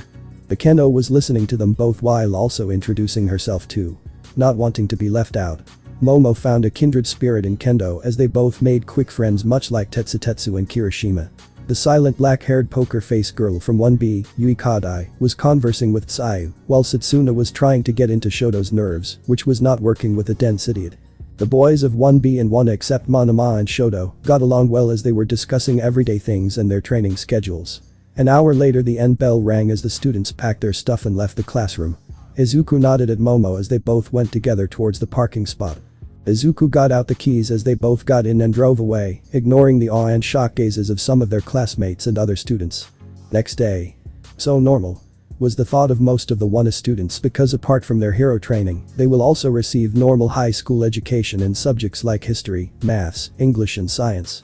It was after lunch break that all the students were pumped up for their first basic hero training class. Who do you think will teach us?" We had heroes as teachers for other subjects, so maybe some popular hero like the top 50. I hope with All Might, the manliest hero. The murmurs stopped as everyone heard loud and fast footsteps as All Might burst through the door holding the edges with his hand as he yelled. I am coming through the door like a normal person. Phases filled with awe and excitement filled the class as everyone paid attention to the No.1 hero who is their teacher now as students commented. It's All Might. Wow, he really is a teacher. This is the best. That is a costume from the Silver Age, right? Its style is so different. It's giving me goosebumps. All Might arrived at the podium as he said. I am teaching basic hero training. It is the subject where you train in different ways to learn the basics of being a hero. The students nodded in understanding as All Might continued. Now, your first class will be. All Might showcased a card which read combat as he said. Combat training. Combat training. And to go with that is these. All Might dragged out as he pointed at the odd painted parts of the walls which extended revealing suitcases. All Might continued. Hero costumes. Made out of your quirk registrations and the requests you sent before the school started. Now go change and gather at ground beta. Everyone rushed as they snatched their suitcases and ran to the changing room, while Izuku flashed there before everyone to avoid the crowding. Izuku's costume was very simple. It was a black bodysuit which covers everything from his neck down. The bodysuit was sleeveless. Izuku wanted access to his storage tattoos. There was chainmail armor around his stomach and chest part and also a grey chest guard on the bodysuit. Izuku of course has arm guards and leg guards to defend against physically strong opponents and his new mask, made with more durable material, and he has a small white collar type scarf around his neck, a gift from his mother. Izuku arrived first as he saw All Might there. All Might was shocked but smiled and said. You changed fast Midoriya Shounen, now wait for your classmates. Izuku got an idea as he jumped high and attached himself on the wall above the entrance as he was standing horizontally on the wall. All Might was a bit surprised but knew from the footage and figured out Izuku's plan as he decides to go with it. Slowly All Might heard footsteps as he saw the students coming out slowly from the dark as he said. As they say. Clothes make the man. Everyone came out as their costumes was visible and All Might continued. From this point on, you all are considered heroes. All students looks at their classmates' costumes as they all complimented each other. Wow, Ida, you have a robot costume. Mina. Your outfit looks rad. I can only see Toru's boots and gloved, don't tell me she is naked. Murmurs went around but suddenly Denki asked. Hey. Where is Midoriya? Izuku then jumped as he landed behind Denki and said. Here. Denki let out a girlish scream as everyone laughed at him with Izuku chuckling as Momo inspected him and said. Izu-kun, your costume looks great. Izuku smiles as he looks at Momo's costume and says. Yours is wonderful to Momo, I am glad you have taken my suggestion about the body cloak. Momo beamed as she said. Thanks, Izu-kun. Akeno then walked up as Izuku saw her and commented. A homage to home I see, nice costume Akeno-san. Akeno smiled as she was in her shrine maiden costume, while also having a chainmail armor covering all her neck down below the kimono. Akeno smiled as she said. Your costume is also quite good Izuku-san, it is showing your V-shape quite well. Akeno's eyes wandered over Izuku's figure, while Momo immediately bonked her with a toy hammer as she glared and said. No horny. Akeno giggled as Momo kept her glare while Izuku went to talk with Jirou. All Might then announced. Due to increase in crimes happening indoors like drug deals, thefts, assassinations and backdoor deals, heroes should learn how to fight indoors without dealing any damage to public and surroundings. And this time, you will not fight robots but your classmates. The students nodded as they asked questions. How are we being split? How are the winners and losers determined? Will the punishment be expulsion like with Izawa-sensei? I will answer your questions. All Might brought out a script as Izuku sweat dropped as All Might read. The situations is that the villains have hidden a nuclear weapon somewhere in the building, and the heroes will try to capture the nuclear weapon safely within time limit or defeat and capture the villains, and the villains will be guarding the bomb till time limit or capture the heroes. The teams will be split in two and will be decided randomly. Izuku thought. Seems like American style. Ida commented. The teams are being decided so haphazardly. Izuku turned to him and said. It's because heroes often team up with unknown heroes depending on the situation. Maybe this is for that. Ida nodded as All Might instructed everyone to pick up number balls. The teams are. Team A. Izuku and Akeno. Team B. Shoto and Shoji. Team C. Momo and Mineta. Team D. Bakugo and Ida. Team E. Mina and Uraraka. Team F. Sato and Kota. Team G. Denki and Jirou. Team H. Sayu and Tokoyami. Team I. Ejiro and Hajikure. Team J. Shiro and Kirishima. Akeno gave a gentle smile to Izuku as she said. Ara. This must be fate. Let's do our best, Izuku-san. Izuku gave her eye smile and said. Likewise, Himejima-san. All Might then put in hands in 2 boxes with names villain and hero as he pulled out 1 ball from each and said. Looks like Team A are the heroes and Team D are the villains. The villains will be given 5 minutes to strategize and place their nuclear weapon. Iida and Bakugo first took the bomb in as Izuku approached Akeno and said. Do you have a plan, Akeno-san? Akeno thought for a moment and said. Why don't I be the distraction while you can easily touch the bomb with your speed, Izuku-san? Izuku then thought and said. Won't they be suspicious if only you attack? Kurama, who heard this, commented. Oh. This human girl seems to have quite a quick thinking skills for her age. Izuku nodded as he thought. Yes, Akeno-san is very intelligent and I am impressed how easily manipulate lightning with the magic circles. I bet it is more complex than it appears. Kurama also agreed. Akeno then giggled a bit scarily and said. They won't have the time to. Izuku gave an awkward laugh as Kurama commented, be careful kid, this girl seems to have some thoughts. As Akeno was whispering to herself as suddenly All Might announced. The hero team have 10 minutes. Go. Izuku then said. Wait, let me first sense it, Akeno-san. Akeno nodded as Izuku closed his eyes and spread out his senses and found them on the 3-road floor as he opened his eyes and said. 3rd floor. Left corner room. Akeno nodded as she created a magic circle on her back as lightning wings came and she took off to the 3rd floor. Izuku also flash-stepped on the wall next to the room as he awaited his chance. But the villain team. Iida just placed the weapon on the room, Bakugo suggested as Bakugo then said. Good, since they only have 1 entry and exit, we can both ambush them at once. Iida nodded but said. We should be careful about Midoriya-san's speed though. Bakugo nodded, remembering the speed he saw yesterday. Suddenly the wall beside them blasted, revealing a smiling Akeno with a magic circle ready in her hand as she was flying with lightning wings as she said. Ara, I hope you villains will give up, otherwise I would have to hurt you. Bakugo and Iida had a chill ran down their spine as Akeno then continuously started releasing bolts of thunder as both were busy trying to dodge them. Izuku, who peeked through a hole seeing Bakugo and Iida dancing to Akeno's lightning while Akeno had her sweet smile become more big, saw his opportunity as he used flash step and bounced from the next building and appeared next to the bomb. Akeno, who saw Izuku appear, stopped spamming lightning bolts as she said. Ara, I am not the only hero though. Alarmed Bakugo and Iida looked to the bomb as Izuku touched the bomb and waved at them with an eye smile. All Might's announcement was head. The hero team has captured the weapon. It's the hero team's victory. Izuku approached Akeno as they both gave each other a high five as Iida and Bakugo sighed to themselves. The 4 went back to the camera room as All Might said. Now students, who do you think is the VIP? Momo raised her hand as she said. Both members of hero team are the VIP, sir, since Akeno-san managed to plan out the best plan with her teammates' quirk in mind, and Izuku-san implemented the plan perfectly using his accurate speed. All Might nodded as he said. Wonderful observation, Yayoi Rozu Shounen, your hypothesis is indeed right. Now the next are Team B versus Team I. Team B versus Team I. Team B Shoto and Shoji wins. Team J versus Team H. Team H Tokoyami and Sai wins. Team C versus Team E. Team C Momo wins. Team F versus Team G. Team G Jirou and Denki wins. The class was close ending since everyone has done their battles as All Might called everyone to the ground beta's entrance and said. Yosh everyone, we had a good class today, everyone took it seriously and no one had any major injuries. You all did well except a few mistakes which I have already pointed out at the review session. Now I will have to go bye. All Might zoomed away as the class commented. That was a cool exit. Midoriya is faster though, right? It might be close. The students conversed as they made their way to the changing rooms. The class waited as Denki and Uraraka were called to carry out the textbooks to be distributed. Denki took his chance as he conversed with Uraraka, who was glad to make more friends as they agreed upon a hangout at Amachi Place. The books were distributed as everyone said goodbye to each other and left singularly or in group. Izuku approached Momo as he said. You did really good, Momo, in your match, as usual your strategy skills are top notch. You must have had a hard time with your teammate though. Momo let out a sigh in anger remembering her teammate as she said. You saw how much he was disturbing me, I had to tie him up. Izuku laughed at Momo's misery as they both got in the car and drove home. 3rd person Pav.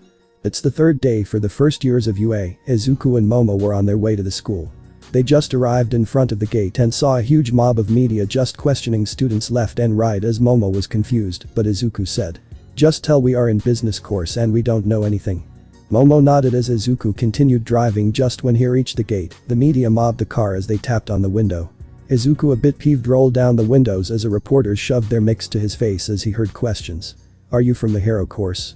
Is it true All Might is teaching in UA? How is it having All Might as a teacher? Izuku then said. I am sorry, but we don't know since we are from business course. The media instantly dispersed, leaving a irritated but relieved Izuku and a baffled Momo as Izuku drove to the parking lot. Time skip. Izuku is seen listening intently to Present Mick during the English period and writing down important points. The bell rang as Present Mick said. Alright folks, that is it for today's class. Review your lesson today at home, alright? A chorus of, yes, sensei, was heard as Present Mick left the classroom. Izuku looked at the timetable and saw it was Aizawa's class now, right on cue. Aizawa came in as everyone instantly became silent as Aizawa-sensei was not in his sleeping bag. He then came up to the podium and said. Alright class, today we will choose your class rep and your vice rep. I don't care how, I want it done by the end of this period and don't make too much noise. Everyone gave a nod in understanding. Sensei got in his sleeping bag as Momo stood up and said. Why don't we all vote for who we've seen so far will be suitable for the class rep position? But no voting for yourselves. Everyone agreed as Momo tore papers into square pieces and distributed it to everyone and said. Now, everyone. Cast your vote and fold it so that it won't be revealed to anyone else. Everyone nodded to the instructions as they began thinking and scratching their heads wondering who to vote. Well, Izuku already voted since after seeing Momo take charge, he had no hesitation in voting for her. A few minutes later. Momo made a small bowl as she collected everyone's votes and then gave them to the now awake Aizawa, who grunted a bit before getting up to tally the votes. A minute later, Aizawa announced. With 12 votes, the class rep will be Momo Yaoirozu, and with 8 votes, the vice rep will be Izuku Midoriya. Izuku raised an eyebrow while Kurama commented. Interesting, seems like you managed to catch the attention of quite a few classmates. Izuku gave a mental nod as he got up along with Momo, who was trying hard to keep a poker face while the edges of her mouth were curled up. Both got to the podium beside Aizawa as Momo bowed a bit and said. Thanks for choosing me as the class rep. I will be sure not to let anyone down and will carry out my duties with my utmost ability. Izuku also bowed a bit and said. I am honestly shocked I got voted, but I will make sure to help you guys and the class rep to the best of my abilities. Everyone clapped a bit as comments were heard. I can get behind Yaoirozu and Midoriya. Yaoirozu is clearly good at leading from what we saw, so I am cool with this. Midoriya is strong and level-headed too, so he is the best vice rep for us. Izuku and Momo got back to their seats as a few minutes later, the bell rang signaling lunchtime. People already got into their groups leaving for lunch, while some preferred eating in peace such as Todoroki, Tokoyami and Shoji. Izuku and Momo were joined by Jirou and Akeno as the four went to get their lunch. After getting their lunch and finding a table to sit and eat, Momo commented. I am honestly shocked that I got votes as class rep. Jirou laughed a bit as she said. With how you can easily take charge, I am not surprised. I did vote for you. Akeno nodded as she said. I know people would vote for you, so I gave my vote for Midoriya-san, since he would be your best vice rep. Momo nodded since indeed it was best to have someone you know the best as vice rep. Izuku swallowed the rice and said. I voted for Momo since she seems eager during the period. Momo gave a bit of an embarrassed smile as she said. Well, I voted for Izuku since I know how strong and reliable he is. Izuku gave her eye smile as the group continued their lunch. Suddenly alarms were blaring as all the students including the seniors started panicked while Izuku managed to ask one of them. Excuse me senpai, what is the alarm for? The senior with clear panic on his face immediately said. You don't know. It means someone has broken through the UA barrier, which means a villain attack. The senior ran as Izuku sighed as he turned to the girls and said. Stay seated here, let me see from the window, and then we will take our next course of action. Izuku flashed to the window while standing upside down on the ceiling and saw that it was not a villain attack, but the media seemed to somehow break through the barrier. Izuku flickered back to the table as he said. It's not a villain attack, it's just the media. The girls were relieved as Momo saw a few students getting stomped as she stood up and said. We have to calm them down somehow, a few students are getting stomped. Izuku was instantly alarmed as he said. Momo, make a huge microphone, I will cause a distraction. Momo nodded while she got on the table and finished making a microphone as Izuku then gathered wind chakra on the palms off both his hands. Izuku then suddenly clapped as a lot of wind energy was dispersed, making a huge sound as Jirou winced in pain and clutched to her ears. The sound got the crowd's attention easily as Momo took the chance. She said. Everyone please clam down, see out of the windows. It's not the villains and only the media. Please exit in an orderly manner and help those who are trampled because of your recklessness. Many people put their heads down in shame as a few students helped the trampled students to the nurse office and the bell rang and everyone exited the lunchroom to go back to their classes. Izuku then bowed a bit to Jirou and said, "I am sorry about that, Jirou, I should have warned you about it." Jirou gave a weary smile and said, "I would appreciate a warning next time, Izuku-san, and it's fine." You both did manage to calm everyone with it. Izuku still had a bit of guilt as they all walked back to their classes. Upon entering, Izuku and Momo were instantly greeted by their classmates surrounding them as they heard, "Yaoi Rozu-san, you controlled the situation so well. Midoriya. Your distraction worked really well. Man, I am glad we voted for you too. Yay, you guys made us proud." Aizawa came in as everyone instantly dispersed to their seats as he first looked at Izuku and Momo and said, "I heard what you two did. On behalf of the staff, I am thanking you for calming down the crowd. If not, those students in the infirmary would have gotten more serious injuries." Izuku, remembering something, turned to Kirishima and asked, "I also saw you getting trampled, Kirishima, are you sure you are okay?" Kirishima gave a big grin and said, "I was able to activate my quirk in time so I don't get any injuries at all." I nodded as Aizawa then said, You won't have other classes, but we'll have hero training for the whole day. It is a very important and essential part of hero training, which is the reason we are taking a whole day for it. Be sure to bring your own lunch boxes for tomorrow." The class nodded as Aizawa dismissed everyone for the day since the issue in lunch caused quite some panic and the teachers need to have a meeting. Izuku and Momo were leaving the building to go to Izuku's car when they heard someone yell, "Izuku-san. Please wait." Both turned around as they saw Jirou running up to them as she panted a bit. Kurama commented, "Only for running for what, 100 meters? Izuku ignored him as Jirou then said, "I need help from you, Izuku-san." Izuku pointed at himself as Jirou nodded and said, "I am at a stalemate with my quirk and can't get any more ways for me to improve the attack power and range." Izuku HMM''d a bit in thought and then said, "Have you tried increasing your own heartbeat to make your attacks more powerful?" Jirou shook her head as she said, "No, I don't think I can increase my heartbeat that quickly." Izuku then said, "Well, there is a way." Jirou then asked, "How?"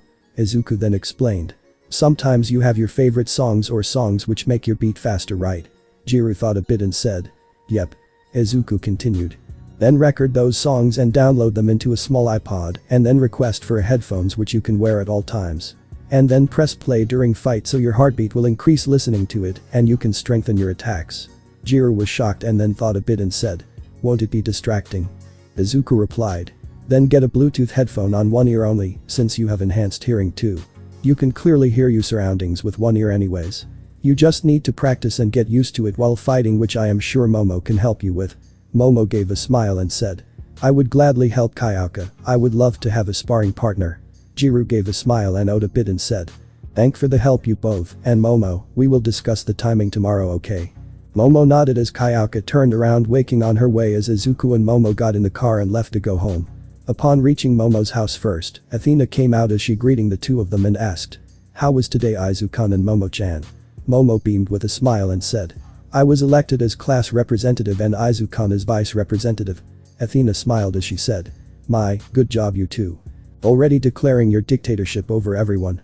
Momo puffed her cheeks as she complained, "Aka-san, don't say it like that."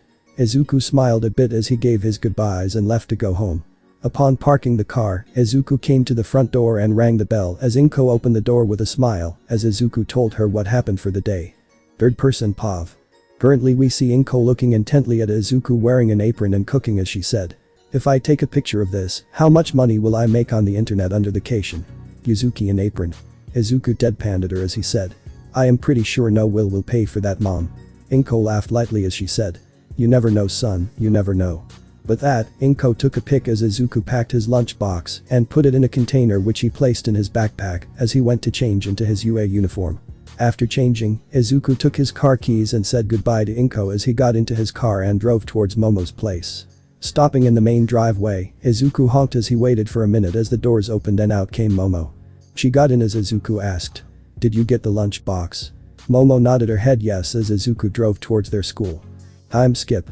After the students have changed into their hero costumes, Aizawa had everyone gather at the buses for a roll call. "Alright, class reps, have everyone seated properly and have the loud ones in the far back away from me." Izuku and Momo nodded as they faced the class and Momo said, "Alright, Ashido-san, Kaminari-san, Kirishima-san and Toru-san are in the far back along with Mineta-san." The said 5 deflated a bit at being pointed out so fast as the noisy gang, but got in the bus as Izuku then said.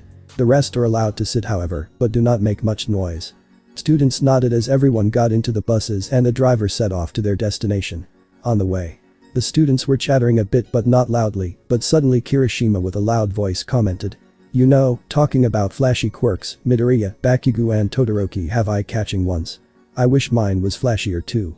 Mina pat him in the back as he said. Your quirk is excellent for heroes Kiri, don't mind. Denki then said. I am pretty sure it's gonna be hard for Mineta, he has the quirk but a straight up dumpyard personality. Aloud. Hey. Was heard as many laughed as Izuku saw Izawa's eyes twitching and knew to not laugh. Not wanted to be included in a secret punishment. Momo sighed as she said. Using words like a dump yard. These people's vocabulary. Izuku just chuckled a bit and said. You just got to get used to it, Momo. The chattering continued as the bus finally arrived at the destination as Izawa stood up and said. Alright everyone, we are finally in our destination, the USJ. Universal Studios Japan. Being interrupted by Mina and Denki, Izawa glared as he said. As I was gonna say before being interrupted by 2 brainless individuals, this is unforeseen simulation joint. Built by Pro Hero and Teacher 13 who is also joining us. Now let's get down. Uraraka commented. Wow, we will see 13, my favorite hero. She is expert in rescue. Everyone got down the buses as they stood in front the huge dome with their second Teacher 13 waiting for them. Everyone stood in front of 13 who started his speech. Listen students. This facility is created to create various simulations of dangerous situations and disasters and extreme climate conditions under which you will be training to rescue people in each situation. The class listens as Izawa whispers to 13. Isn't All Might supposed to be here? 13 whispers back. Apparently he did too much hero work while on the way to school and is used up and is now resting up in the lounge in teacher's room. As if nursing a headache, Izawa massaged his head as he commented. That man is the height of irresponsibility. Well, we should be good with the 2 of us. Let's get started. 13 faced the class as he said. Well class, before we begin I got one thing to say, maybe make it 2, possibly 3, 4, or 5. We get it. Anyways, I am sure most of you know my quirk, it's called Black Hole, I can suck up anything and turn it to dust. The students nodded as Uraraka said. Yes sir, you have used it to save a lot of people. 13 continued. It is also a power which can be easily used to kill if I am not careful. Some of you also have quirks which are quite dangerous. In our superhuman society, all quirks are certified and stringently regulated, so we often overlook how unsafe they actually are. Please don't forget that if you lose focus or make the wrong move, your powers can be very deadly. Even if you are trying to do something virtuous like saving someone.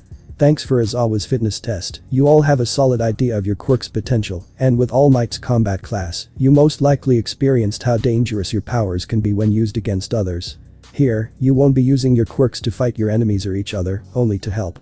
After all, being a hero is all about ensuring the safety of others. The students clap a bit at the speech as Izawa leads everyone in. Suddenly the lights turn off as the teachers and students look around as Izawa says. Someone contact the school. 13 says. This is not a drill, students stay behind us. Izuku spreads out his sensing as he then turns to Izawa and says. Sensei, there are a little more than 100 presences around the middle near the fountain. Izawa grits his teeth as he thinks. They must have got the schedule from the staff room after that fiasco at the gate. Suddenly Kirishima fist bumps himself as he says. Sweet. We even got fake villains. Izawa with a strong voice says. They are not fake villains Kirishima. This is a real attack, Kaminari keep contacting the school. Suddenly a blackish purple mist spreads in the fountain area as more villains were teleported in as a man with a hand on his face and blue hair with wrinkled skin says. So we only got Izawa and 13 huh? According to the schedule, All Might was also supposed to be here. Izawa then whispers. So it was you bastards who broke in yesterday. The mist at the center slowly disappeared as a tall man-shaped black mist formed a body. Izuku throws a kunai behind hitting a surprised mist villain who just appeared there as Izuku in a green flash appears behind him as he places a 5-element seal. The mist is slowly disappearing as the villain yells as he says. What did you do to me you brat, I can't use my quirk. Izawa was surprised as Izuku ties up the confused villain as Izawa says. You can erase quirks Midoriya. Izuku then answers. Only if I can physically touch them, this one has a teleportation quirk, which means he is the escape route and main factor. We need to keep him detained so I am sealing him up. Izawa was a bit baffled, but nods as Izuku strikes the stomach area hard with a chakra-enhanced punch, which makes a big dent as Izuku puts the unconscious body in a stasis seal. The blue-haired villain yells. Hey, how do you have these cheats? Release Kurajiri this instant. He is the main player too. Izuku sweat drops a bit as he thinks. This is a villain. Aizawa then gets an idea and commands. Everyone run out and Todoroki, seal up the entrance with lots of eyes. I don't care if you lose all your stamina, I will carry you. Everyone was gonna run out, but suddenly a weird creature interrupts them as it stands tall at the entrance. Aizawa uses his quirk, but he is shocked feeling multiple quirks. Laughter is heard at the center as the main villain yells. You might have gotten Kurajiri, but you can't get it. That is a Nomu and it has multiple quirk, it is made to be as strong as All Might in his prime after all. Aizawa grits his teeth as the villains start running up the stairs. Suddenly Izuku backs up against Aizawa as he says. Sensei, have you noticed? He referred to that as it. And he said it has multiple quirks, I think that it is not human. Aizawa nods as he says. I get that Midoriya, but I can't go up against it. Izuku suggests. Sir, have us fight the normal villains. Maybe 13 can suck it up and destroy it. But we need to distract it. Aizawa grits his teeth having no choice yelled. All students are allowed to use their quirks to defend themselves, go full out. A chorus okay. Yes. Yes sir. Was heard as Todoroki took the first stride and froze up the first line of villains with a huge block of ice, giving the class a bit more breathing time as Aizawa runs up to the Nomu as the villain in the center commands. Nomu, take them all out. Disappearing to naked eye, Nomu punches Aizawa hard as he gets launched into the trees as Nomu runs to 13, but Izuku using lightning step flashes in front with Kubikirabacho surrounded in wind chakra as Izuku cuts the Nomu's hands. Izuku then yells. 13, that thing is not human, suck it up and turn it to dust. 13 hesitates as he puts his backums up, but the Nomu already regenerates as it kicks Izuku away. Izuku gets launched into the fountain as 13 puts aside his hesitations and turns his black hole to max as the Nomu struggles against getting sucked. But the students, the villains finally broke the ice, but were met with a surge of net launchers in the hands of Jirou and Momo, who shot as more villains were captured and restricted in movements, as Bakugo launches a group of villains coming from behind. Akeno flies up into the air as a huge magic circle appeared on a group of 40 as Akeno yells. Lightning storm. Bolts of lightning rain down from the circle, effectively knocking out the villains. Hiroshima, Sato and Shoji teamed up in close quarters as Jirou was helping Momo while using her ears to make out the locations of villains. Suddenly she turns to Todoroki and yells. Todoroki, beneath you. Todoroki alarmed looks to behind as suddenly a villain comes out of the ground as Todoroki didn't have enough time as suddenly a kunai comes between them as in a green flash, Izuku teleports kicking the villain hard in the head as turns to Todoroki and says. Be careful. And flashes away leaving Todoroki in awe at the speed. Just as the blue-haired villain touches 13, he grins and says. My quirk makes anyone turn to dust so goodbye. But a few seconds later, nothing happens as the villain looks to the side to see Aizawa with red eyes as Aizawa yells. Midoriya. Yes sir. Izuku using lightning flashes appears between 13 and the blue-haired villain and swings down the Kubikirabacho. All the villains were rounded up as the students looks as a loud scream of pain was heard as the blue-haired villain falls to the ground rolling around in pain. Ah. My hands, you bastard, where are my hands? Izuku grits his teeth as 13 takes this chance as the Nomu was completely sucked up and turned to dust. The blue-haired villain then passes out due to pain as Aizawa comes and ties up the villain as well as wrapping up the bloody hands. Aizawa looks around as none of the students were seriously injured, just exhausted. He then goes to Izuku as he asks. Midoriya, I saw you getting kicked away, how are you? Izuku takes a breath as he says. Fine sir, might have cracked a rib though. Izuku. Izuku-kun. Momo slides as she comes beside Izuku as she asks. OMG Izuku, you got kicked hard, are you okay? Can you move? Izuku hugs Momo which makes her shut up as he says. I am fine Momo, just maybe a cracked rib, are you okay? Momo just cries into Izuku's shoulders as Akeno answers. We three are fine Izuku, we teamed up and managed to take out many villains. Haminari then turns up to Aizawa and says. Sir, I got the signal, the police and UA should be here soon. Aizawa nods as he plops down next to the exhausted 13 as he says. Don't worry 13, you didn't kill anyone, what you sucked up was an experimented body which was already dead. 13 nods as he says. I am just thankful we survived, Midoriya taking out that mist guy gave us a lot of advantage. That guy could have easily split us up after all. Aizawa nodded and said. That kid did very well today, I just hope him cutting off another person's hands won't affect his minced. Izuku sighs as he turns to Jirou and says. Thanks for the heads up with Todoroki, I only got there since I heard you. Good job Kayaka. Jirou gives out a bright smile as Izuku gets up as his hands lit up green which he places where he got kicked, Akeno asks.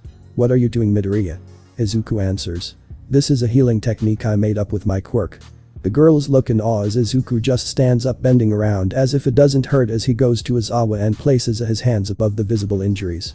Thank you, Midoriya, you really are a jack of all trades, huh? Izuku chuckles as he says. Just doing what I can, sir. The entrance doors open up as the staff was seen coming in. All Might checks on the students and Nezu asks Izawa on the details as the police rounds up the villains, as Izuku also pulls out Kurajiri from the stasis as the police cuff him up and all the villains are taken away as Inspector Tsukauchi comes up to the teachers for the details as Izawa explains to them all as the students were told to wait in the buses except for Izuku who was still healing. Up Izawa. After taking the notes, the inspector says. You got a good batch of students this time, UA. They took charge nicely from what I have heard, and this young man is rather impressive too. Izuku just gives a eye smile as his mask was still on. The inspector goes away as Nezu tells the staff to take the students to UA for lunch and then that they have a 2-day break for what happened. The teachers go and inform the students as finally everyone goes back to UA in 2 buses. Izuku was getting praised left and right from the students as even Todoroki thanked him for saving his life. The students have gotten past their first unexpected hurdle. What will happen to them from now on? Find out next time. Third person Pav. Upon reaching back to the school, the class was still shocked with what happened to them. It was lunch class as the class went to their classroom to eat their lunch. Silence was lurking in the classroom broken by Kirishima who said. That was an experience. Bakugo continued. We were lucky that most of them were just small-time crooks and not real powerful villains except for a few. Mina turned to Akeno as she said. Himejima, Momo and Jiru-san were amazing though. They 3 took out a 100 nearly. The 3 gave a nervous chuckle as Jiru said. Todoroki's first attack gave us time to compose ourselves, so he did really good too. Todoroki nodded at the praise and said. I do have to thank Midoriya and Jiru-san for saving me. Jiru gave a thumbs up and Izuku nodded as Momo went to the front of the classroom and said. Alright, we got an announcement from Izawa-sensei which he told me to pass on. We will be going home after this lunch period and we got a 2-day break for ourselves. The class gave themselves a small cheer for the 2-day break as Momo got back to her seat as Izuku sighed and said. I just hope this villain attacks won't be a common thing. Akeno joined up the conversation saying. Well, UA hero courses do get attacked like once a year, but only small-time guys. Not on the scale which happened to us. Izuku nodded but continued. I am afraid the leader of ones who attacked today hasn't revealed himself, so we better be careful. Momo with a confused expression asked. What makes you say that Izuku wasn't that blue-haired hand guy the leader? Izuku shook his head and said. That guy was too childish for a big plan like this. They used the media to break the defenses and steal our schedule from the staff room and today, right as we entered. They took out any ways of us contacting for help. Momo with a bit of thinking agreed as the group continued on eating before packing up to go home with Izuku, giving a ride home to Akeno as well. Midoriya household. Inko was watching TV cause she had nothing to do but was shocked as she heard her son's car horn. There was still 2 hours till he was supposed to be home, so Inko went out to greet him. Upon opening the main door, Inko saw Izuku just get out of his car as she said. Hey Izuku. You're home early today. Anything happened? Inko saw that Izuku seemed a bit moody, but Izuku answered. We got attacked by villains during our rescue training class, Mom. In a split second Inko was upon Izuku checking him for any visible injuries as she asked. Are you okay? Does it hurt anywhere? Is everyone in class okay? Wow. Izuku interrupted Inko by saying. We are fine, Mom, no one is injured. I just got kicked once and I already healed that injury, don't panic, okay? Taking a few deep breaths, Inko sighed as she said. Oh Izuku, a mom always worries for her child, no matter how strong he is. I am glad nothing major happened during this. I know you already ate but want to eat something more. I can make some katsudon. Izuku nodded as Inko went to the kitchen to cook as Izuku went to his room and plopped down on the bed. You want to discuss with me, kid? A small smile made its way onto Izuku's face as he said. Can't get anything past you, huh? Just can't get the image of all that blood when I cut his hands. I know it was necessary, but I just feel weird. A chuckle was heard as Kurama answered. For as strong as you are, kid, you have never gotten into a heated real-life fight where other survival was on the line. Had you hesitated today, who knows what would have happened to that teacher of yours? Izuku chuckled a bit as he said. If you put it that way. I can say I saved someone, but Kurama-sensei. That thing was surely not human, right? I still have my doubts. Don't doubt yourself, kid, that thing was indeed not human. My guess is it was once a human on whom the leader might have experimented on to infuse numerous quirks, and since a human body can't take it, the soul must have left as the body lived on like a lifeless robot. This might not be the end of them, kid. Do you still have the 5-element seal on that guy with teleportation quirk? Izuku nodded and said. Yes, I do, and it won't go away unless I do it. Teleportation type quirks are the rarest kinds on this planet, and we saw him effortlessly teleport so many people too. He must definitely be one of the mains in that group, so I didn't take any chance. Izuku could feel Kurama's agreement to his statement as Kurama said.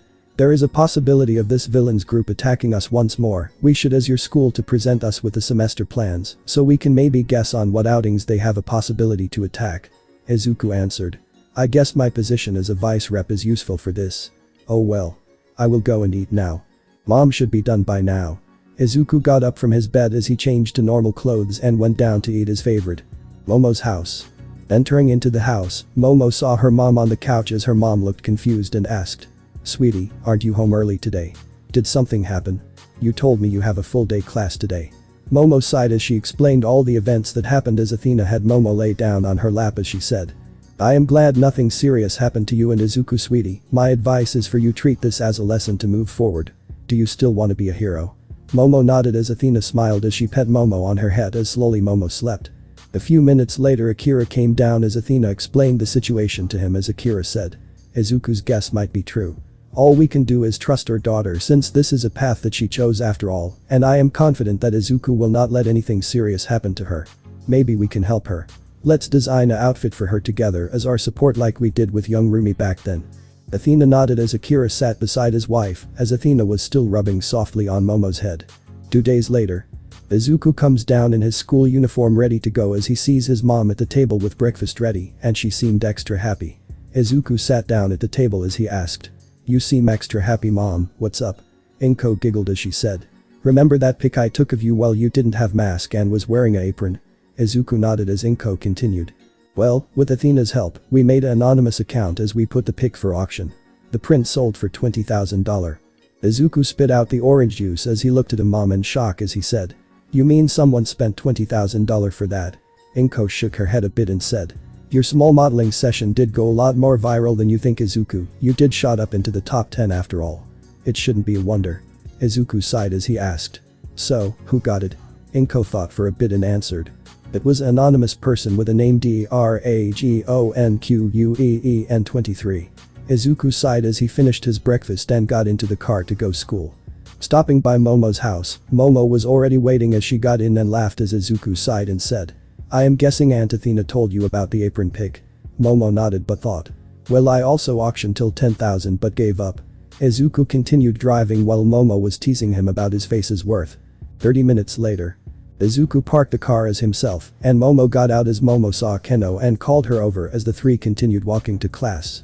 The trio got into the class to see only Ida was there as they went to their seats as the class slowly filled in. The bell rang indicating the start of homeroom as everyone was seated and silent as Aizawa walked in still bandaged in a few areas as Denki asked. Sensei, is it okay for you to be here today? You could have taken a few days off. I am fine, Kaminari. Midoriya managed to heal me a lot that day itself, plus this is not enough to stop a hero. The class looked in admiration at their teacher as Aizawa walked behind the podium. Aizawa then announced. Some of you might know, but yes, UA's annual sports festival date is fixed in exact 2 weeks from now on Thursday. Jirou raised her hand as she asked. Sir, is it good to have a sports festival so soon after the villain attack? It did raise quite a bit of attention on media too. Denki nodded too and said. I agree, sir, there might be a chance we can get attacked there too. Aizawa answered their doubts. Those are good questions, but the Hero Commission have agreed to this date. Postponing it might show that we might be scared, which is a form of showing weakness, which if not good for a hero, and we are hiring more number of top heroes for protection, and the top 10 will be in the audience, so the villains won't dare attack. The students nodded as Aizawa continued. As you students know, UA's sports festival is an event on par with the Olympics on scale of popularity. But this is also a testing ground for the heroes who will offer internships to the first-year students. Yes, you guys will do a 2-week internship under a hero whose offer you receive and accept after the sports fest. The class nodded as Iida raised his hand and said. Sensei, can we request for a specific hero? Aizawa shook his head and said. No, you can't. You can only choose from what offers you receive, and if you don't receive offers, we will give you a choice between 40 heroes. You students have 2 weeks to prepare for the sports festival, and you guys also have the afternoon hero class off and can use the school facilities to train during that time. Sweet, we can use school facilities. Yes, this is an opportunity to use our resources to the fullest. We have to prove ourselves in front of everyone and catch the hero's attention.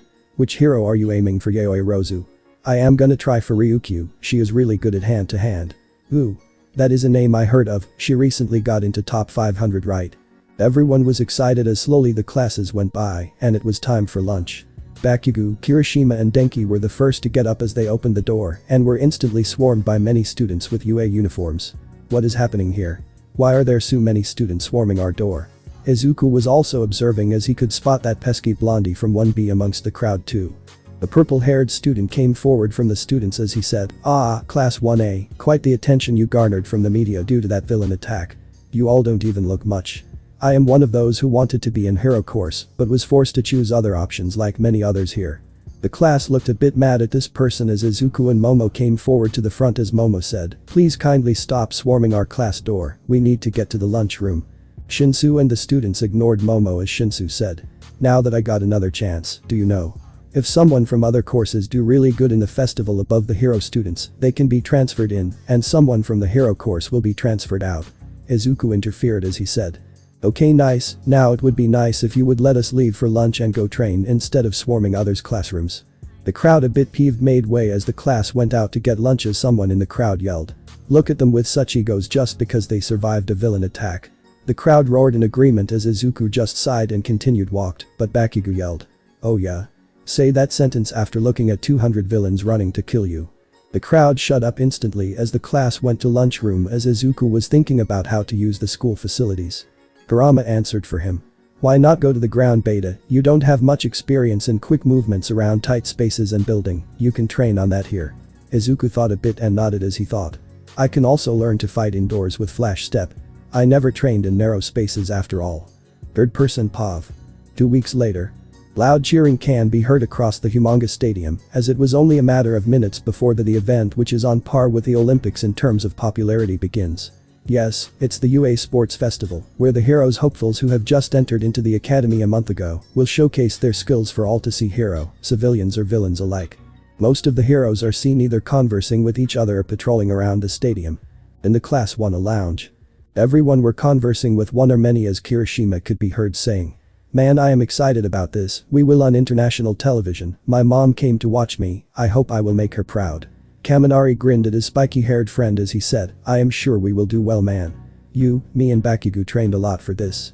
Bakugo interfered as he said, "As long as your brain doesn't get fried and you start doing weird shit on live." Many laughed as Kaminari dreaded since what Bakugo said could be true. Izuku finally came in the lounge as Mina said, "Hey Midoriya, still keeping that mask on today? And what's with all the tattoos in your wrist and arm?" That's right, Izuku wasn't allowed to wear his usual wristband and his black arm sleeves, leaving his storage seals formula to be exposed. Izuku turned to her as he said, "Yes Ishido, I will be having my mask on, and I prefer keeping secrecy about my tattoos."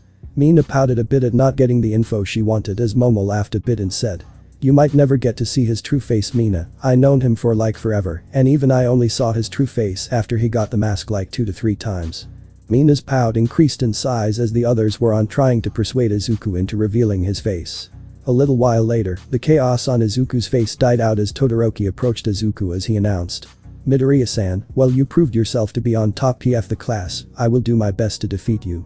The stern and determined voice was instantly noticed by the rest of the class, and Kaminari commented, "Oi, why are you declaring war on class rep Todoroki?" Izuku said, "It's fine Kaminari, in fact, I expect everyone to do their absolute best. We do have to show our ability and prove ourselves to be deserving of being heroes in the future, I accept your challenge Todoroki-san." Izuku turned around and left the room as everyone stared in awe as Bakugo silently commented, "Holy shit, that was cool." Everyone nodded in agreement as they left to follow their class rep to the stadium as it was time for the fest to begin. But the main stadium.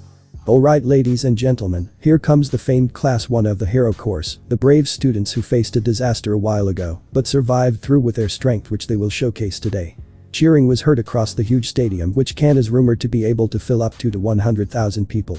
Class 1 came out following behind Izuku as the students looked around in awe being in such a grand stage, only a few have an opportunity to showcase themselves.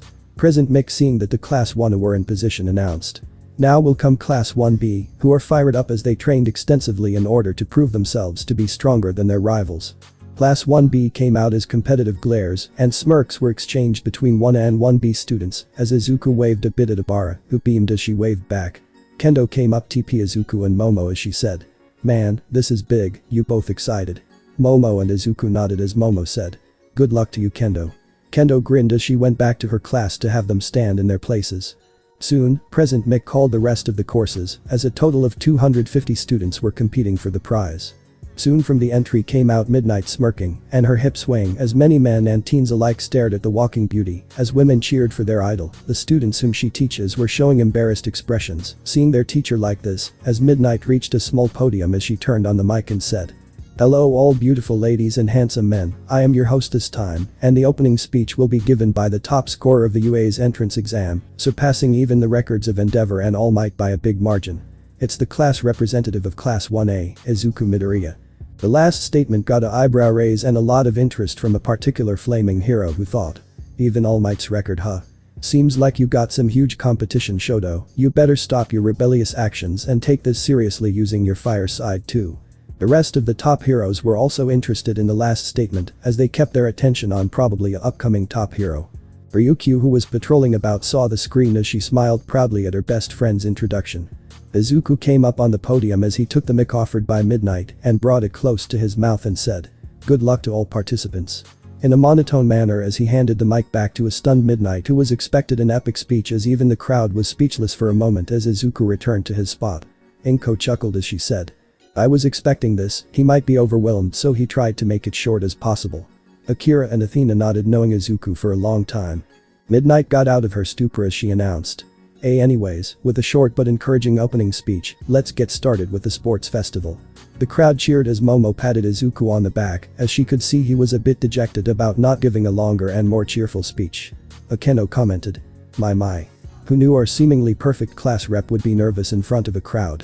Class 1A laughed as Izuku now had a comic depressing cloud raining on him cause even Momo, who was trying not to laugh, was giggling. Third person Pav. Midnight started. "Alright then, our first round will be an obstacle course. All students are required to go through 3 different obstacles in this long 4-kilometer course. Students, please assemble at the starting line." The students started going to the starting line as Izuku was slowly gathering more chakra around his hands and legs. Since chakra is not visible to normal people, everyone slowly felt pressure building up from Izuku, who hasn't realized it yet. People tried to keep some distance to not feel the pressure, but due to the number of students, it was impossible not to as students next to him were shaking a bit. The countdown meter began as most people got into a running position, whereas Izuku just kept his hands in a throwing motion. The countdown came to 0, and a boom was heard as Izuku jumped high up into the air and summoned 2 of the marked kunais. He threw one enhanced with chakra as it sailed fast. Almost not visible to eye as Izuku also suddenly vanished and reappeared right before the second obstacle, where he caught the kunai with one hand and threw the other and disappeared. Appearing in front of the gate after the mines, Izuku flashed in front of the finish line and walked through. The buzzer went off and everyone was confused but looked at the huge screen and saw the first place finished with a time of 8 seconds. People were shocked, even the students were, since the race just started and no one even made it past Todoroki's ice. All Might had a shocked face at his record being shattered so easily. Even Midnight was still in the shocked state. Slowly a voice was heard belonging to Izawa as he said, "The official record for the obstacle course being 1 minute from All Might has been broken." The crowd went crazy over the announcement as Izuku just walked to a seat thinking, 1 minute? I thought All Might was faster. Meanwhile All Might had a bead of sweat dropping down his face as he thought, this kid. Even during my time, I fought the obstacle so it took me some extra time, but even so, I can't go as fast as breaking the sound barrier over the distance since the wind resistance automatically slows me down. Other heroes were also very chatty about the speed which was displayed as Inko sweat dropped at all the chattering of the heroes over her son since her seat was at the VIP section too. Akira said, "Well, he definitely broke the speed of sound." While Athena said, I expected Izuku to be top, but I didn't expect this. Izuku might actually be the fastest even amongst the top." Few minutes later. Izuku was getting a bit bored at this point, but soon the buzzer went off as Momo came out of the tunnel securing second place. Momo was breathing a bit heavily, but she seemed fine all over as another buzzer went off as a flying Akeno landed on the floor, retracting her wings of lightning as she went directly to the drinking water. Momo came towards Izuku as she smiled at him and said, "Congrats Izuku-kun, you beat All Might's record." Izuku in a bit of a disappointed voice said, "I expected the record to be close to my time." Momo sweat dropped a bit as she thought, Only you Izu, only you. Slowly more students started dropping in, as the top 42 were decided as Kurama commented. I didn't expect this generation to be this weaker. While the kids are stronger and faster than average people, they are slower compared to Chunin. Izuku just HMM''D in thought while waiting for Midnight to announce the next event. Midnight got onto the stage once again and said alright. The second event is Concrete Maze. In a few minutes, Cementus will place a maze over the whole field, and all 42 players will enter from different inlets. The objective is to snatch as many tokens as possible from your opponents, and the tokens have to be placed in a visible manner, and not inside the clothes or inside any body parts. Especially the busty girls. All will be given 500 point token except for Izuku Midoriya, who will be given 10,000 points. All eyes were on Izuku, who was reading a book. The targeting gazes turned into confused gazes as Kirishima, who is next to Izuku, tapped in on the shoulder and asked. Izu bro. Didn't you hear the event announcement? Izuku finally tore his gaze away from the book and looked at Kirishima as he said. Did you say something? Everyone fell on the floor as Izuku just looked at Midnight and said. Where can I get my token? So you did listen to Midnight? Was the collective yelling of all the students, and Izuku once replied. Did you guys say something? Time skip. All the participants were ready at their individual entrances, forgetting about the earlier matter. And the countdown by Midnight began. 3, 2, 1. Enter. All students entered into the maze not knowing each other's location, but 24 people has a common thought. I will get the 10,000 points. Meanwhile with class 1 except Todoroki and Izuku. I hope I don't run into the speed demon. With Todoroki. Izuku Umido. With Izuku. Let me just flash step around, I guess, a good pastime. During the next 15 minutes, all that happened was Izuku appearing and disappearing in front of most of the participants, whereas Todoroki was on a rampage searching for Izuku while still collecting any tokens that came by. The loud buzzer rang, indicating the end of the round, as the walls disappeared courtesy of Cementus. Students with no tokens were already disappointed, knowing their fate, while all others looked at the scoreboard. 1. Izuku Midoriya. 10,000 points. 2. Momoyo Eirozu. 4,000 points. 3. Ibara Shiozaki. 3,000 points. 4. Itsuka Kendo. 2,500 points. 5. Katsuki Bakugu. 2,000 points. 6. Kirishima Ijiru. 2,000 points. 7. Hanta Siro. 1,500 points. 8. Shinsho Hitachi. 1,500 points. 9. Mina Shido. 500 points. 10. Akeno Himejima 500 points. 11. Toru Hajikure. 500 points. 12. Tetsu 500 points. 13. Denki Kaminari. 500 points. 14. Shoto Todoroki. 500 points. 15. Mei Hatsum. 500 points. 16. Ichako Uraraka. 500 points. Don't worry, all the points are calculated and not random. Excluding Izuku, there were 41 people in play, and their points total up to 20,500. You can tally up all points except Izuku, and the total is 20,500, too. And the positions are in accordance to what they can do with their quirk. For example, Ibara can use vines easily for tokens, and Kendo can just grab a person in a deathly grip and take it. The ones not on the leaderboard got off the field, while the remaining ones looked at Izuku as Kaminari asked. Bro, how are you so fast? You were everywhere. Izuku just shrugged and said. What can I say, speed is my birthright. Third person Pav. Seeing the leaderboard, the audience cheered for the top 16, as everyone knew what the final round was going to be. A 1 vs 1 tournament. Others excluding the top 16 got off the stage as Midnight tapped onto her mic, gaining attention as she said. We will be having a 1-hour time gap till the 1 vs 1s begin. We will conduct some small events for those who lost the second round. The few people got off their seats for a snack break, since there is time for the important events, whereas the top 16 went for a snack or lunch break to store back some energy. Izuku was hoping to go around some stalls with Momo, but seeing her with the female gang, he chose not to. I never seen Momo make many friends her age, guess I will go alone. Visiting the stalls, Izuku ate some takoyaki and have a couple energy drinks. Looking around to pass time, Izuku spotted Ryukyu standing in line for the ice cream while giving a kid her autograph. Approaching Ryukyu, Izuku waved at her, who quickly waved back with a smile as she said. You beat All Might's record, Izuku. I couldn't even keep up with your movements. Giving a smile, Izuku answered.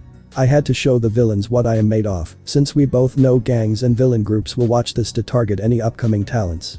Nodding in understanding, Ryukyu asked. So, wanna have some ice cream, my treat? Sure, I will take a scoop of lychee flavored one. Ryukyu nods as Izuku gets in line, apologizing to the person behind him for cutting the line. The person just waved it off since Izuku won't be buying anyways. Strolling around, Ryukyu was telling about a recent villain encounters to an eagerly listening Izuku as he asked. The hero killer. You're assigned to go after him as well. Ryukyu nods, replying. A lot of heroes have died by his hands, and so have civilians. This villain needs to be stopped, so I accepted once they offered me the mission. Ryukyu is very strong, so I believe she will stay safe. Checking the time, Izuku threw the empty ice cream cup in the trash can and said. Well, the break time is almost up, Ryukyu, gotta go to see the matchups. Good luck, Izuku. Waving her off, Izuku lightly jogs towards the arena where they are told to gather after the 1-hour break. Arriving on time, Izuku sees others waiting for the matchups as well, tapping onto the mic. Midnight catches everyone's attention as she starts. The matchups will be presented on screen, and the first match will be. The contestants' names roll around and finally stop showing. 1. Ibara Shiozaki vs Akeno Himejima. 2. Ochako Uraraka vs Mina Shido. 3. Itsuka Kendo vs Shoto Todoroki. 4. Toru Hajikura vs Izuku Midoriya. 5. Mei Hatsune vs Hitachi Shinso. 6. Denki Kaminari vs Ijiru Kirishima. 7. Tetsu vs Hantashiro. 8. Bakugo Kitsuki vs Yayoi Rozumomo.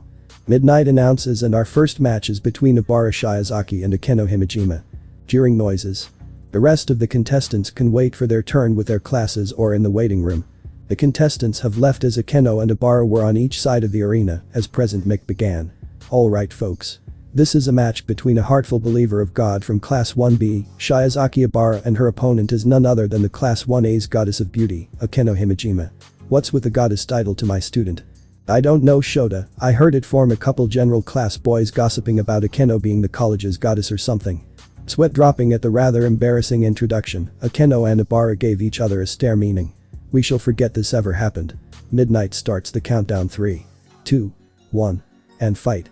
Ibara starts the battle with a quiet apology for fighting to God as she sends a wave of ore vines to grab Akeno, who easily flew up into the sky with her wings as Akeno summoned a magic circle, producing a bolt of lightning which goes towards Ibara as its target. Quickly binding her vines in a circle shield around her, the lightning strikes the vines with a few vines burned and broken as Ibara, keeping half of her vines to her defense, enlarges the other half to go after Akeno, who while maintaining the magic circle, flies around avoiding the vines as both are relentlessly attacking as well as defending or dodging their opponent. Feeling her reserves lowering, Akeno decides to end it with a strong move as she conjures a huge magic circle. Widening her eyes at the size of the circle, Ibara quickly brings up her vines to form a multi-layered shield in front of her.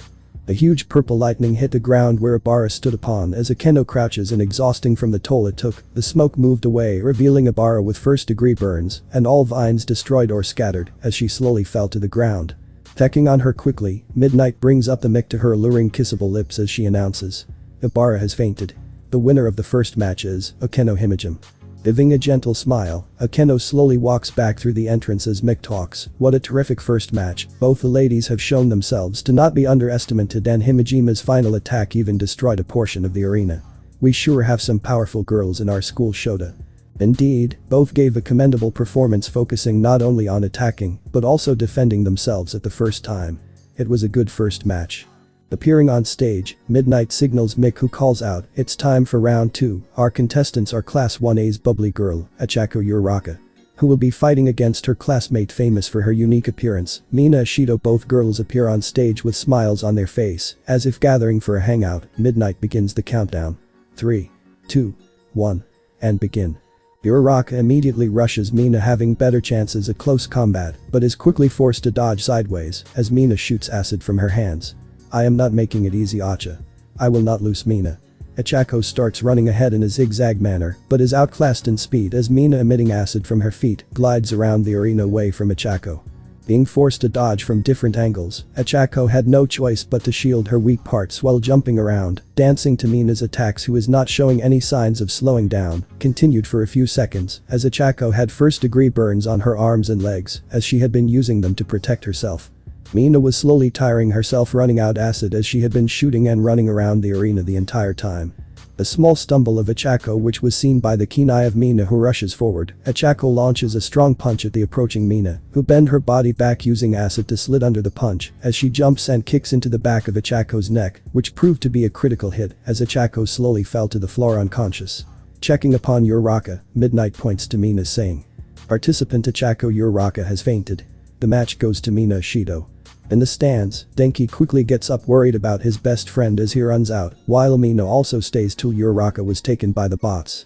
Nick announces, well, wasn't that a one-sided fight? Mina Shido dominates with her range attacks and agility, leaving Uraraka unable to cope up. In a contest of strength, Ashido knew Uraraka has her outclassed. Sticking to her tactic was impressive, along with her ability to be flexible in close combat is something to be proud about. Not many range fighter can be good at hand-to-hand combat as well. Letting out a cheer for the winner, Mina gives up a huge smile for the crowd before leaving to go back and get some energy drinks. Another signal from Midnight as Mick starts. Seeing two blood-pumping fights, we have arrived at the third round with the class representative of Class 1B, otherwise known as the big sister of 1B Itsuka Kendo, and her opponent is none other emo boy with dad. I mean the number 2 hero Shoto Todoroki. Blaring at the small slip by Mick, Aizawa kicks him under the table as an angry Todoroki is seen coming out of his corner as Itsuka Kendo was seen determined as Izuku is seen keenly observing the both as he sighs and makes a small comment, Todoroki will lose. Only heard by Momo, who was a bit shocked by the revelation but decides to watch the fight to see why. Starting the countdown, Midnight quickly jumps away yelling begin. Muttering apology sorry. But I am just angry. Shoto sends out a huge ice glacier raging towards Kendo, who grits her teeth as she yells. Maximum output. Itsuka's hands enlarge to the size of almost two-story building as she smashed them against the ice, resulting in the ice to be easily broken and hauled back towards Shoto, who in shock conjures another ice to shield himself. Taking the opportunity, Itsuka rushes to the side, quickly circling around as Shoto looks from the side to see Kendo not at the spot he expected her to be. Looking around a bit in panic, Itsuka quickly punches Todoroki in the back with her fists at normal length as she continues assaulting him, giving him no space to conjure up ice. Forced to dodge or defend against the solid and times hits. Shoto is constantly trying to build space, but Kendo is not allowing his hands to stay free to allow him to cast ice. Gritting his teeth in anger, Shoto encases his left side in ice spikes, but is met by a smirk as Kendo with her left hand enlarged to the size of a human smashes his, throwing Todoroki off the platform knocked out. Checking upon him, Midnight raises her hand to Itsuka exclaiming, and the winner is Itsuka Kendo. What a surprising match. Pushing her quirk to extreme, Kendo was able to completely dominate the Giga Ice Glacier like nothing, and in a show of martial arts, Shoto Todoroki was quickly taken out by the big sister of Class 1B. I have to agree, Kendo's martial abilities are at top notch, and her hidden card worked perfectly against a irrationally thinking Todoroki. In the hero section, some heroes moved away from the clearly furious Endeavor, who couldn't believe how easily his son lost. I had enough of his childish behavior. He could have won that easily with his fire. Shoto, you better be prepared today. I won't tolerate this behavior from now. Class 1B is seen cheering loudly as Monoma was taunting Class 1A over the wall, but was quickly pulled back by the vice rep Setsuna. Momo looked at Izuku as she asked. How did you know? Izuku answered. While I was surprised by her quirk, I saw anger clouding Todoroki's eyes, and against a top-notch martial artist, it is never good to lose your mind to anger. Momo nods as she thinks to herself of machines she can use against her opponent. While Izuku flashes away towards the entrance of the arena, giving a quick high five and congrats to a clearly happy but exhausted Kendo. Another quick signal later, Mick announces. After the miraculous showcase of power and martial arts, our fourth round participants are the invisible girls from one Toru Kajikure, and her opponent is the god of speed who has been easily breaking All Might's records without any sweat. The class representative of 1A, Izuku Midoriya. Insert lots of cheering for our ninja. Izuku arrives in the middle and sees floating gloves and shoes as he asks Hajikure. You're wearing clothes. Right. Hajikure answered. Of course, I had my hair taken every time it grew long as it was converted into cloth by a quirk user, which will turn invisible with me. Prepare yourself Midoriya. Removing her gloves and shoes, she was completely invisible as Izuku closes his eyes, sending small amount of chakra to his ears, and Midnight jumped back yelling begin. Hajikure, confident in her invisibility, rushes towards Izuku, who as soon as he spots her sound of feet, he jumps back a bit as Hajikure misses her punch. Izuku keeps jumping back in order to avoid the melee range of Hajikure. Judging her height to be somewhere at 5'3", Izuku knew he couldn't predict her punches, but he can predict her range, so every time H hears her footsteps close to him, he jumps back avoiding her. This continued for a while, leaving the spectators confused, while Izawa explains the situation, leaving many in awe of such a tactic. This led to Hajikure knowing why it wasn't working. She quickly held her breath, slowly stepping forwards, but suddenly Izuku, doing a small series of hand seals, brings his fingers close to his mouth as he thinks. Wind style. Great breakthrough. Izuku blows out as the force of wind quickly lifts Hajikure, smashing her back against a wall, making a small dent, as Midnight quickly approaches her to check on her, but is met with a small shout of pain as Hajikure says, "I am fine." Izuku brings over her gloves and shoes as he says, "Do go to the nurse, Hajikure." "Yay, I think my spine has sprained a bit maybe."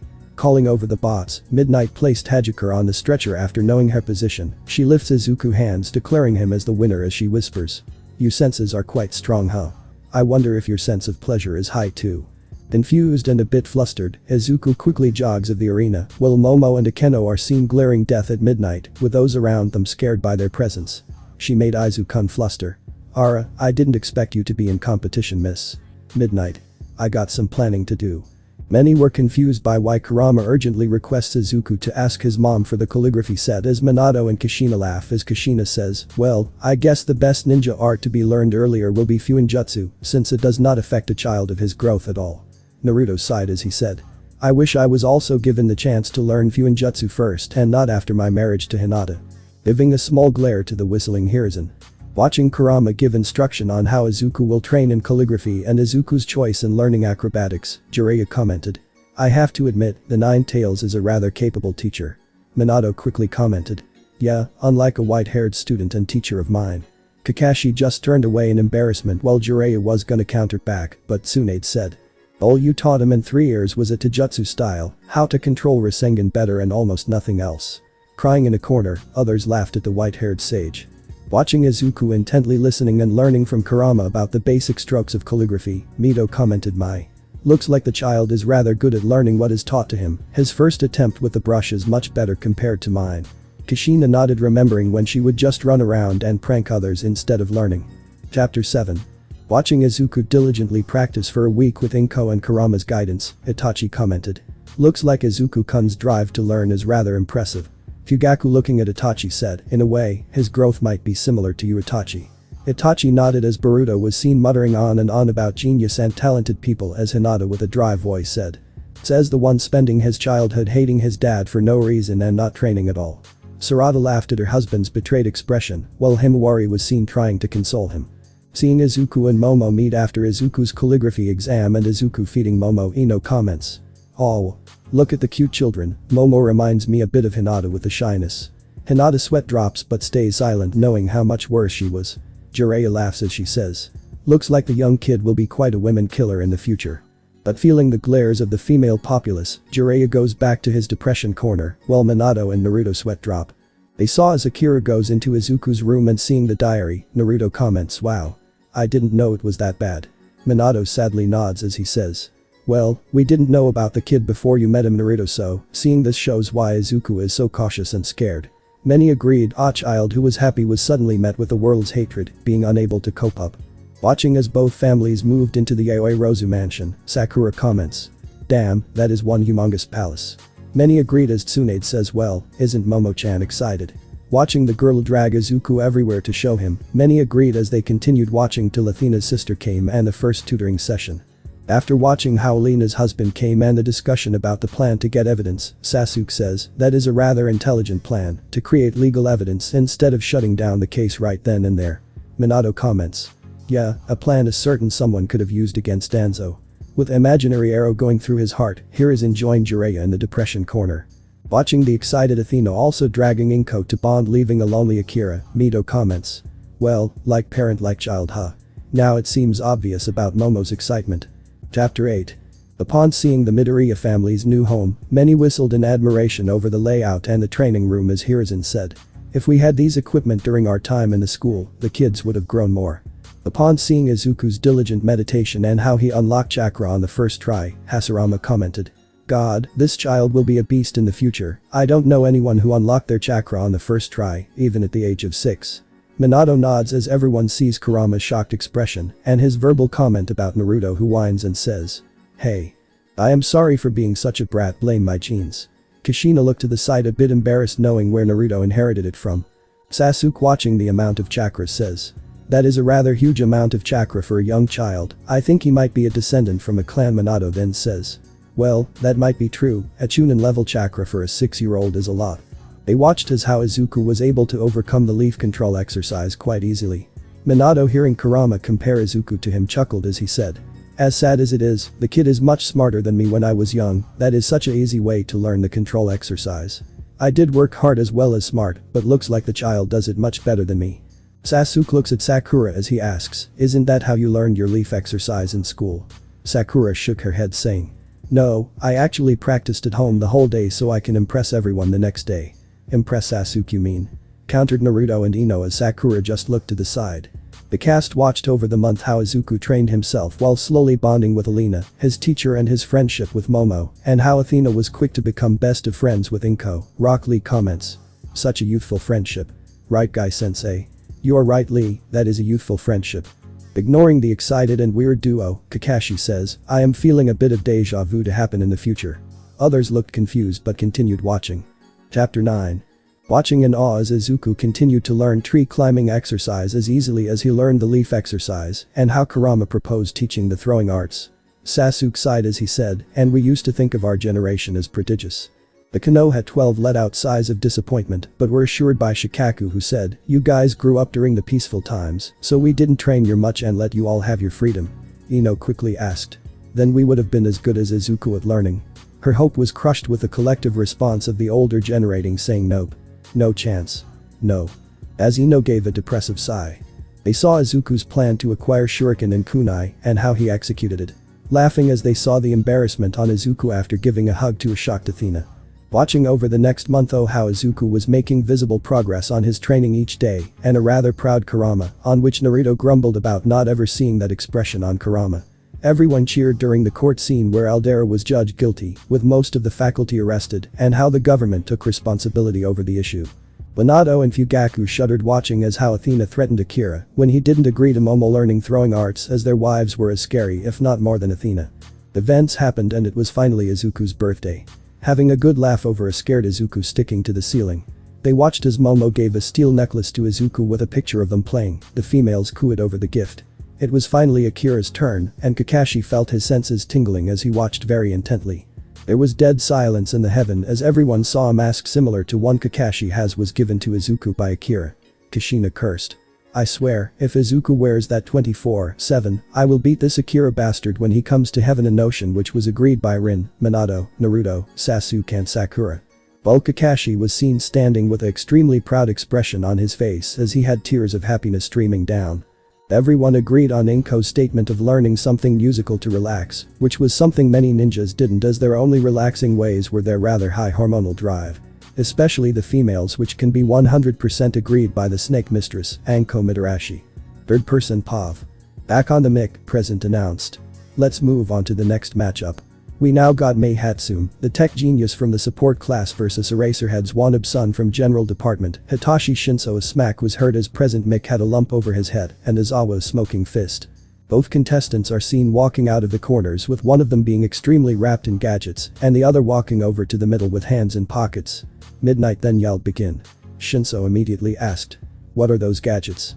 Mei beamed as she answered. They immediately fell silent as Shinso said, walk out.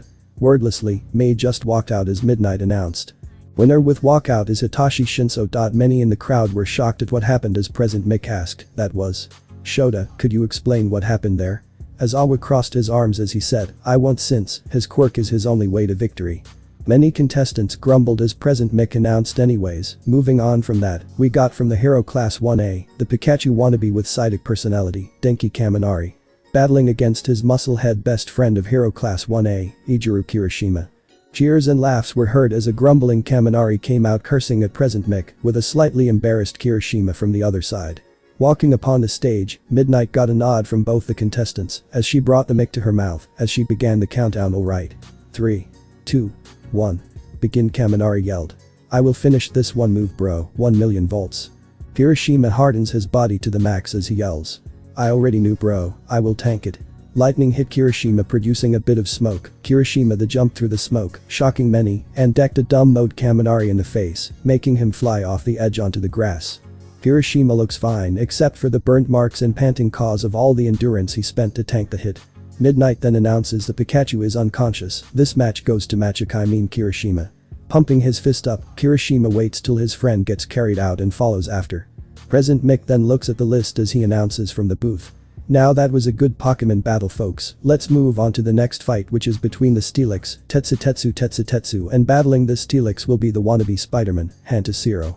Humming out of the entrance while glaring at Present Mick, both boys come onto the stage as Tetsu smirks confidently as he says, I already know your quirk and will be my victory.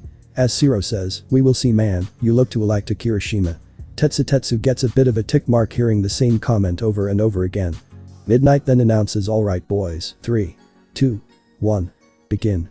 Shiro immediately throws his tape wrapping around at Tetsu who was too slow to dodge and tries to swing it around but is confused as he is not able to. Tetsu smirks as he says, when I harden into steel, my weight will also increases up to 300 kgs. Shiro smirks as he says, I wanted to save this for future, but the tape starts retracting fast, along with a surprised Tetsu as Shiro unwraps the tape at the last moment which sends Tetsu airborne and onto the grass, unable to stop himself. Shiro then says, if I stand my ground hard, I can retract weight up to 500 kgs, unless you are on the downhill. Midnight then announces, the tape man achieves the victory. Shiro sweat drops as he says, please don't call me that, it sounds weird. Midnight just smirks as both boys walk off the arena, one happy and one grumbling madly. Present Mick then announces alright folks, now on to the last match, between the goddess of creation and the god of destruction, Yayoi Rozu Momo and Bakugo Katsuki, both belonging to the hero class 1A.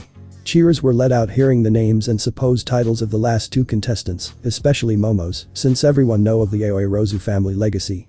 Both contestants came out with a serious Bakugo and a glaring Momo. Momo was one of the few people who know about everything that happened in Izuku's life, along with who did it, even though she know Bakugo has changed, and that Izuku told her not to hold a grudge, Momo still has a dislike towards this man. Momo has belt on her waist with few round ball-like structures. Midnight receiving the nods from both students starts the countdown. Alright. 3, 2, 1. Begin. Bakugo instantly starts rocketing towards Momo using his explosions as Momo then drops the ball structures as cold fog covers the platform. Bakugo instantly tries to stop himself. But his momentum was too much as he enters into the fog. The coldness affects Bakugo as his hands stop releasing any fluid. Suddenly, Bakugo is hit with cold freezing water as he tries to dodge but is hit with perfect precision. Momo has goggles on her eyes and a liquid nitrogen tank connected to a RPG-sized water gun, which was connected to Momo, who is using her quirk to constantly supply small amounts of water. Due to the nozzle function of the gun, even small amount of water will flow with speed and precision. Seeing that Bakugo's hand was shivering from her goggles, Momo breaks down the object she made and converts it into a staff as she rushes into the fog. Bakugo, whose hands were numbed, observed that the water has stopped hitting him as he tried to use his explosion, but his hands were numbed to the inner layer of the skin, preventing his to use them efficiently. Bakugo is suddenly hit on his side by a staff which sent him out of the fog onto the edge. Digging his feet, Bakugo stops himself from falling over as he looks at a calm-looking Momo running at him. Bakugo jumps away, but is hit on his feet as he loses his balance as falls to the floor. Quickly using the opportunity, Momo kicks him fiercely on his stomach as Bakugo exhales spit as is seen out of the arena clutching his ribs. Midnight wincing when she saw the kick announces. Alright, Bakugo is out of the field. The winner of this match is Yayoi Rozu Momo. Izuku claps as he sees Momo looking towards him a bit ashamed that she let her emotions get to her. Izuku just shook his hand as he stood up to go talk to Momo. Akeno didn't question his actions, knowing there must be a history behind this fight. Izuku's POV. Reaching the bottom floor, I saw Momo looking down avoiding my gaze as I said. It's fine Momo, I know you haven't forgiven him, I just hope you will try to be more lenient with him now, he is trying hard to change, and it all happened when we were kids. Momo look up to me as I give her a eye smile as she sighs in relief and says hi Izu-kun. I will make sure to stop holding this grudge and work with controlling my feelings. We then start heading to the food stands as I know Momo is hungry as I praise her intellect when she battled Bakugo. Third person POV. Izuku and Momo arrive at the stands. Momo is suddenly hit slowly from behind as Momo turns to see Ryukyu. Ryukyu congrats Momo on her battle praising her mind as Izuku goes to get some food for Momo and some drinks for himself and Ryukyu. Seeing Izuku walk away, Ryuko turns to Momo as she asks. So Momo, when do you plan to confess? Momo turns a bit red as she fiddles with her fingers as she answers. Well, I was gonna do it after the sports festival. Ryukyu laughs as she pats Momo in the back as Momo suddenly says, "Well, what about you, Ryuko?" Ryukyu suddenly freezes as she turns away and says, I don't know what you are talking about." Momo presses further saying, "Save it, Ryuko, we both know you love him just as much as I do." Ryukyu looks back a bit guilty as she quietly says, "But you known and loved him longer than me, Momo, I don't want to pursue him hurting you as well." Momo then answers, "But I know Izuku was one of the first people you became friends with and he is the reason we all met. I would feel horrible if this creates a distance between us." Ryukyu then hugs Momo as she whispers with a sweet tone, "Well Momo, have you ever thought of me as a crush?" Momo's face reddens as she backs a bit away saying, "WW, what do you mean?" Ryukyu smiles as she says, "Well Momo, I haven't only loved Izuku, but you as well. You were so nice, bubbly, friendly and so beautiful. It's hard not to catch feelings." Momo's face reddens more as she quietly whispers, "Well, I may have fantasized about the three of us together as well." Ryukyu smiles more as she says, "Then why don't we both be together along with Izuku as well? This way, we can always stay together." Momo thinks for a small time but says, "But we won't be able to marry publicly." Ryukyu smiles for kindly as she says, "Oh my dear Momo. We can always have a private wedding amongst ourselves with you publicly marrying Izuku." Momo smiles in return as she says, "Won't you be jealous?" Ryukyu replies, "I can just marry you both in private then. It's like a three-way relationship between us and we can always be together not being lonely." Momo looks away as she says, "Well, let's talk about this later. You know Jirou also likes Izuku and there is another new friend who is growing close to Izuku as well." Ryukyu put on a bit of a complicated face as she sighed and said, I didn't take Izuku for Lady Killer." Momo laughed a bit as she said, "I guess he is just that unconsciously good at making us fall for him." Both laugh for a while as they see Izuku approaching with a tray of food and drinks and decide to talk to each other later in private. Izuku looks at the girls having a bit of red on their face as he questions, "Why are you both a bit red, did something happen?" Momo quickly shakes her head as she says, "It was just a bit hot standing here, Izuku-kun." Izuku nods as they all sit in a table to eat food. Third person Pav. The seats were filled once again as break time was over. Now moving into the top 8 or quarterfinals of the tournament, Momo and Izuku were back again with the class. Midnight walked onto the stage with a mic as she announced, and with the first round of fights, we move on to the top 8. You can see the list of candidates on the screen, so choose which one you support for. Time to reveal the matchups. The younger part of the crowd cheered as the 8 names shuffled on screen. Match 1. Mina Ishido vs Hitachi Shinso. Match 2. Yaoi Rozu Momo vs Akeno Himejima. Match 3. Hanta Siro vs Izuku Midoriya. Match 4. Ijiru Kirishima vs Itsuka Kendo. Looking up at the screen, Mina got up from her seat to go fight, but Kirishima stopped her as he said, "Mina, be careful and try not to speak, okay?" We see how his previously opponent was gonna respond to him, but was hypnotized or something. Mina gave him a grin as she answered, "Thanks Kiri. I will make sure to mind it." Present Mick in the booth announced, "And now folks, the first match in the quarterfinals is between the mysterious figure from the General Chaos, Hitachi Shinsi, going up against the cheerful human Kirby of Class 1A, Mina Ishido." Both contestants walked into the ring giving a nod to Midnight as she began the countdown. "Alright, 3, 2, 1, fight." Without wasting a second, Mina instantly began throwing acid at Shinso, while closing the gap between them. Shinso, clearly a bit overwhelmed, had no choice but to scamper around trying not to be burned as he didn't get an opportunity to speak. Mina then smirked as she surrounded her feet with acid speeding up towards Shinso. God damn it. Letting out a scream, Shinso tried to make a futile punch, showing his lack of training, as Mina easily slid under the punch before grabbing the back of Shinso's shirt as she lifted him up and tossed him down. Hitting the floor hard, Shinso let out spit and blood as his back was severely in pain. "Damn you blessed people." Trying desperately to get some kind of reply but failed as Mina just grinned before shooting out some acid. Shinso screamed in pain as Mina just said, "Wow, you have a weak body," before kicking him in the stomach as he was pushed out of the line with the force of the kick. Coughing, Shinso gritted his teeth before the robots came to take him away.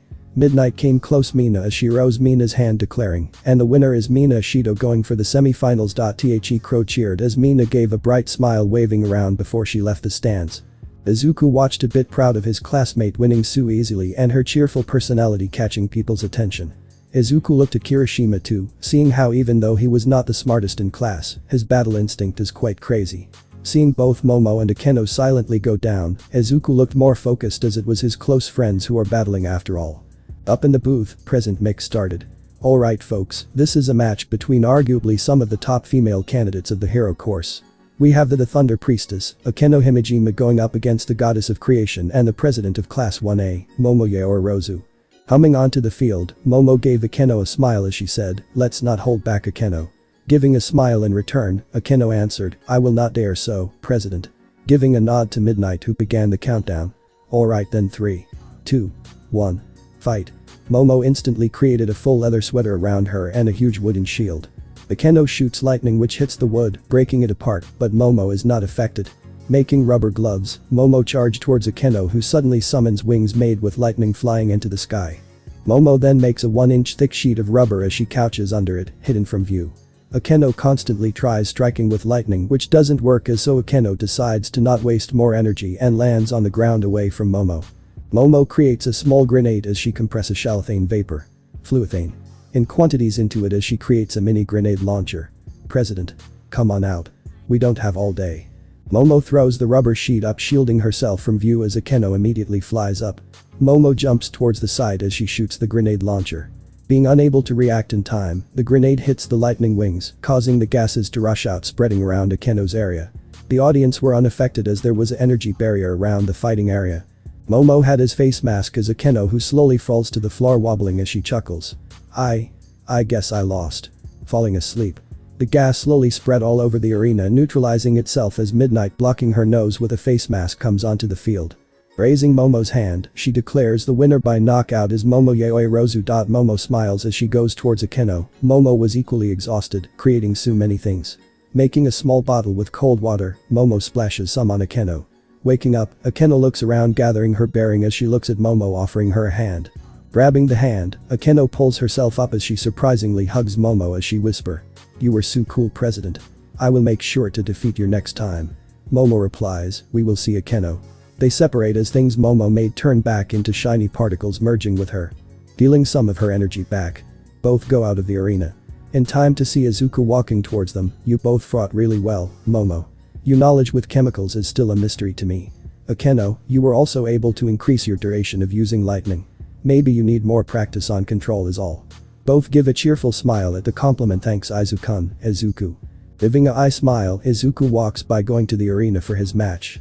President Mick's voice was heard around as he was announcing, "After that intelligent match, we will move on to the next match with arguably the fastest person in Japan and the vice president of 1A, Izuku Midoriya going up against Zero, who is quickly proving himself to be more than what people think."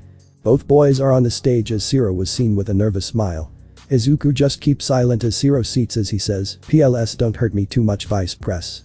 Izuku gave a nod as Midnight began the countdown. Well then, 3, 2, 1, fight. Swiss, Izuku suddenly disappeared arriving behind Zero with a neck chop. Having no chance to react. Zero face planted into the ground losing consciousness. There was silent processing for a while as they started cheering. Midnight came onto the field raising Izuku's hand. The winner of this round is Izuku Midoriya. Robots arrive on the field lifting Zero onto the stretcher taking him away as Izuku also walks away. Izuku walks out as he hears Kurama. "Damn kid, you sure didn't give him a chance like that invisible girl."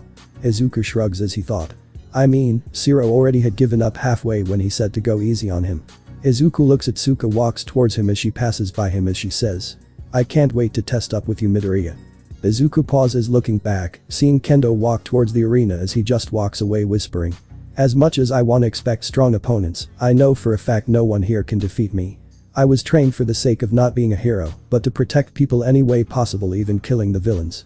It was true, Kurama thought Izuku about the horrors during the ancient times and how there were even outer space species who might invade us. Mercy was never an option. A lesson drilling into Izuku during his spars with Kurama. Only those who suffered due to villains can know the importance of ending them as well. What general public don't know is that even villains are killed. But not exposed to public. It's like how All Might is the light spreading safety amongst citizens and a few people who are the shadows eliminating threats. Back to arena. And now we have the indestructible Rock of Class 1A, Ichiro Kirishima battling against the President and Hulk of Class 1B, Itsuka Kendo. Announced President Mick as Kendo glares at the booth offended to be related to Hulk. How rude. To call a frail lady a Hulk. Kirishima and Kendo walk onto the arena giving a nod to Midnight who counts down alright. 3, 2, 1, go. Kirishima hardening his hands rushed towards Kendo with his hands in a cross guard. Kendo, inflating her hands to the size of a truck, runs towards Kirishima. Bang! Kendo's fist meets Kirishima's guard. Kirishima grits his teeth, feeling the impact as he kicks towards Kendo's stomach. Jumping up, Kendo prepares to smash Kirishima's head. Placing his guard up, bang! The impact sound was huge as Kirishima was pushed down onto his knees. Even the concrete cracked and caved in a small bit due to the force. Kirishima shakes his hands, feeling trying to shake off the numbness. Wow, you got some defense, let's see you take this. Kendo jumps back and puts his fists against the ground, pushes against the ground, flying up high into the air with the momentum.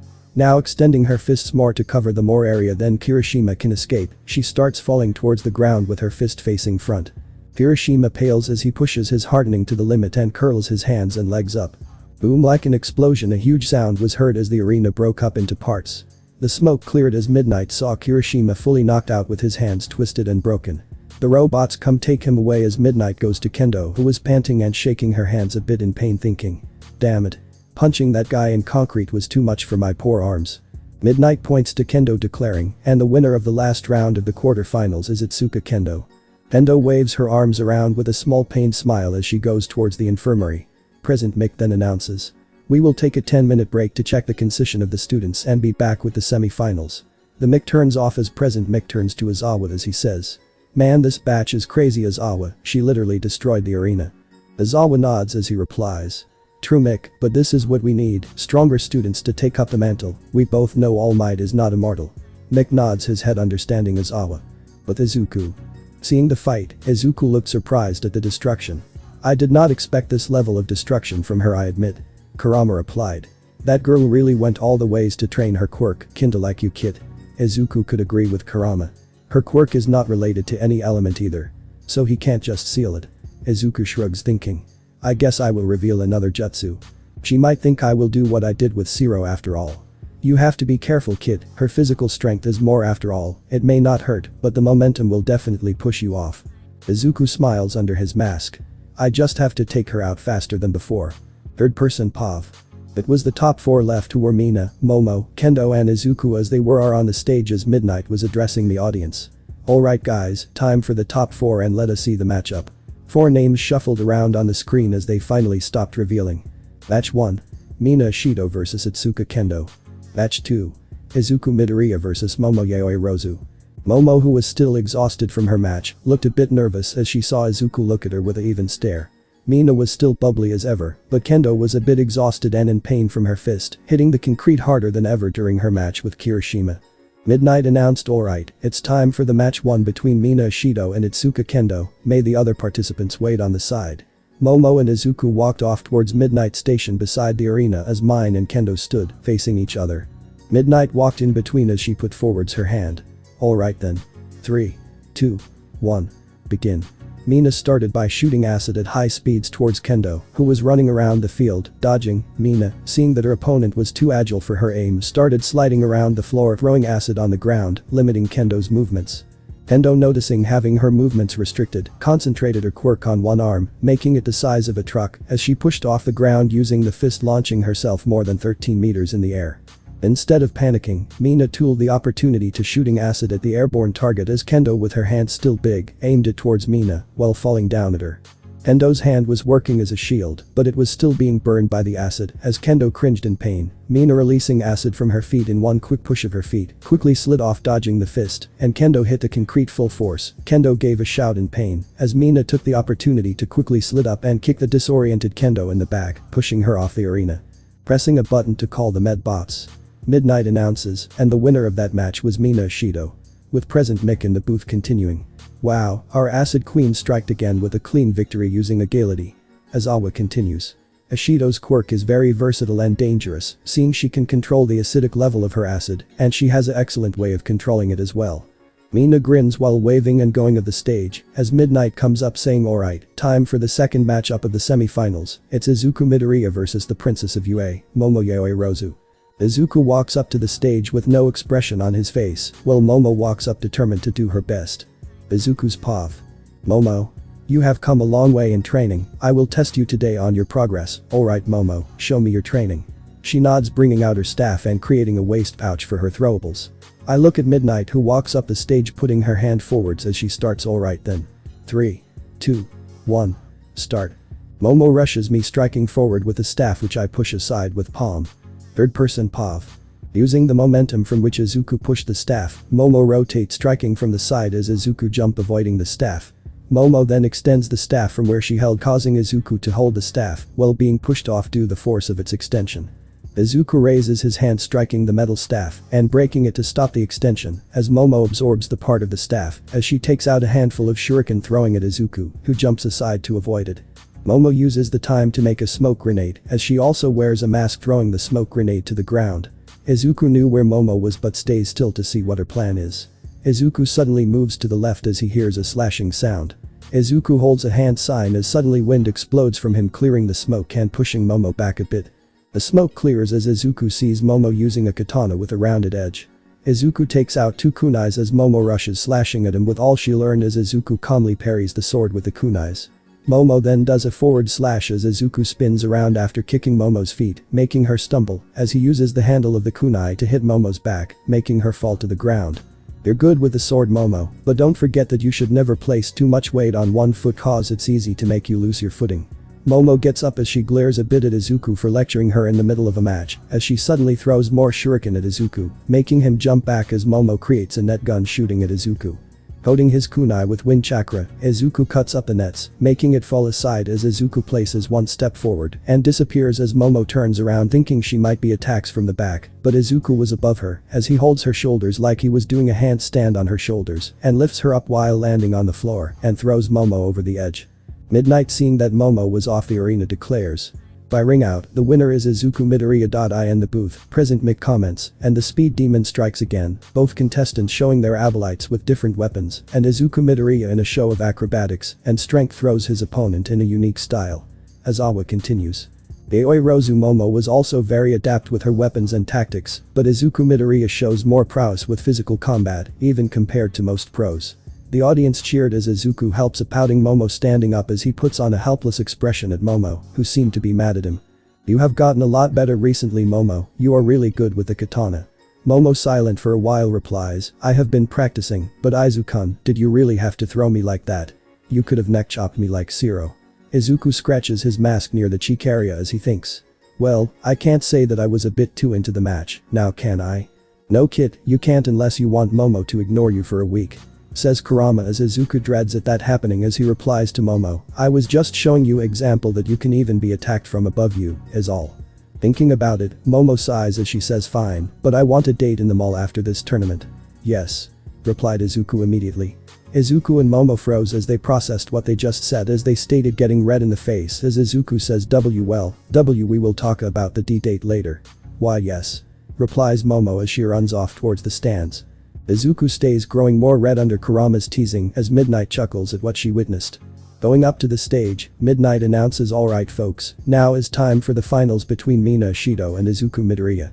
Both walk onto the stage as Izuku says, I am really proud over your progress, Mina, you defeated Kendo with nice tactic. Mina laughs as she says. Haha. Thank Vice Press, your guidance helped me train better. Izuku lets out a small laugh as he says, I guess I don't need to go easy on you then. Mina starts panicking as she says no. Please don't beat me up, I have a beautiful face. Midnight walks as she says 3, 2, 1, begin. Mina stats shooting acid, but Izuku just disappears using flash step as he picks up Mina and flashes again on the edge as he puts Mina down on the grass. Everyone was silent as Mina just yelled DAMMMMU Izuku Midoriya. People started laughing as even Azawa was hiding his smirk as Midnight announces Izuku as the winner of the tournament as present Mick comments, well, that was a rather interesting finish to the tournament. Azawa comments, couldn't agree more. Izuku was running around the stage with a mad Mina chasing after him, throwing acid as everyone was reminded of the old cartoon, Tom and Jerry. A while later and 100 apologies and a promise to buy candies later, Mina finally calmed down, allowing the reward ceremony to start. The podium was installed with Izuku on the top one with Mina on the 2nd place one and Momo, Kendo on the 3rd place one. Midnight then started and for the award ceremony, we have the special guest It is me All Might. All Might suddenly lands on stage, interrupting Midnight as she suddenly turned white as Izuku facepalmed as everyone started cheering for All Might. Midnight claimed herself down as she held the tray of medals. The 3rd place goes to Momo Yaoyorozu and Itsuka Kendo. Announced Midnight as All Might places a medal on them and says, you girls did really amazing this tournament. Uyurozu was really good with her mind and quirk and kendo, you were a really ferocious fighter. Both girls beamed at the praise as Midnight continued. The second place goes to Mina Ishido. All Might places the medal saying, you have really improved since the first battle class Ishido, keep it up. Giving a high five to the excited pink girl, All Might moves on to Izuku and Midnight continues. And the first places goes to the speed demon, Izuku Midoriya placing the medal on Izuku's neck. All Might says, you were really amazing Midoriya, breaking my record so easily and dominating the tournament with visible ease, and not showing many of your tricks. I can see you are close to surpassing me than any other person. Izuku smiles as Kurama says. If only you knew, the so-called strongest hero, if only you knew. The audience clapped for the victors as the four winner waved their hands, as the audience slowly started chanting remove the mask. Remove the mask. Remove the mask. Oh. Shota, seems like the audience wants to see the face of our speed demon. Well, even I am curious as well present Mick. Midnight hands over the mic to Izuku as he says, you want to find out what is inside the mask? Yes. Izuku slowly lifts the mask over the nose as he slowly brings it close to the mouth and says inside the mask. He removes it completely as another mask. Another black mask was shown in place as everyone falls down on their face as Momo laughs in the situation as Mina was once again trying to jump on Izuku to reveal his face, but Izuku runs around dodging her with ease. Third person Pav. Meeting up with the class, Izuku was greeted by cheers and smiles as everyone was either complimenting or complaining at him for pulling such a big prank at the awards ceremony. After a small celebration with energy drinks at the vending machine, the class split up as Izuku and Momo are walking towards the car. So, all date huh? Said Izuku as Momo's face becomes red as she says, well, why yes, it was a spur of the moment. You don't actually have to. Momo gets cut off as Izuku hugs her suddenly, gently pushing Momo against the wall. I am so happy Momo. I will accept our date. Not only this. I am willing to go on as many dates as you like. With eyes widening, Momo yells in surprise wait. Does that mean? Yes Momo. I love you and I want you as my girlfriend. Tears slowly fall out of Momo's eyes as she grabs and pulls down Izuku's mask as she stood on her toes as she locks her lips with his. Shocked but happy, Izuku holds her tighter as he slowly accepts and melts into the first kiss between them with more to come. Suddenly. Snap. Izuku and Momo turn their head to see Inko and Athena clicking photos with Akira smiling awkwardly with his hands raised up. My. Aren't you too bold to do this in public? With heat rising rapidly to their face, both separate immediately as they turn away from each other. Haha. Athena. Looks like I won the bet. I knew Izuku would propose first. Said Inko as Izuku and Momo yell. You two made bets. A reminder of the day was spent at the restaurant as the poor new couple were constantly made fun of by their parents. Time skip. 10 p.m. Izuku was pacing about at his room as he was still excited over what happened today. He then remembers that they actually haven't planned out their date as he calls Momo. Ring. Momo. Yes. Izuku. Hey Momo. Well, we kinda forgot to plan out tomorrow's date. Momo. Oh yeah. A lot happened and we kinda forgot. Izuku. Why yay, so when do you wanna start tomorrow? Momo. Well, I suppose after breakfast at 10 would be a good start and also no fancy restaurant. Izuku. Haha. Don't worry, I am not like Uncle Akira, let's plan it this way. I will plan what we will do after we eat lunch and you plan what we should do before lunch and where to have lunch. Momo. That sounds wonderful Izu. You better plan good. I am still mad at being thrown like that. Izuku. I am sorry okay. How many times should I apologize? Momo. I am just joking. Well then I will see you tomorrow Izu. Izuku. Same here. Good night. Momo. Good night. Cutting off the call, Izuku smiles to himself. Oh. Someone is happy. Very happy. Chuckle. What can I say sensei, this has been my most memorable day. Replies Izuku as Kurama says. You better sleep then, you wanna look your best tomorrow, without the mask. With Momo. A certain someone is seen rolling around the bed in excitement while hugging their pillow, before suddenly remembering what happened with Ryukyu a few hours ago. Momo takes out her phone and goes to Ryukyu's number as she sends a message. Momo. Ryuko. Izuku proposed. We will go on a date tomorrow. Ryukyu. OMG. You are so lucky. Give me details. Both chat away as Momo recites the events that happen. Ryukyu. You are so lucky. Don't forget our talk before. Momo. I have not forgotten, let's meet up this Saturday with Kayaka and discuss. Ryukyu. Oh. It's gonna be easy to convince Kayaka. Momo. Huh. What do you mean? Ryukyu. Nothing. With Ryukyu. Oh Momo, you innocent girl, Kayaka crushed on you harder than she crushes on Izu, it's gonna be one hell of a Saturday. Ryuko thinks to herself before getting ready for the night patrol. Even though Ryukyu got her license only 8 months ago, she was famous for being able to skip her second year directly to third year due to her extraordinary performance. The class that she studied with have just entered the second half of their third year. As well as having one of the rarest type of quirks, Ryukyu quickly started climbing up the hero ranking due to her personality and her gentleness with anyone she rescues. Already rated amongst the top 5,000 amongst the currently available 56,890 heroes in Japan. Ryukyu has also made the headlines a lot for being able to acquire the official hero title at the age of 17, only losing to Hawks who got it at 16. The next day. With Izuku. Looking at the mirror, Izuku looks between the blue jean shirt and the black shirt he has in his hands. Shrugging, he puts on the blue jean short not buttoned over his silver t-shirt, as well as light blue jean pants. What do you think, sensei? Asked Izuku as he heard Kurama answer. Honestly kid, you are blessed with your looks, you can pull of any look. Taking the answer as yes, Izuku folds and keeps the other shirt back in the dresser. Alright, I am good to go, now to just eat breakfast. Meanwhile with Momo. Ah, mom. Which one should I wear? Athena sweat drops unable to see her daughter's face due to the amount of clothes she is carrying, while Akira vanishes away not wanting to deal with a fashion show. Momo threw the clothes on the floor as the mother and daughter starting picking out possibilities. 1 hour later. Finally coming out of the dressing room, Momo presented her outfit to her mother who clapped at it. The sound of Izuku's car horn was heard as Momo gave her mom a small hug and ran out excited for her first date. Getting into the car, Momo gave a shocked gasp to see Izuku without his mask as he gave a smile in return. You look really good Momo. Said Izuku giving his signature eye smile as Momo beamed with the praise as she said, I am shocked you are without your mask Izu, your outfit is really cool. Giving a grin in return, Izuku started the car as they went towards the biggest mall in the city, expecting less rush since it is a weekday. Time skip. Next day. You thought a single ass me can write about a date. Keep dreaming. The red SUV stopped at a parking spot as both Izuku and Momo got out of the car as they held hands to go to the class. Man, I regret not wearing mask, so many people were taking pics of us yesterday. Said Izuku as Momo laughed patting his back as she said, I mean, your modeling career even though it was short was very effective after all. Well, I wonder what we will be doing today. Sensei did say we have to pick out our 2-week internships after the festival. Said Momo as Izuku shrugged and said, probably pick out hero names since we can't use our real names during internships. Momo nodded as the new couple made their way to class. Entering into the class, Izuku and Momo met with the face of Mina. Mina looked at the linked hands between the two as she was about to yell, but suddenly froze. Izuku could see the gears turning in her head as he was thinking. Oh no.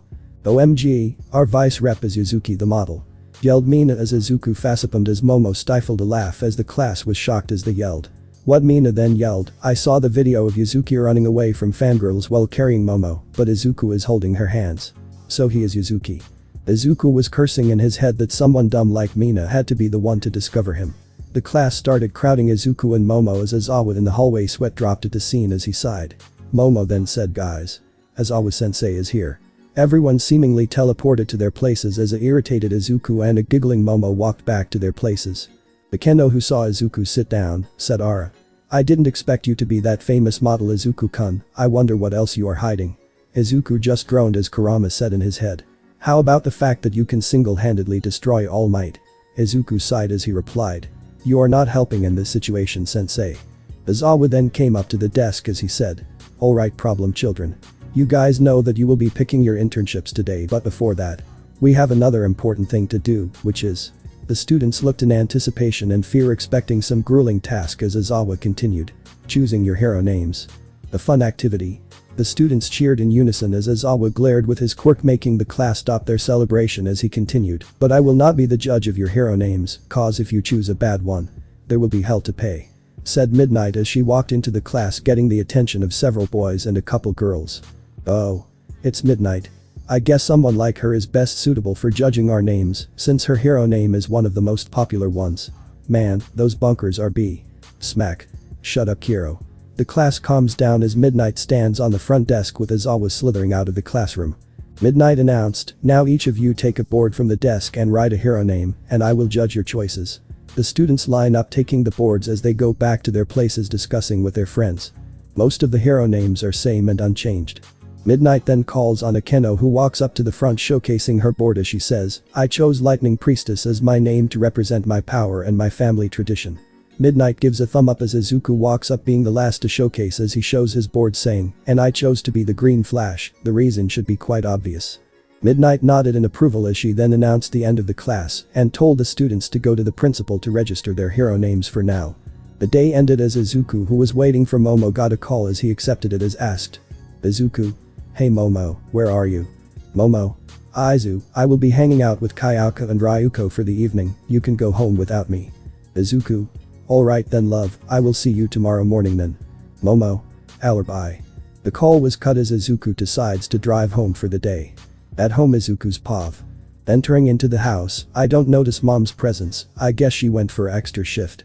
Making my way to my room, I change into my training clothes since I have a lot of time today, might as well train for a while. 3 hours of training which will make All Might run later. Ring dot. Walking up to the phone, I look to see mom calling me. Accepting the call. Izuku. "Hello mom. Need anything?" Inko. "Izu. Do you mind picking me up in the hospital? I am feeling tired today. Just go to the register and say room 105A, they will guide you." Izuku. "Alright mom. I will be right over." Bing. Well, this is new, might be the first time I am ever visiting mom's workplace. Might meet mom's friend she keeps talking about. Teleporting to the marker in my room, I rush for a quick bath and change into a black t-shirt and jeans. Heading into the car, I put on the location on the maps and start driving. 25 minutes later. Parking the car, I walk into the hospital and up to the counter as I ask about room 105A. It on floor 2 and to the left side of the lift. The receptionist says and I give my thanks and walk to the lift. Arriving in front of the room, I knock on the door and stood for a few seconds before the door opens, and my mom gives me a bright smile as she greets. "You were rather quick to come here, Izu.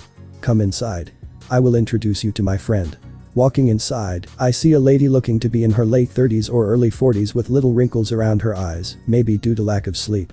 She has white hair and gray eyes which were dull to look at. Mom then say, "Izuku, meet my friend Rei Todoroki, who I am assigned to as a personal nurse, and Rei, this is my son Izuku Midoriya. It's a pleasure to meet you, Miss Todoroki." "Wait, Todoroki." Giving me a small smile, she says, "It's nice to meet you too, Izuku, Inko talks about you a lot." I then ask, Miss Todoroki. Are you in any way related to Shoto Todoroki?" I see a brief flash of surprise in her eyes as they turn dull, and she says, "Why yes, I am his mother, and how do you know him?"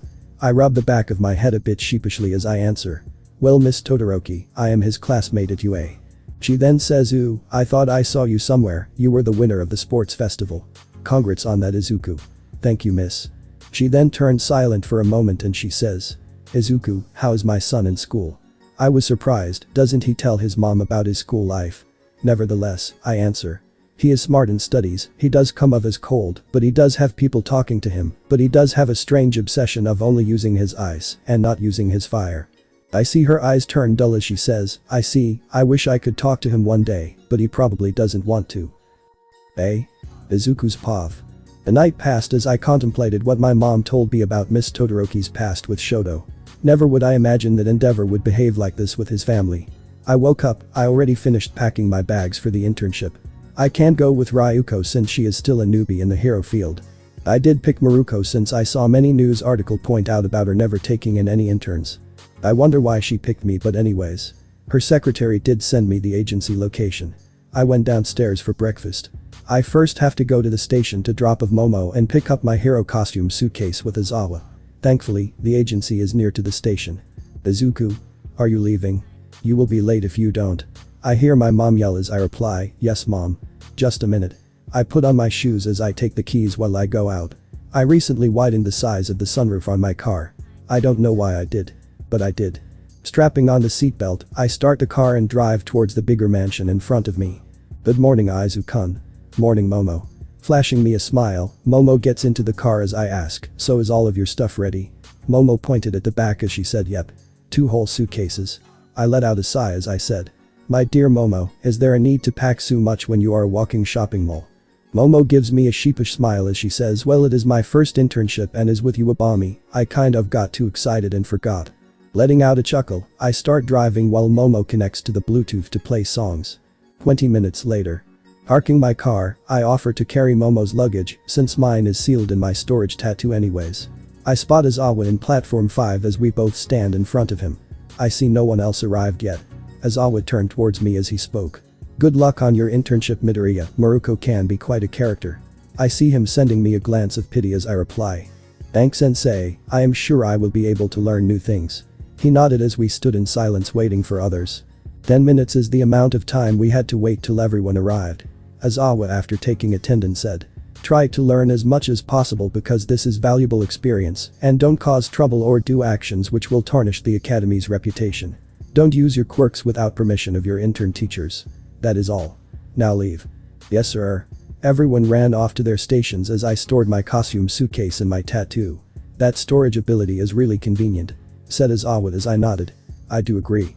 I can be a personal storage to an army for war if I want to be. He nodded as he turned around and left. I went outside to the parking lot and put on the location as I started driving. 18 minutes later. I am in front of the building. I saw a small driveway underground where I parked and came out. I went into the dome-shaped building. This looks more like a training center if I am honest, but I guess this is one for Maruko. Since her secretary is the only other employee in the agency. I walk to the reception desk as I greet. Hello mom, I am Izuku Midoriya from UA here for my internship. The secretary was a woman with bunny facial features, but normal human skin tone. She clapped her hand as she said We have been waiting for you Izuku Midoriya. I am Rafn, Maruko's secretary and the only employee here. Maruko is in the training hall. Just go straight from here and it's the 4th door to the right. I nod as I bow my head and walk towards my destination. I pushed the door as I said. Hello Mirik. I catch the kick aimed at my stomach and pushed the person back as I glared at the white rabbit ears and said. What was that for? Maruko smirked as she said. Heh, your reflexes and strength are on point as I expected kid. I look at Maruko as I whispered, oh wow. She really is short without the ears. A tick appeared on Maruko's head as she yelled. Alright Brad, you insult my height. Put em up. 3rd person Pav. Maruko jumped forward with a kick. Izuku stopped using the resistance and weights a few days ago, since his body exceeded them anyways, so he easily swatted away Maruko's legs as he pushed her towards the wall with a palm strike on her stomach. Crashing against the wall, Maruko let out a small gasp at impact, but soon gathered herself and in an instant dashed towards Izuku. Seeing the kick aimed at his head, Izuku bent his head aside and Maruko's kick missed, but her momentum came to sudden halt as Maruko spat some saliva and blood as she looked down to see Izuku knee against her stomach. Izuku pulled his leg back as Maruko coughed hard, collapsing on the floor. Damn kid, that was one hell of a strike. Izuku chuckled as he said. And that was a nice warm-up for training sensei. Maruko grew a tick mark but let out a sigh as she stood up and said. I invited you seeing your strength at the festival and you didn't disappoint me. I thought you could use some kicking techniques, but I see you don't need them anyways. Izuku nodded as he said. So what will we be doing now sensei? Maruko grinned as she said. Drop the sensei part, you are much stronger than me. I will be directly showing you hero work. You will be patrolling with me for the whole of 2 weeks. Directly learn from the experienced kid. Izuku gave a eye smile as he said. Alright Maruko. Maruko then asked. Leaving that aside, how did you develop your strength to this level? I am sure your quirk is not related to physical advancement. Izuku nodded as he said. I use training things like resistance seals which I applied over my body using my quirk. There are different levels to it. LVL1 makes it feel like you are walking through water and it goes higher with each level. Maruko gave out a whistle as she said. You think you can hook me up to those seals as well? Izuku pondered as he said. I can, but you can't disable them. I can only do it.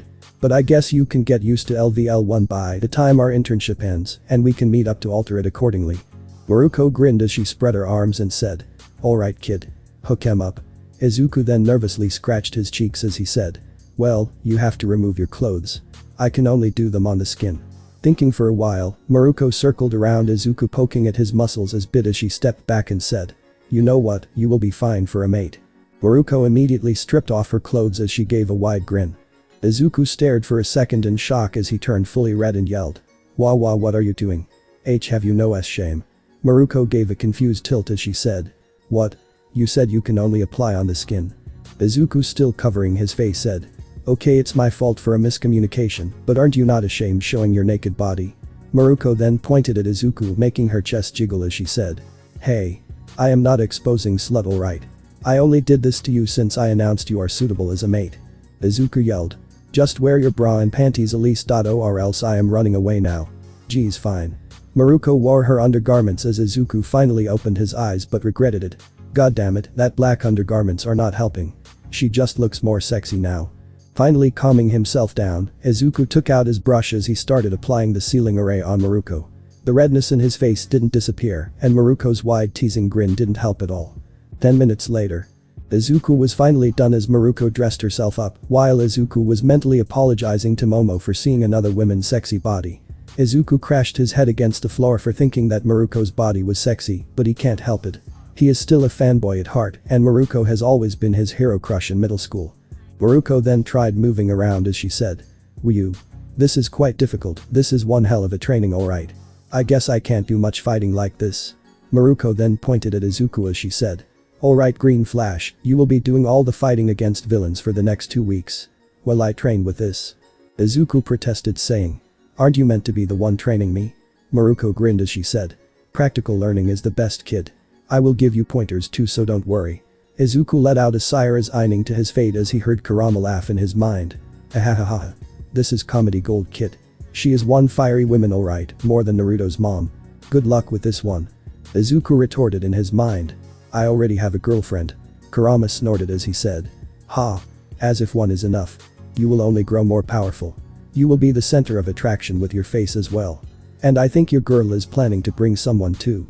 Izuku just blocked of Kurama grumbling about his nonsense as he looked at Maruko struggling to perform physical exercises. He then just went to his temporary room to get some peace of mind. He opened his phone as he messaged to Momo. "Cringe content incoming." Izuku. "Hey, did you reach yet?" Momo. "Yes, Izu.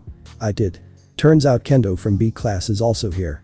Uwabami said she will teach us on how to deal with the popularity that comes with being a hero and communication skills." Izuku.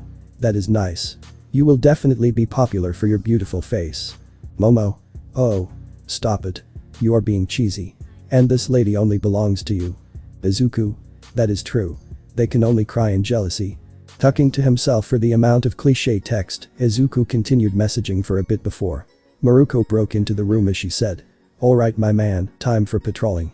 Izuku let out a sigh as he said. "I am not your man, but give me a minute to get ready." Maruko grinned as she said. "You will soon be." Izuku kicked her out of the room as he grumbled to himself while getting ready quickly. Izuku's path. Walking out of Maruko's agency, I look behind seeing Maruko walk normally, except from her rather unnoticeable muscle tensing, which I guess she is struggling, but is trying to maintain her composure. I did want to offer a car patrol with my car, but it will interfere with training, so I held the thought in. Alright Green Flash, we will patrol the whole 1 km diameter circle with our agency as the center. There won't be any crimes near, but I do want to get you used to the attention at least, and what other things apart from fighting villains that we heroes do. Maruko explained to me as I nodded my head. Heroes must also have some other responsibilities aside from villains. We are given free usage of quirk, so community service is also a must as they are things nowadays, which can be done instantly by the right strong quirk. The correct example would be 13, due to large-scale destructive fights, the scrapyard gets crammed up a few times, so they commission or request 13 for help, since she can just use her quirk and clear things instantly. Cementus also works for the most time behind the scenes to quickly repair the destroyed buildings, which is commonly done by All Might. Of course, these commission requests are first scanned by the Hero Commission, and then once they approve, it is passed to the hero or their agency. Walking out of the agency, Maruko starts jogging, beckoning me to keep up, and I asked, "Do you normally jog around like this?"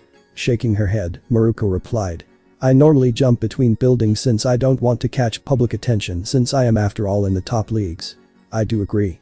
It is a law that you don't get to interrupt a hero in duty, since it is a punishable offense. The kids look at Maruko while they wave excitedly as she also grins softly while waving back. "You seem to like greeting kids." Maruko turns to me as she says. "Well, I always liked kids. Energetic, sometimes rowdy and sometimes cute. And they seem to like me a whole lot too." I nod. "Well, children do adore rabbits." We have been jogging for a while, and nothing much seemed to going. Citizens were going about their lives in a peaceful manner. I spot a construction site ahead. The cable holding the wide metal bar seems awfully thin. Green Flash, prepare to catch the bar. On it. I quickly flash step below the hanging metal bar as the citizens around me were shocked at my sudden appearance. The cable snaps, producing a large whip sound as the bar is now free falling.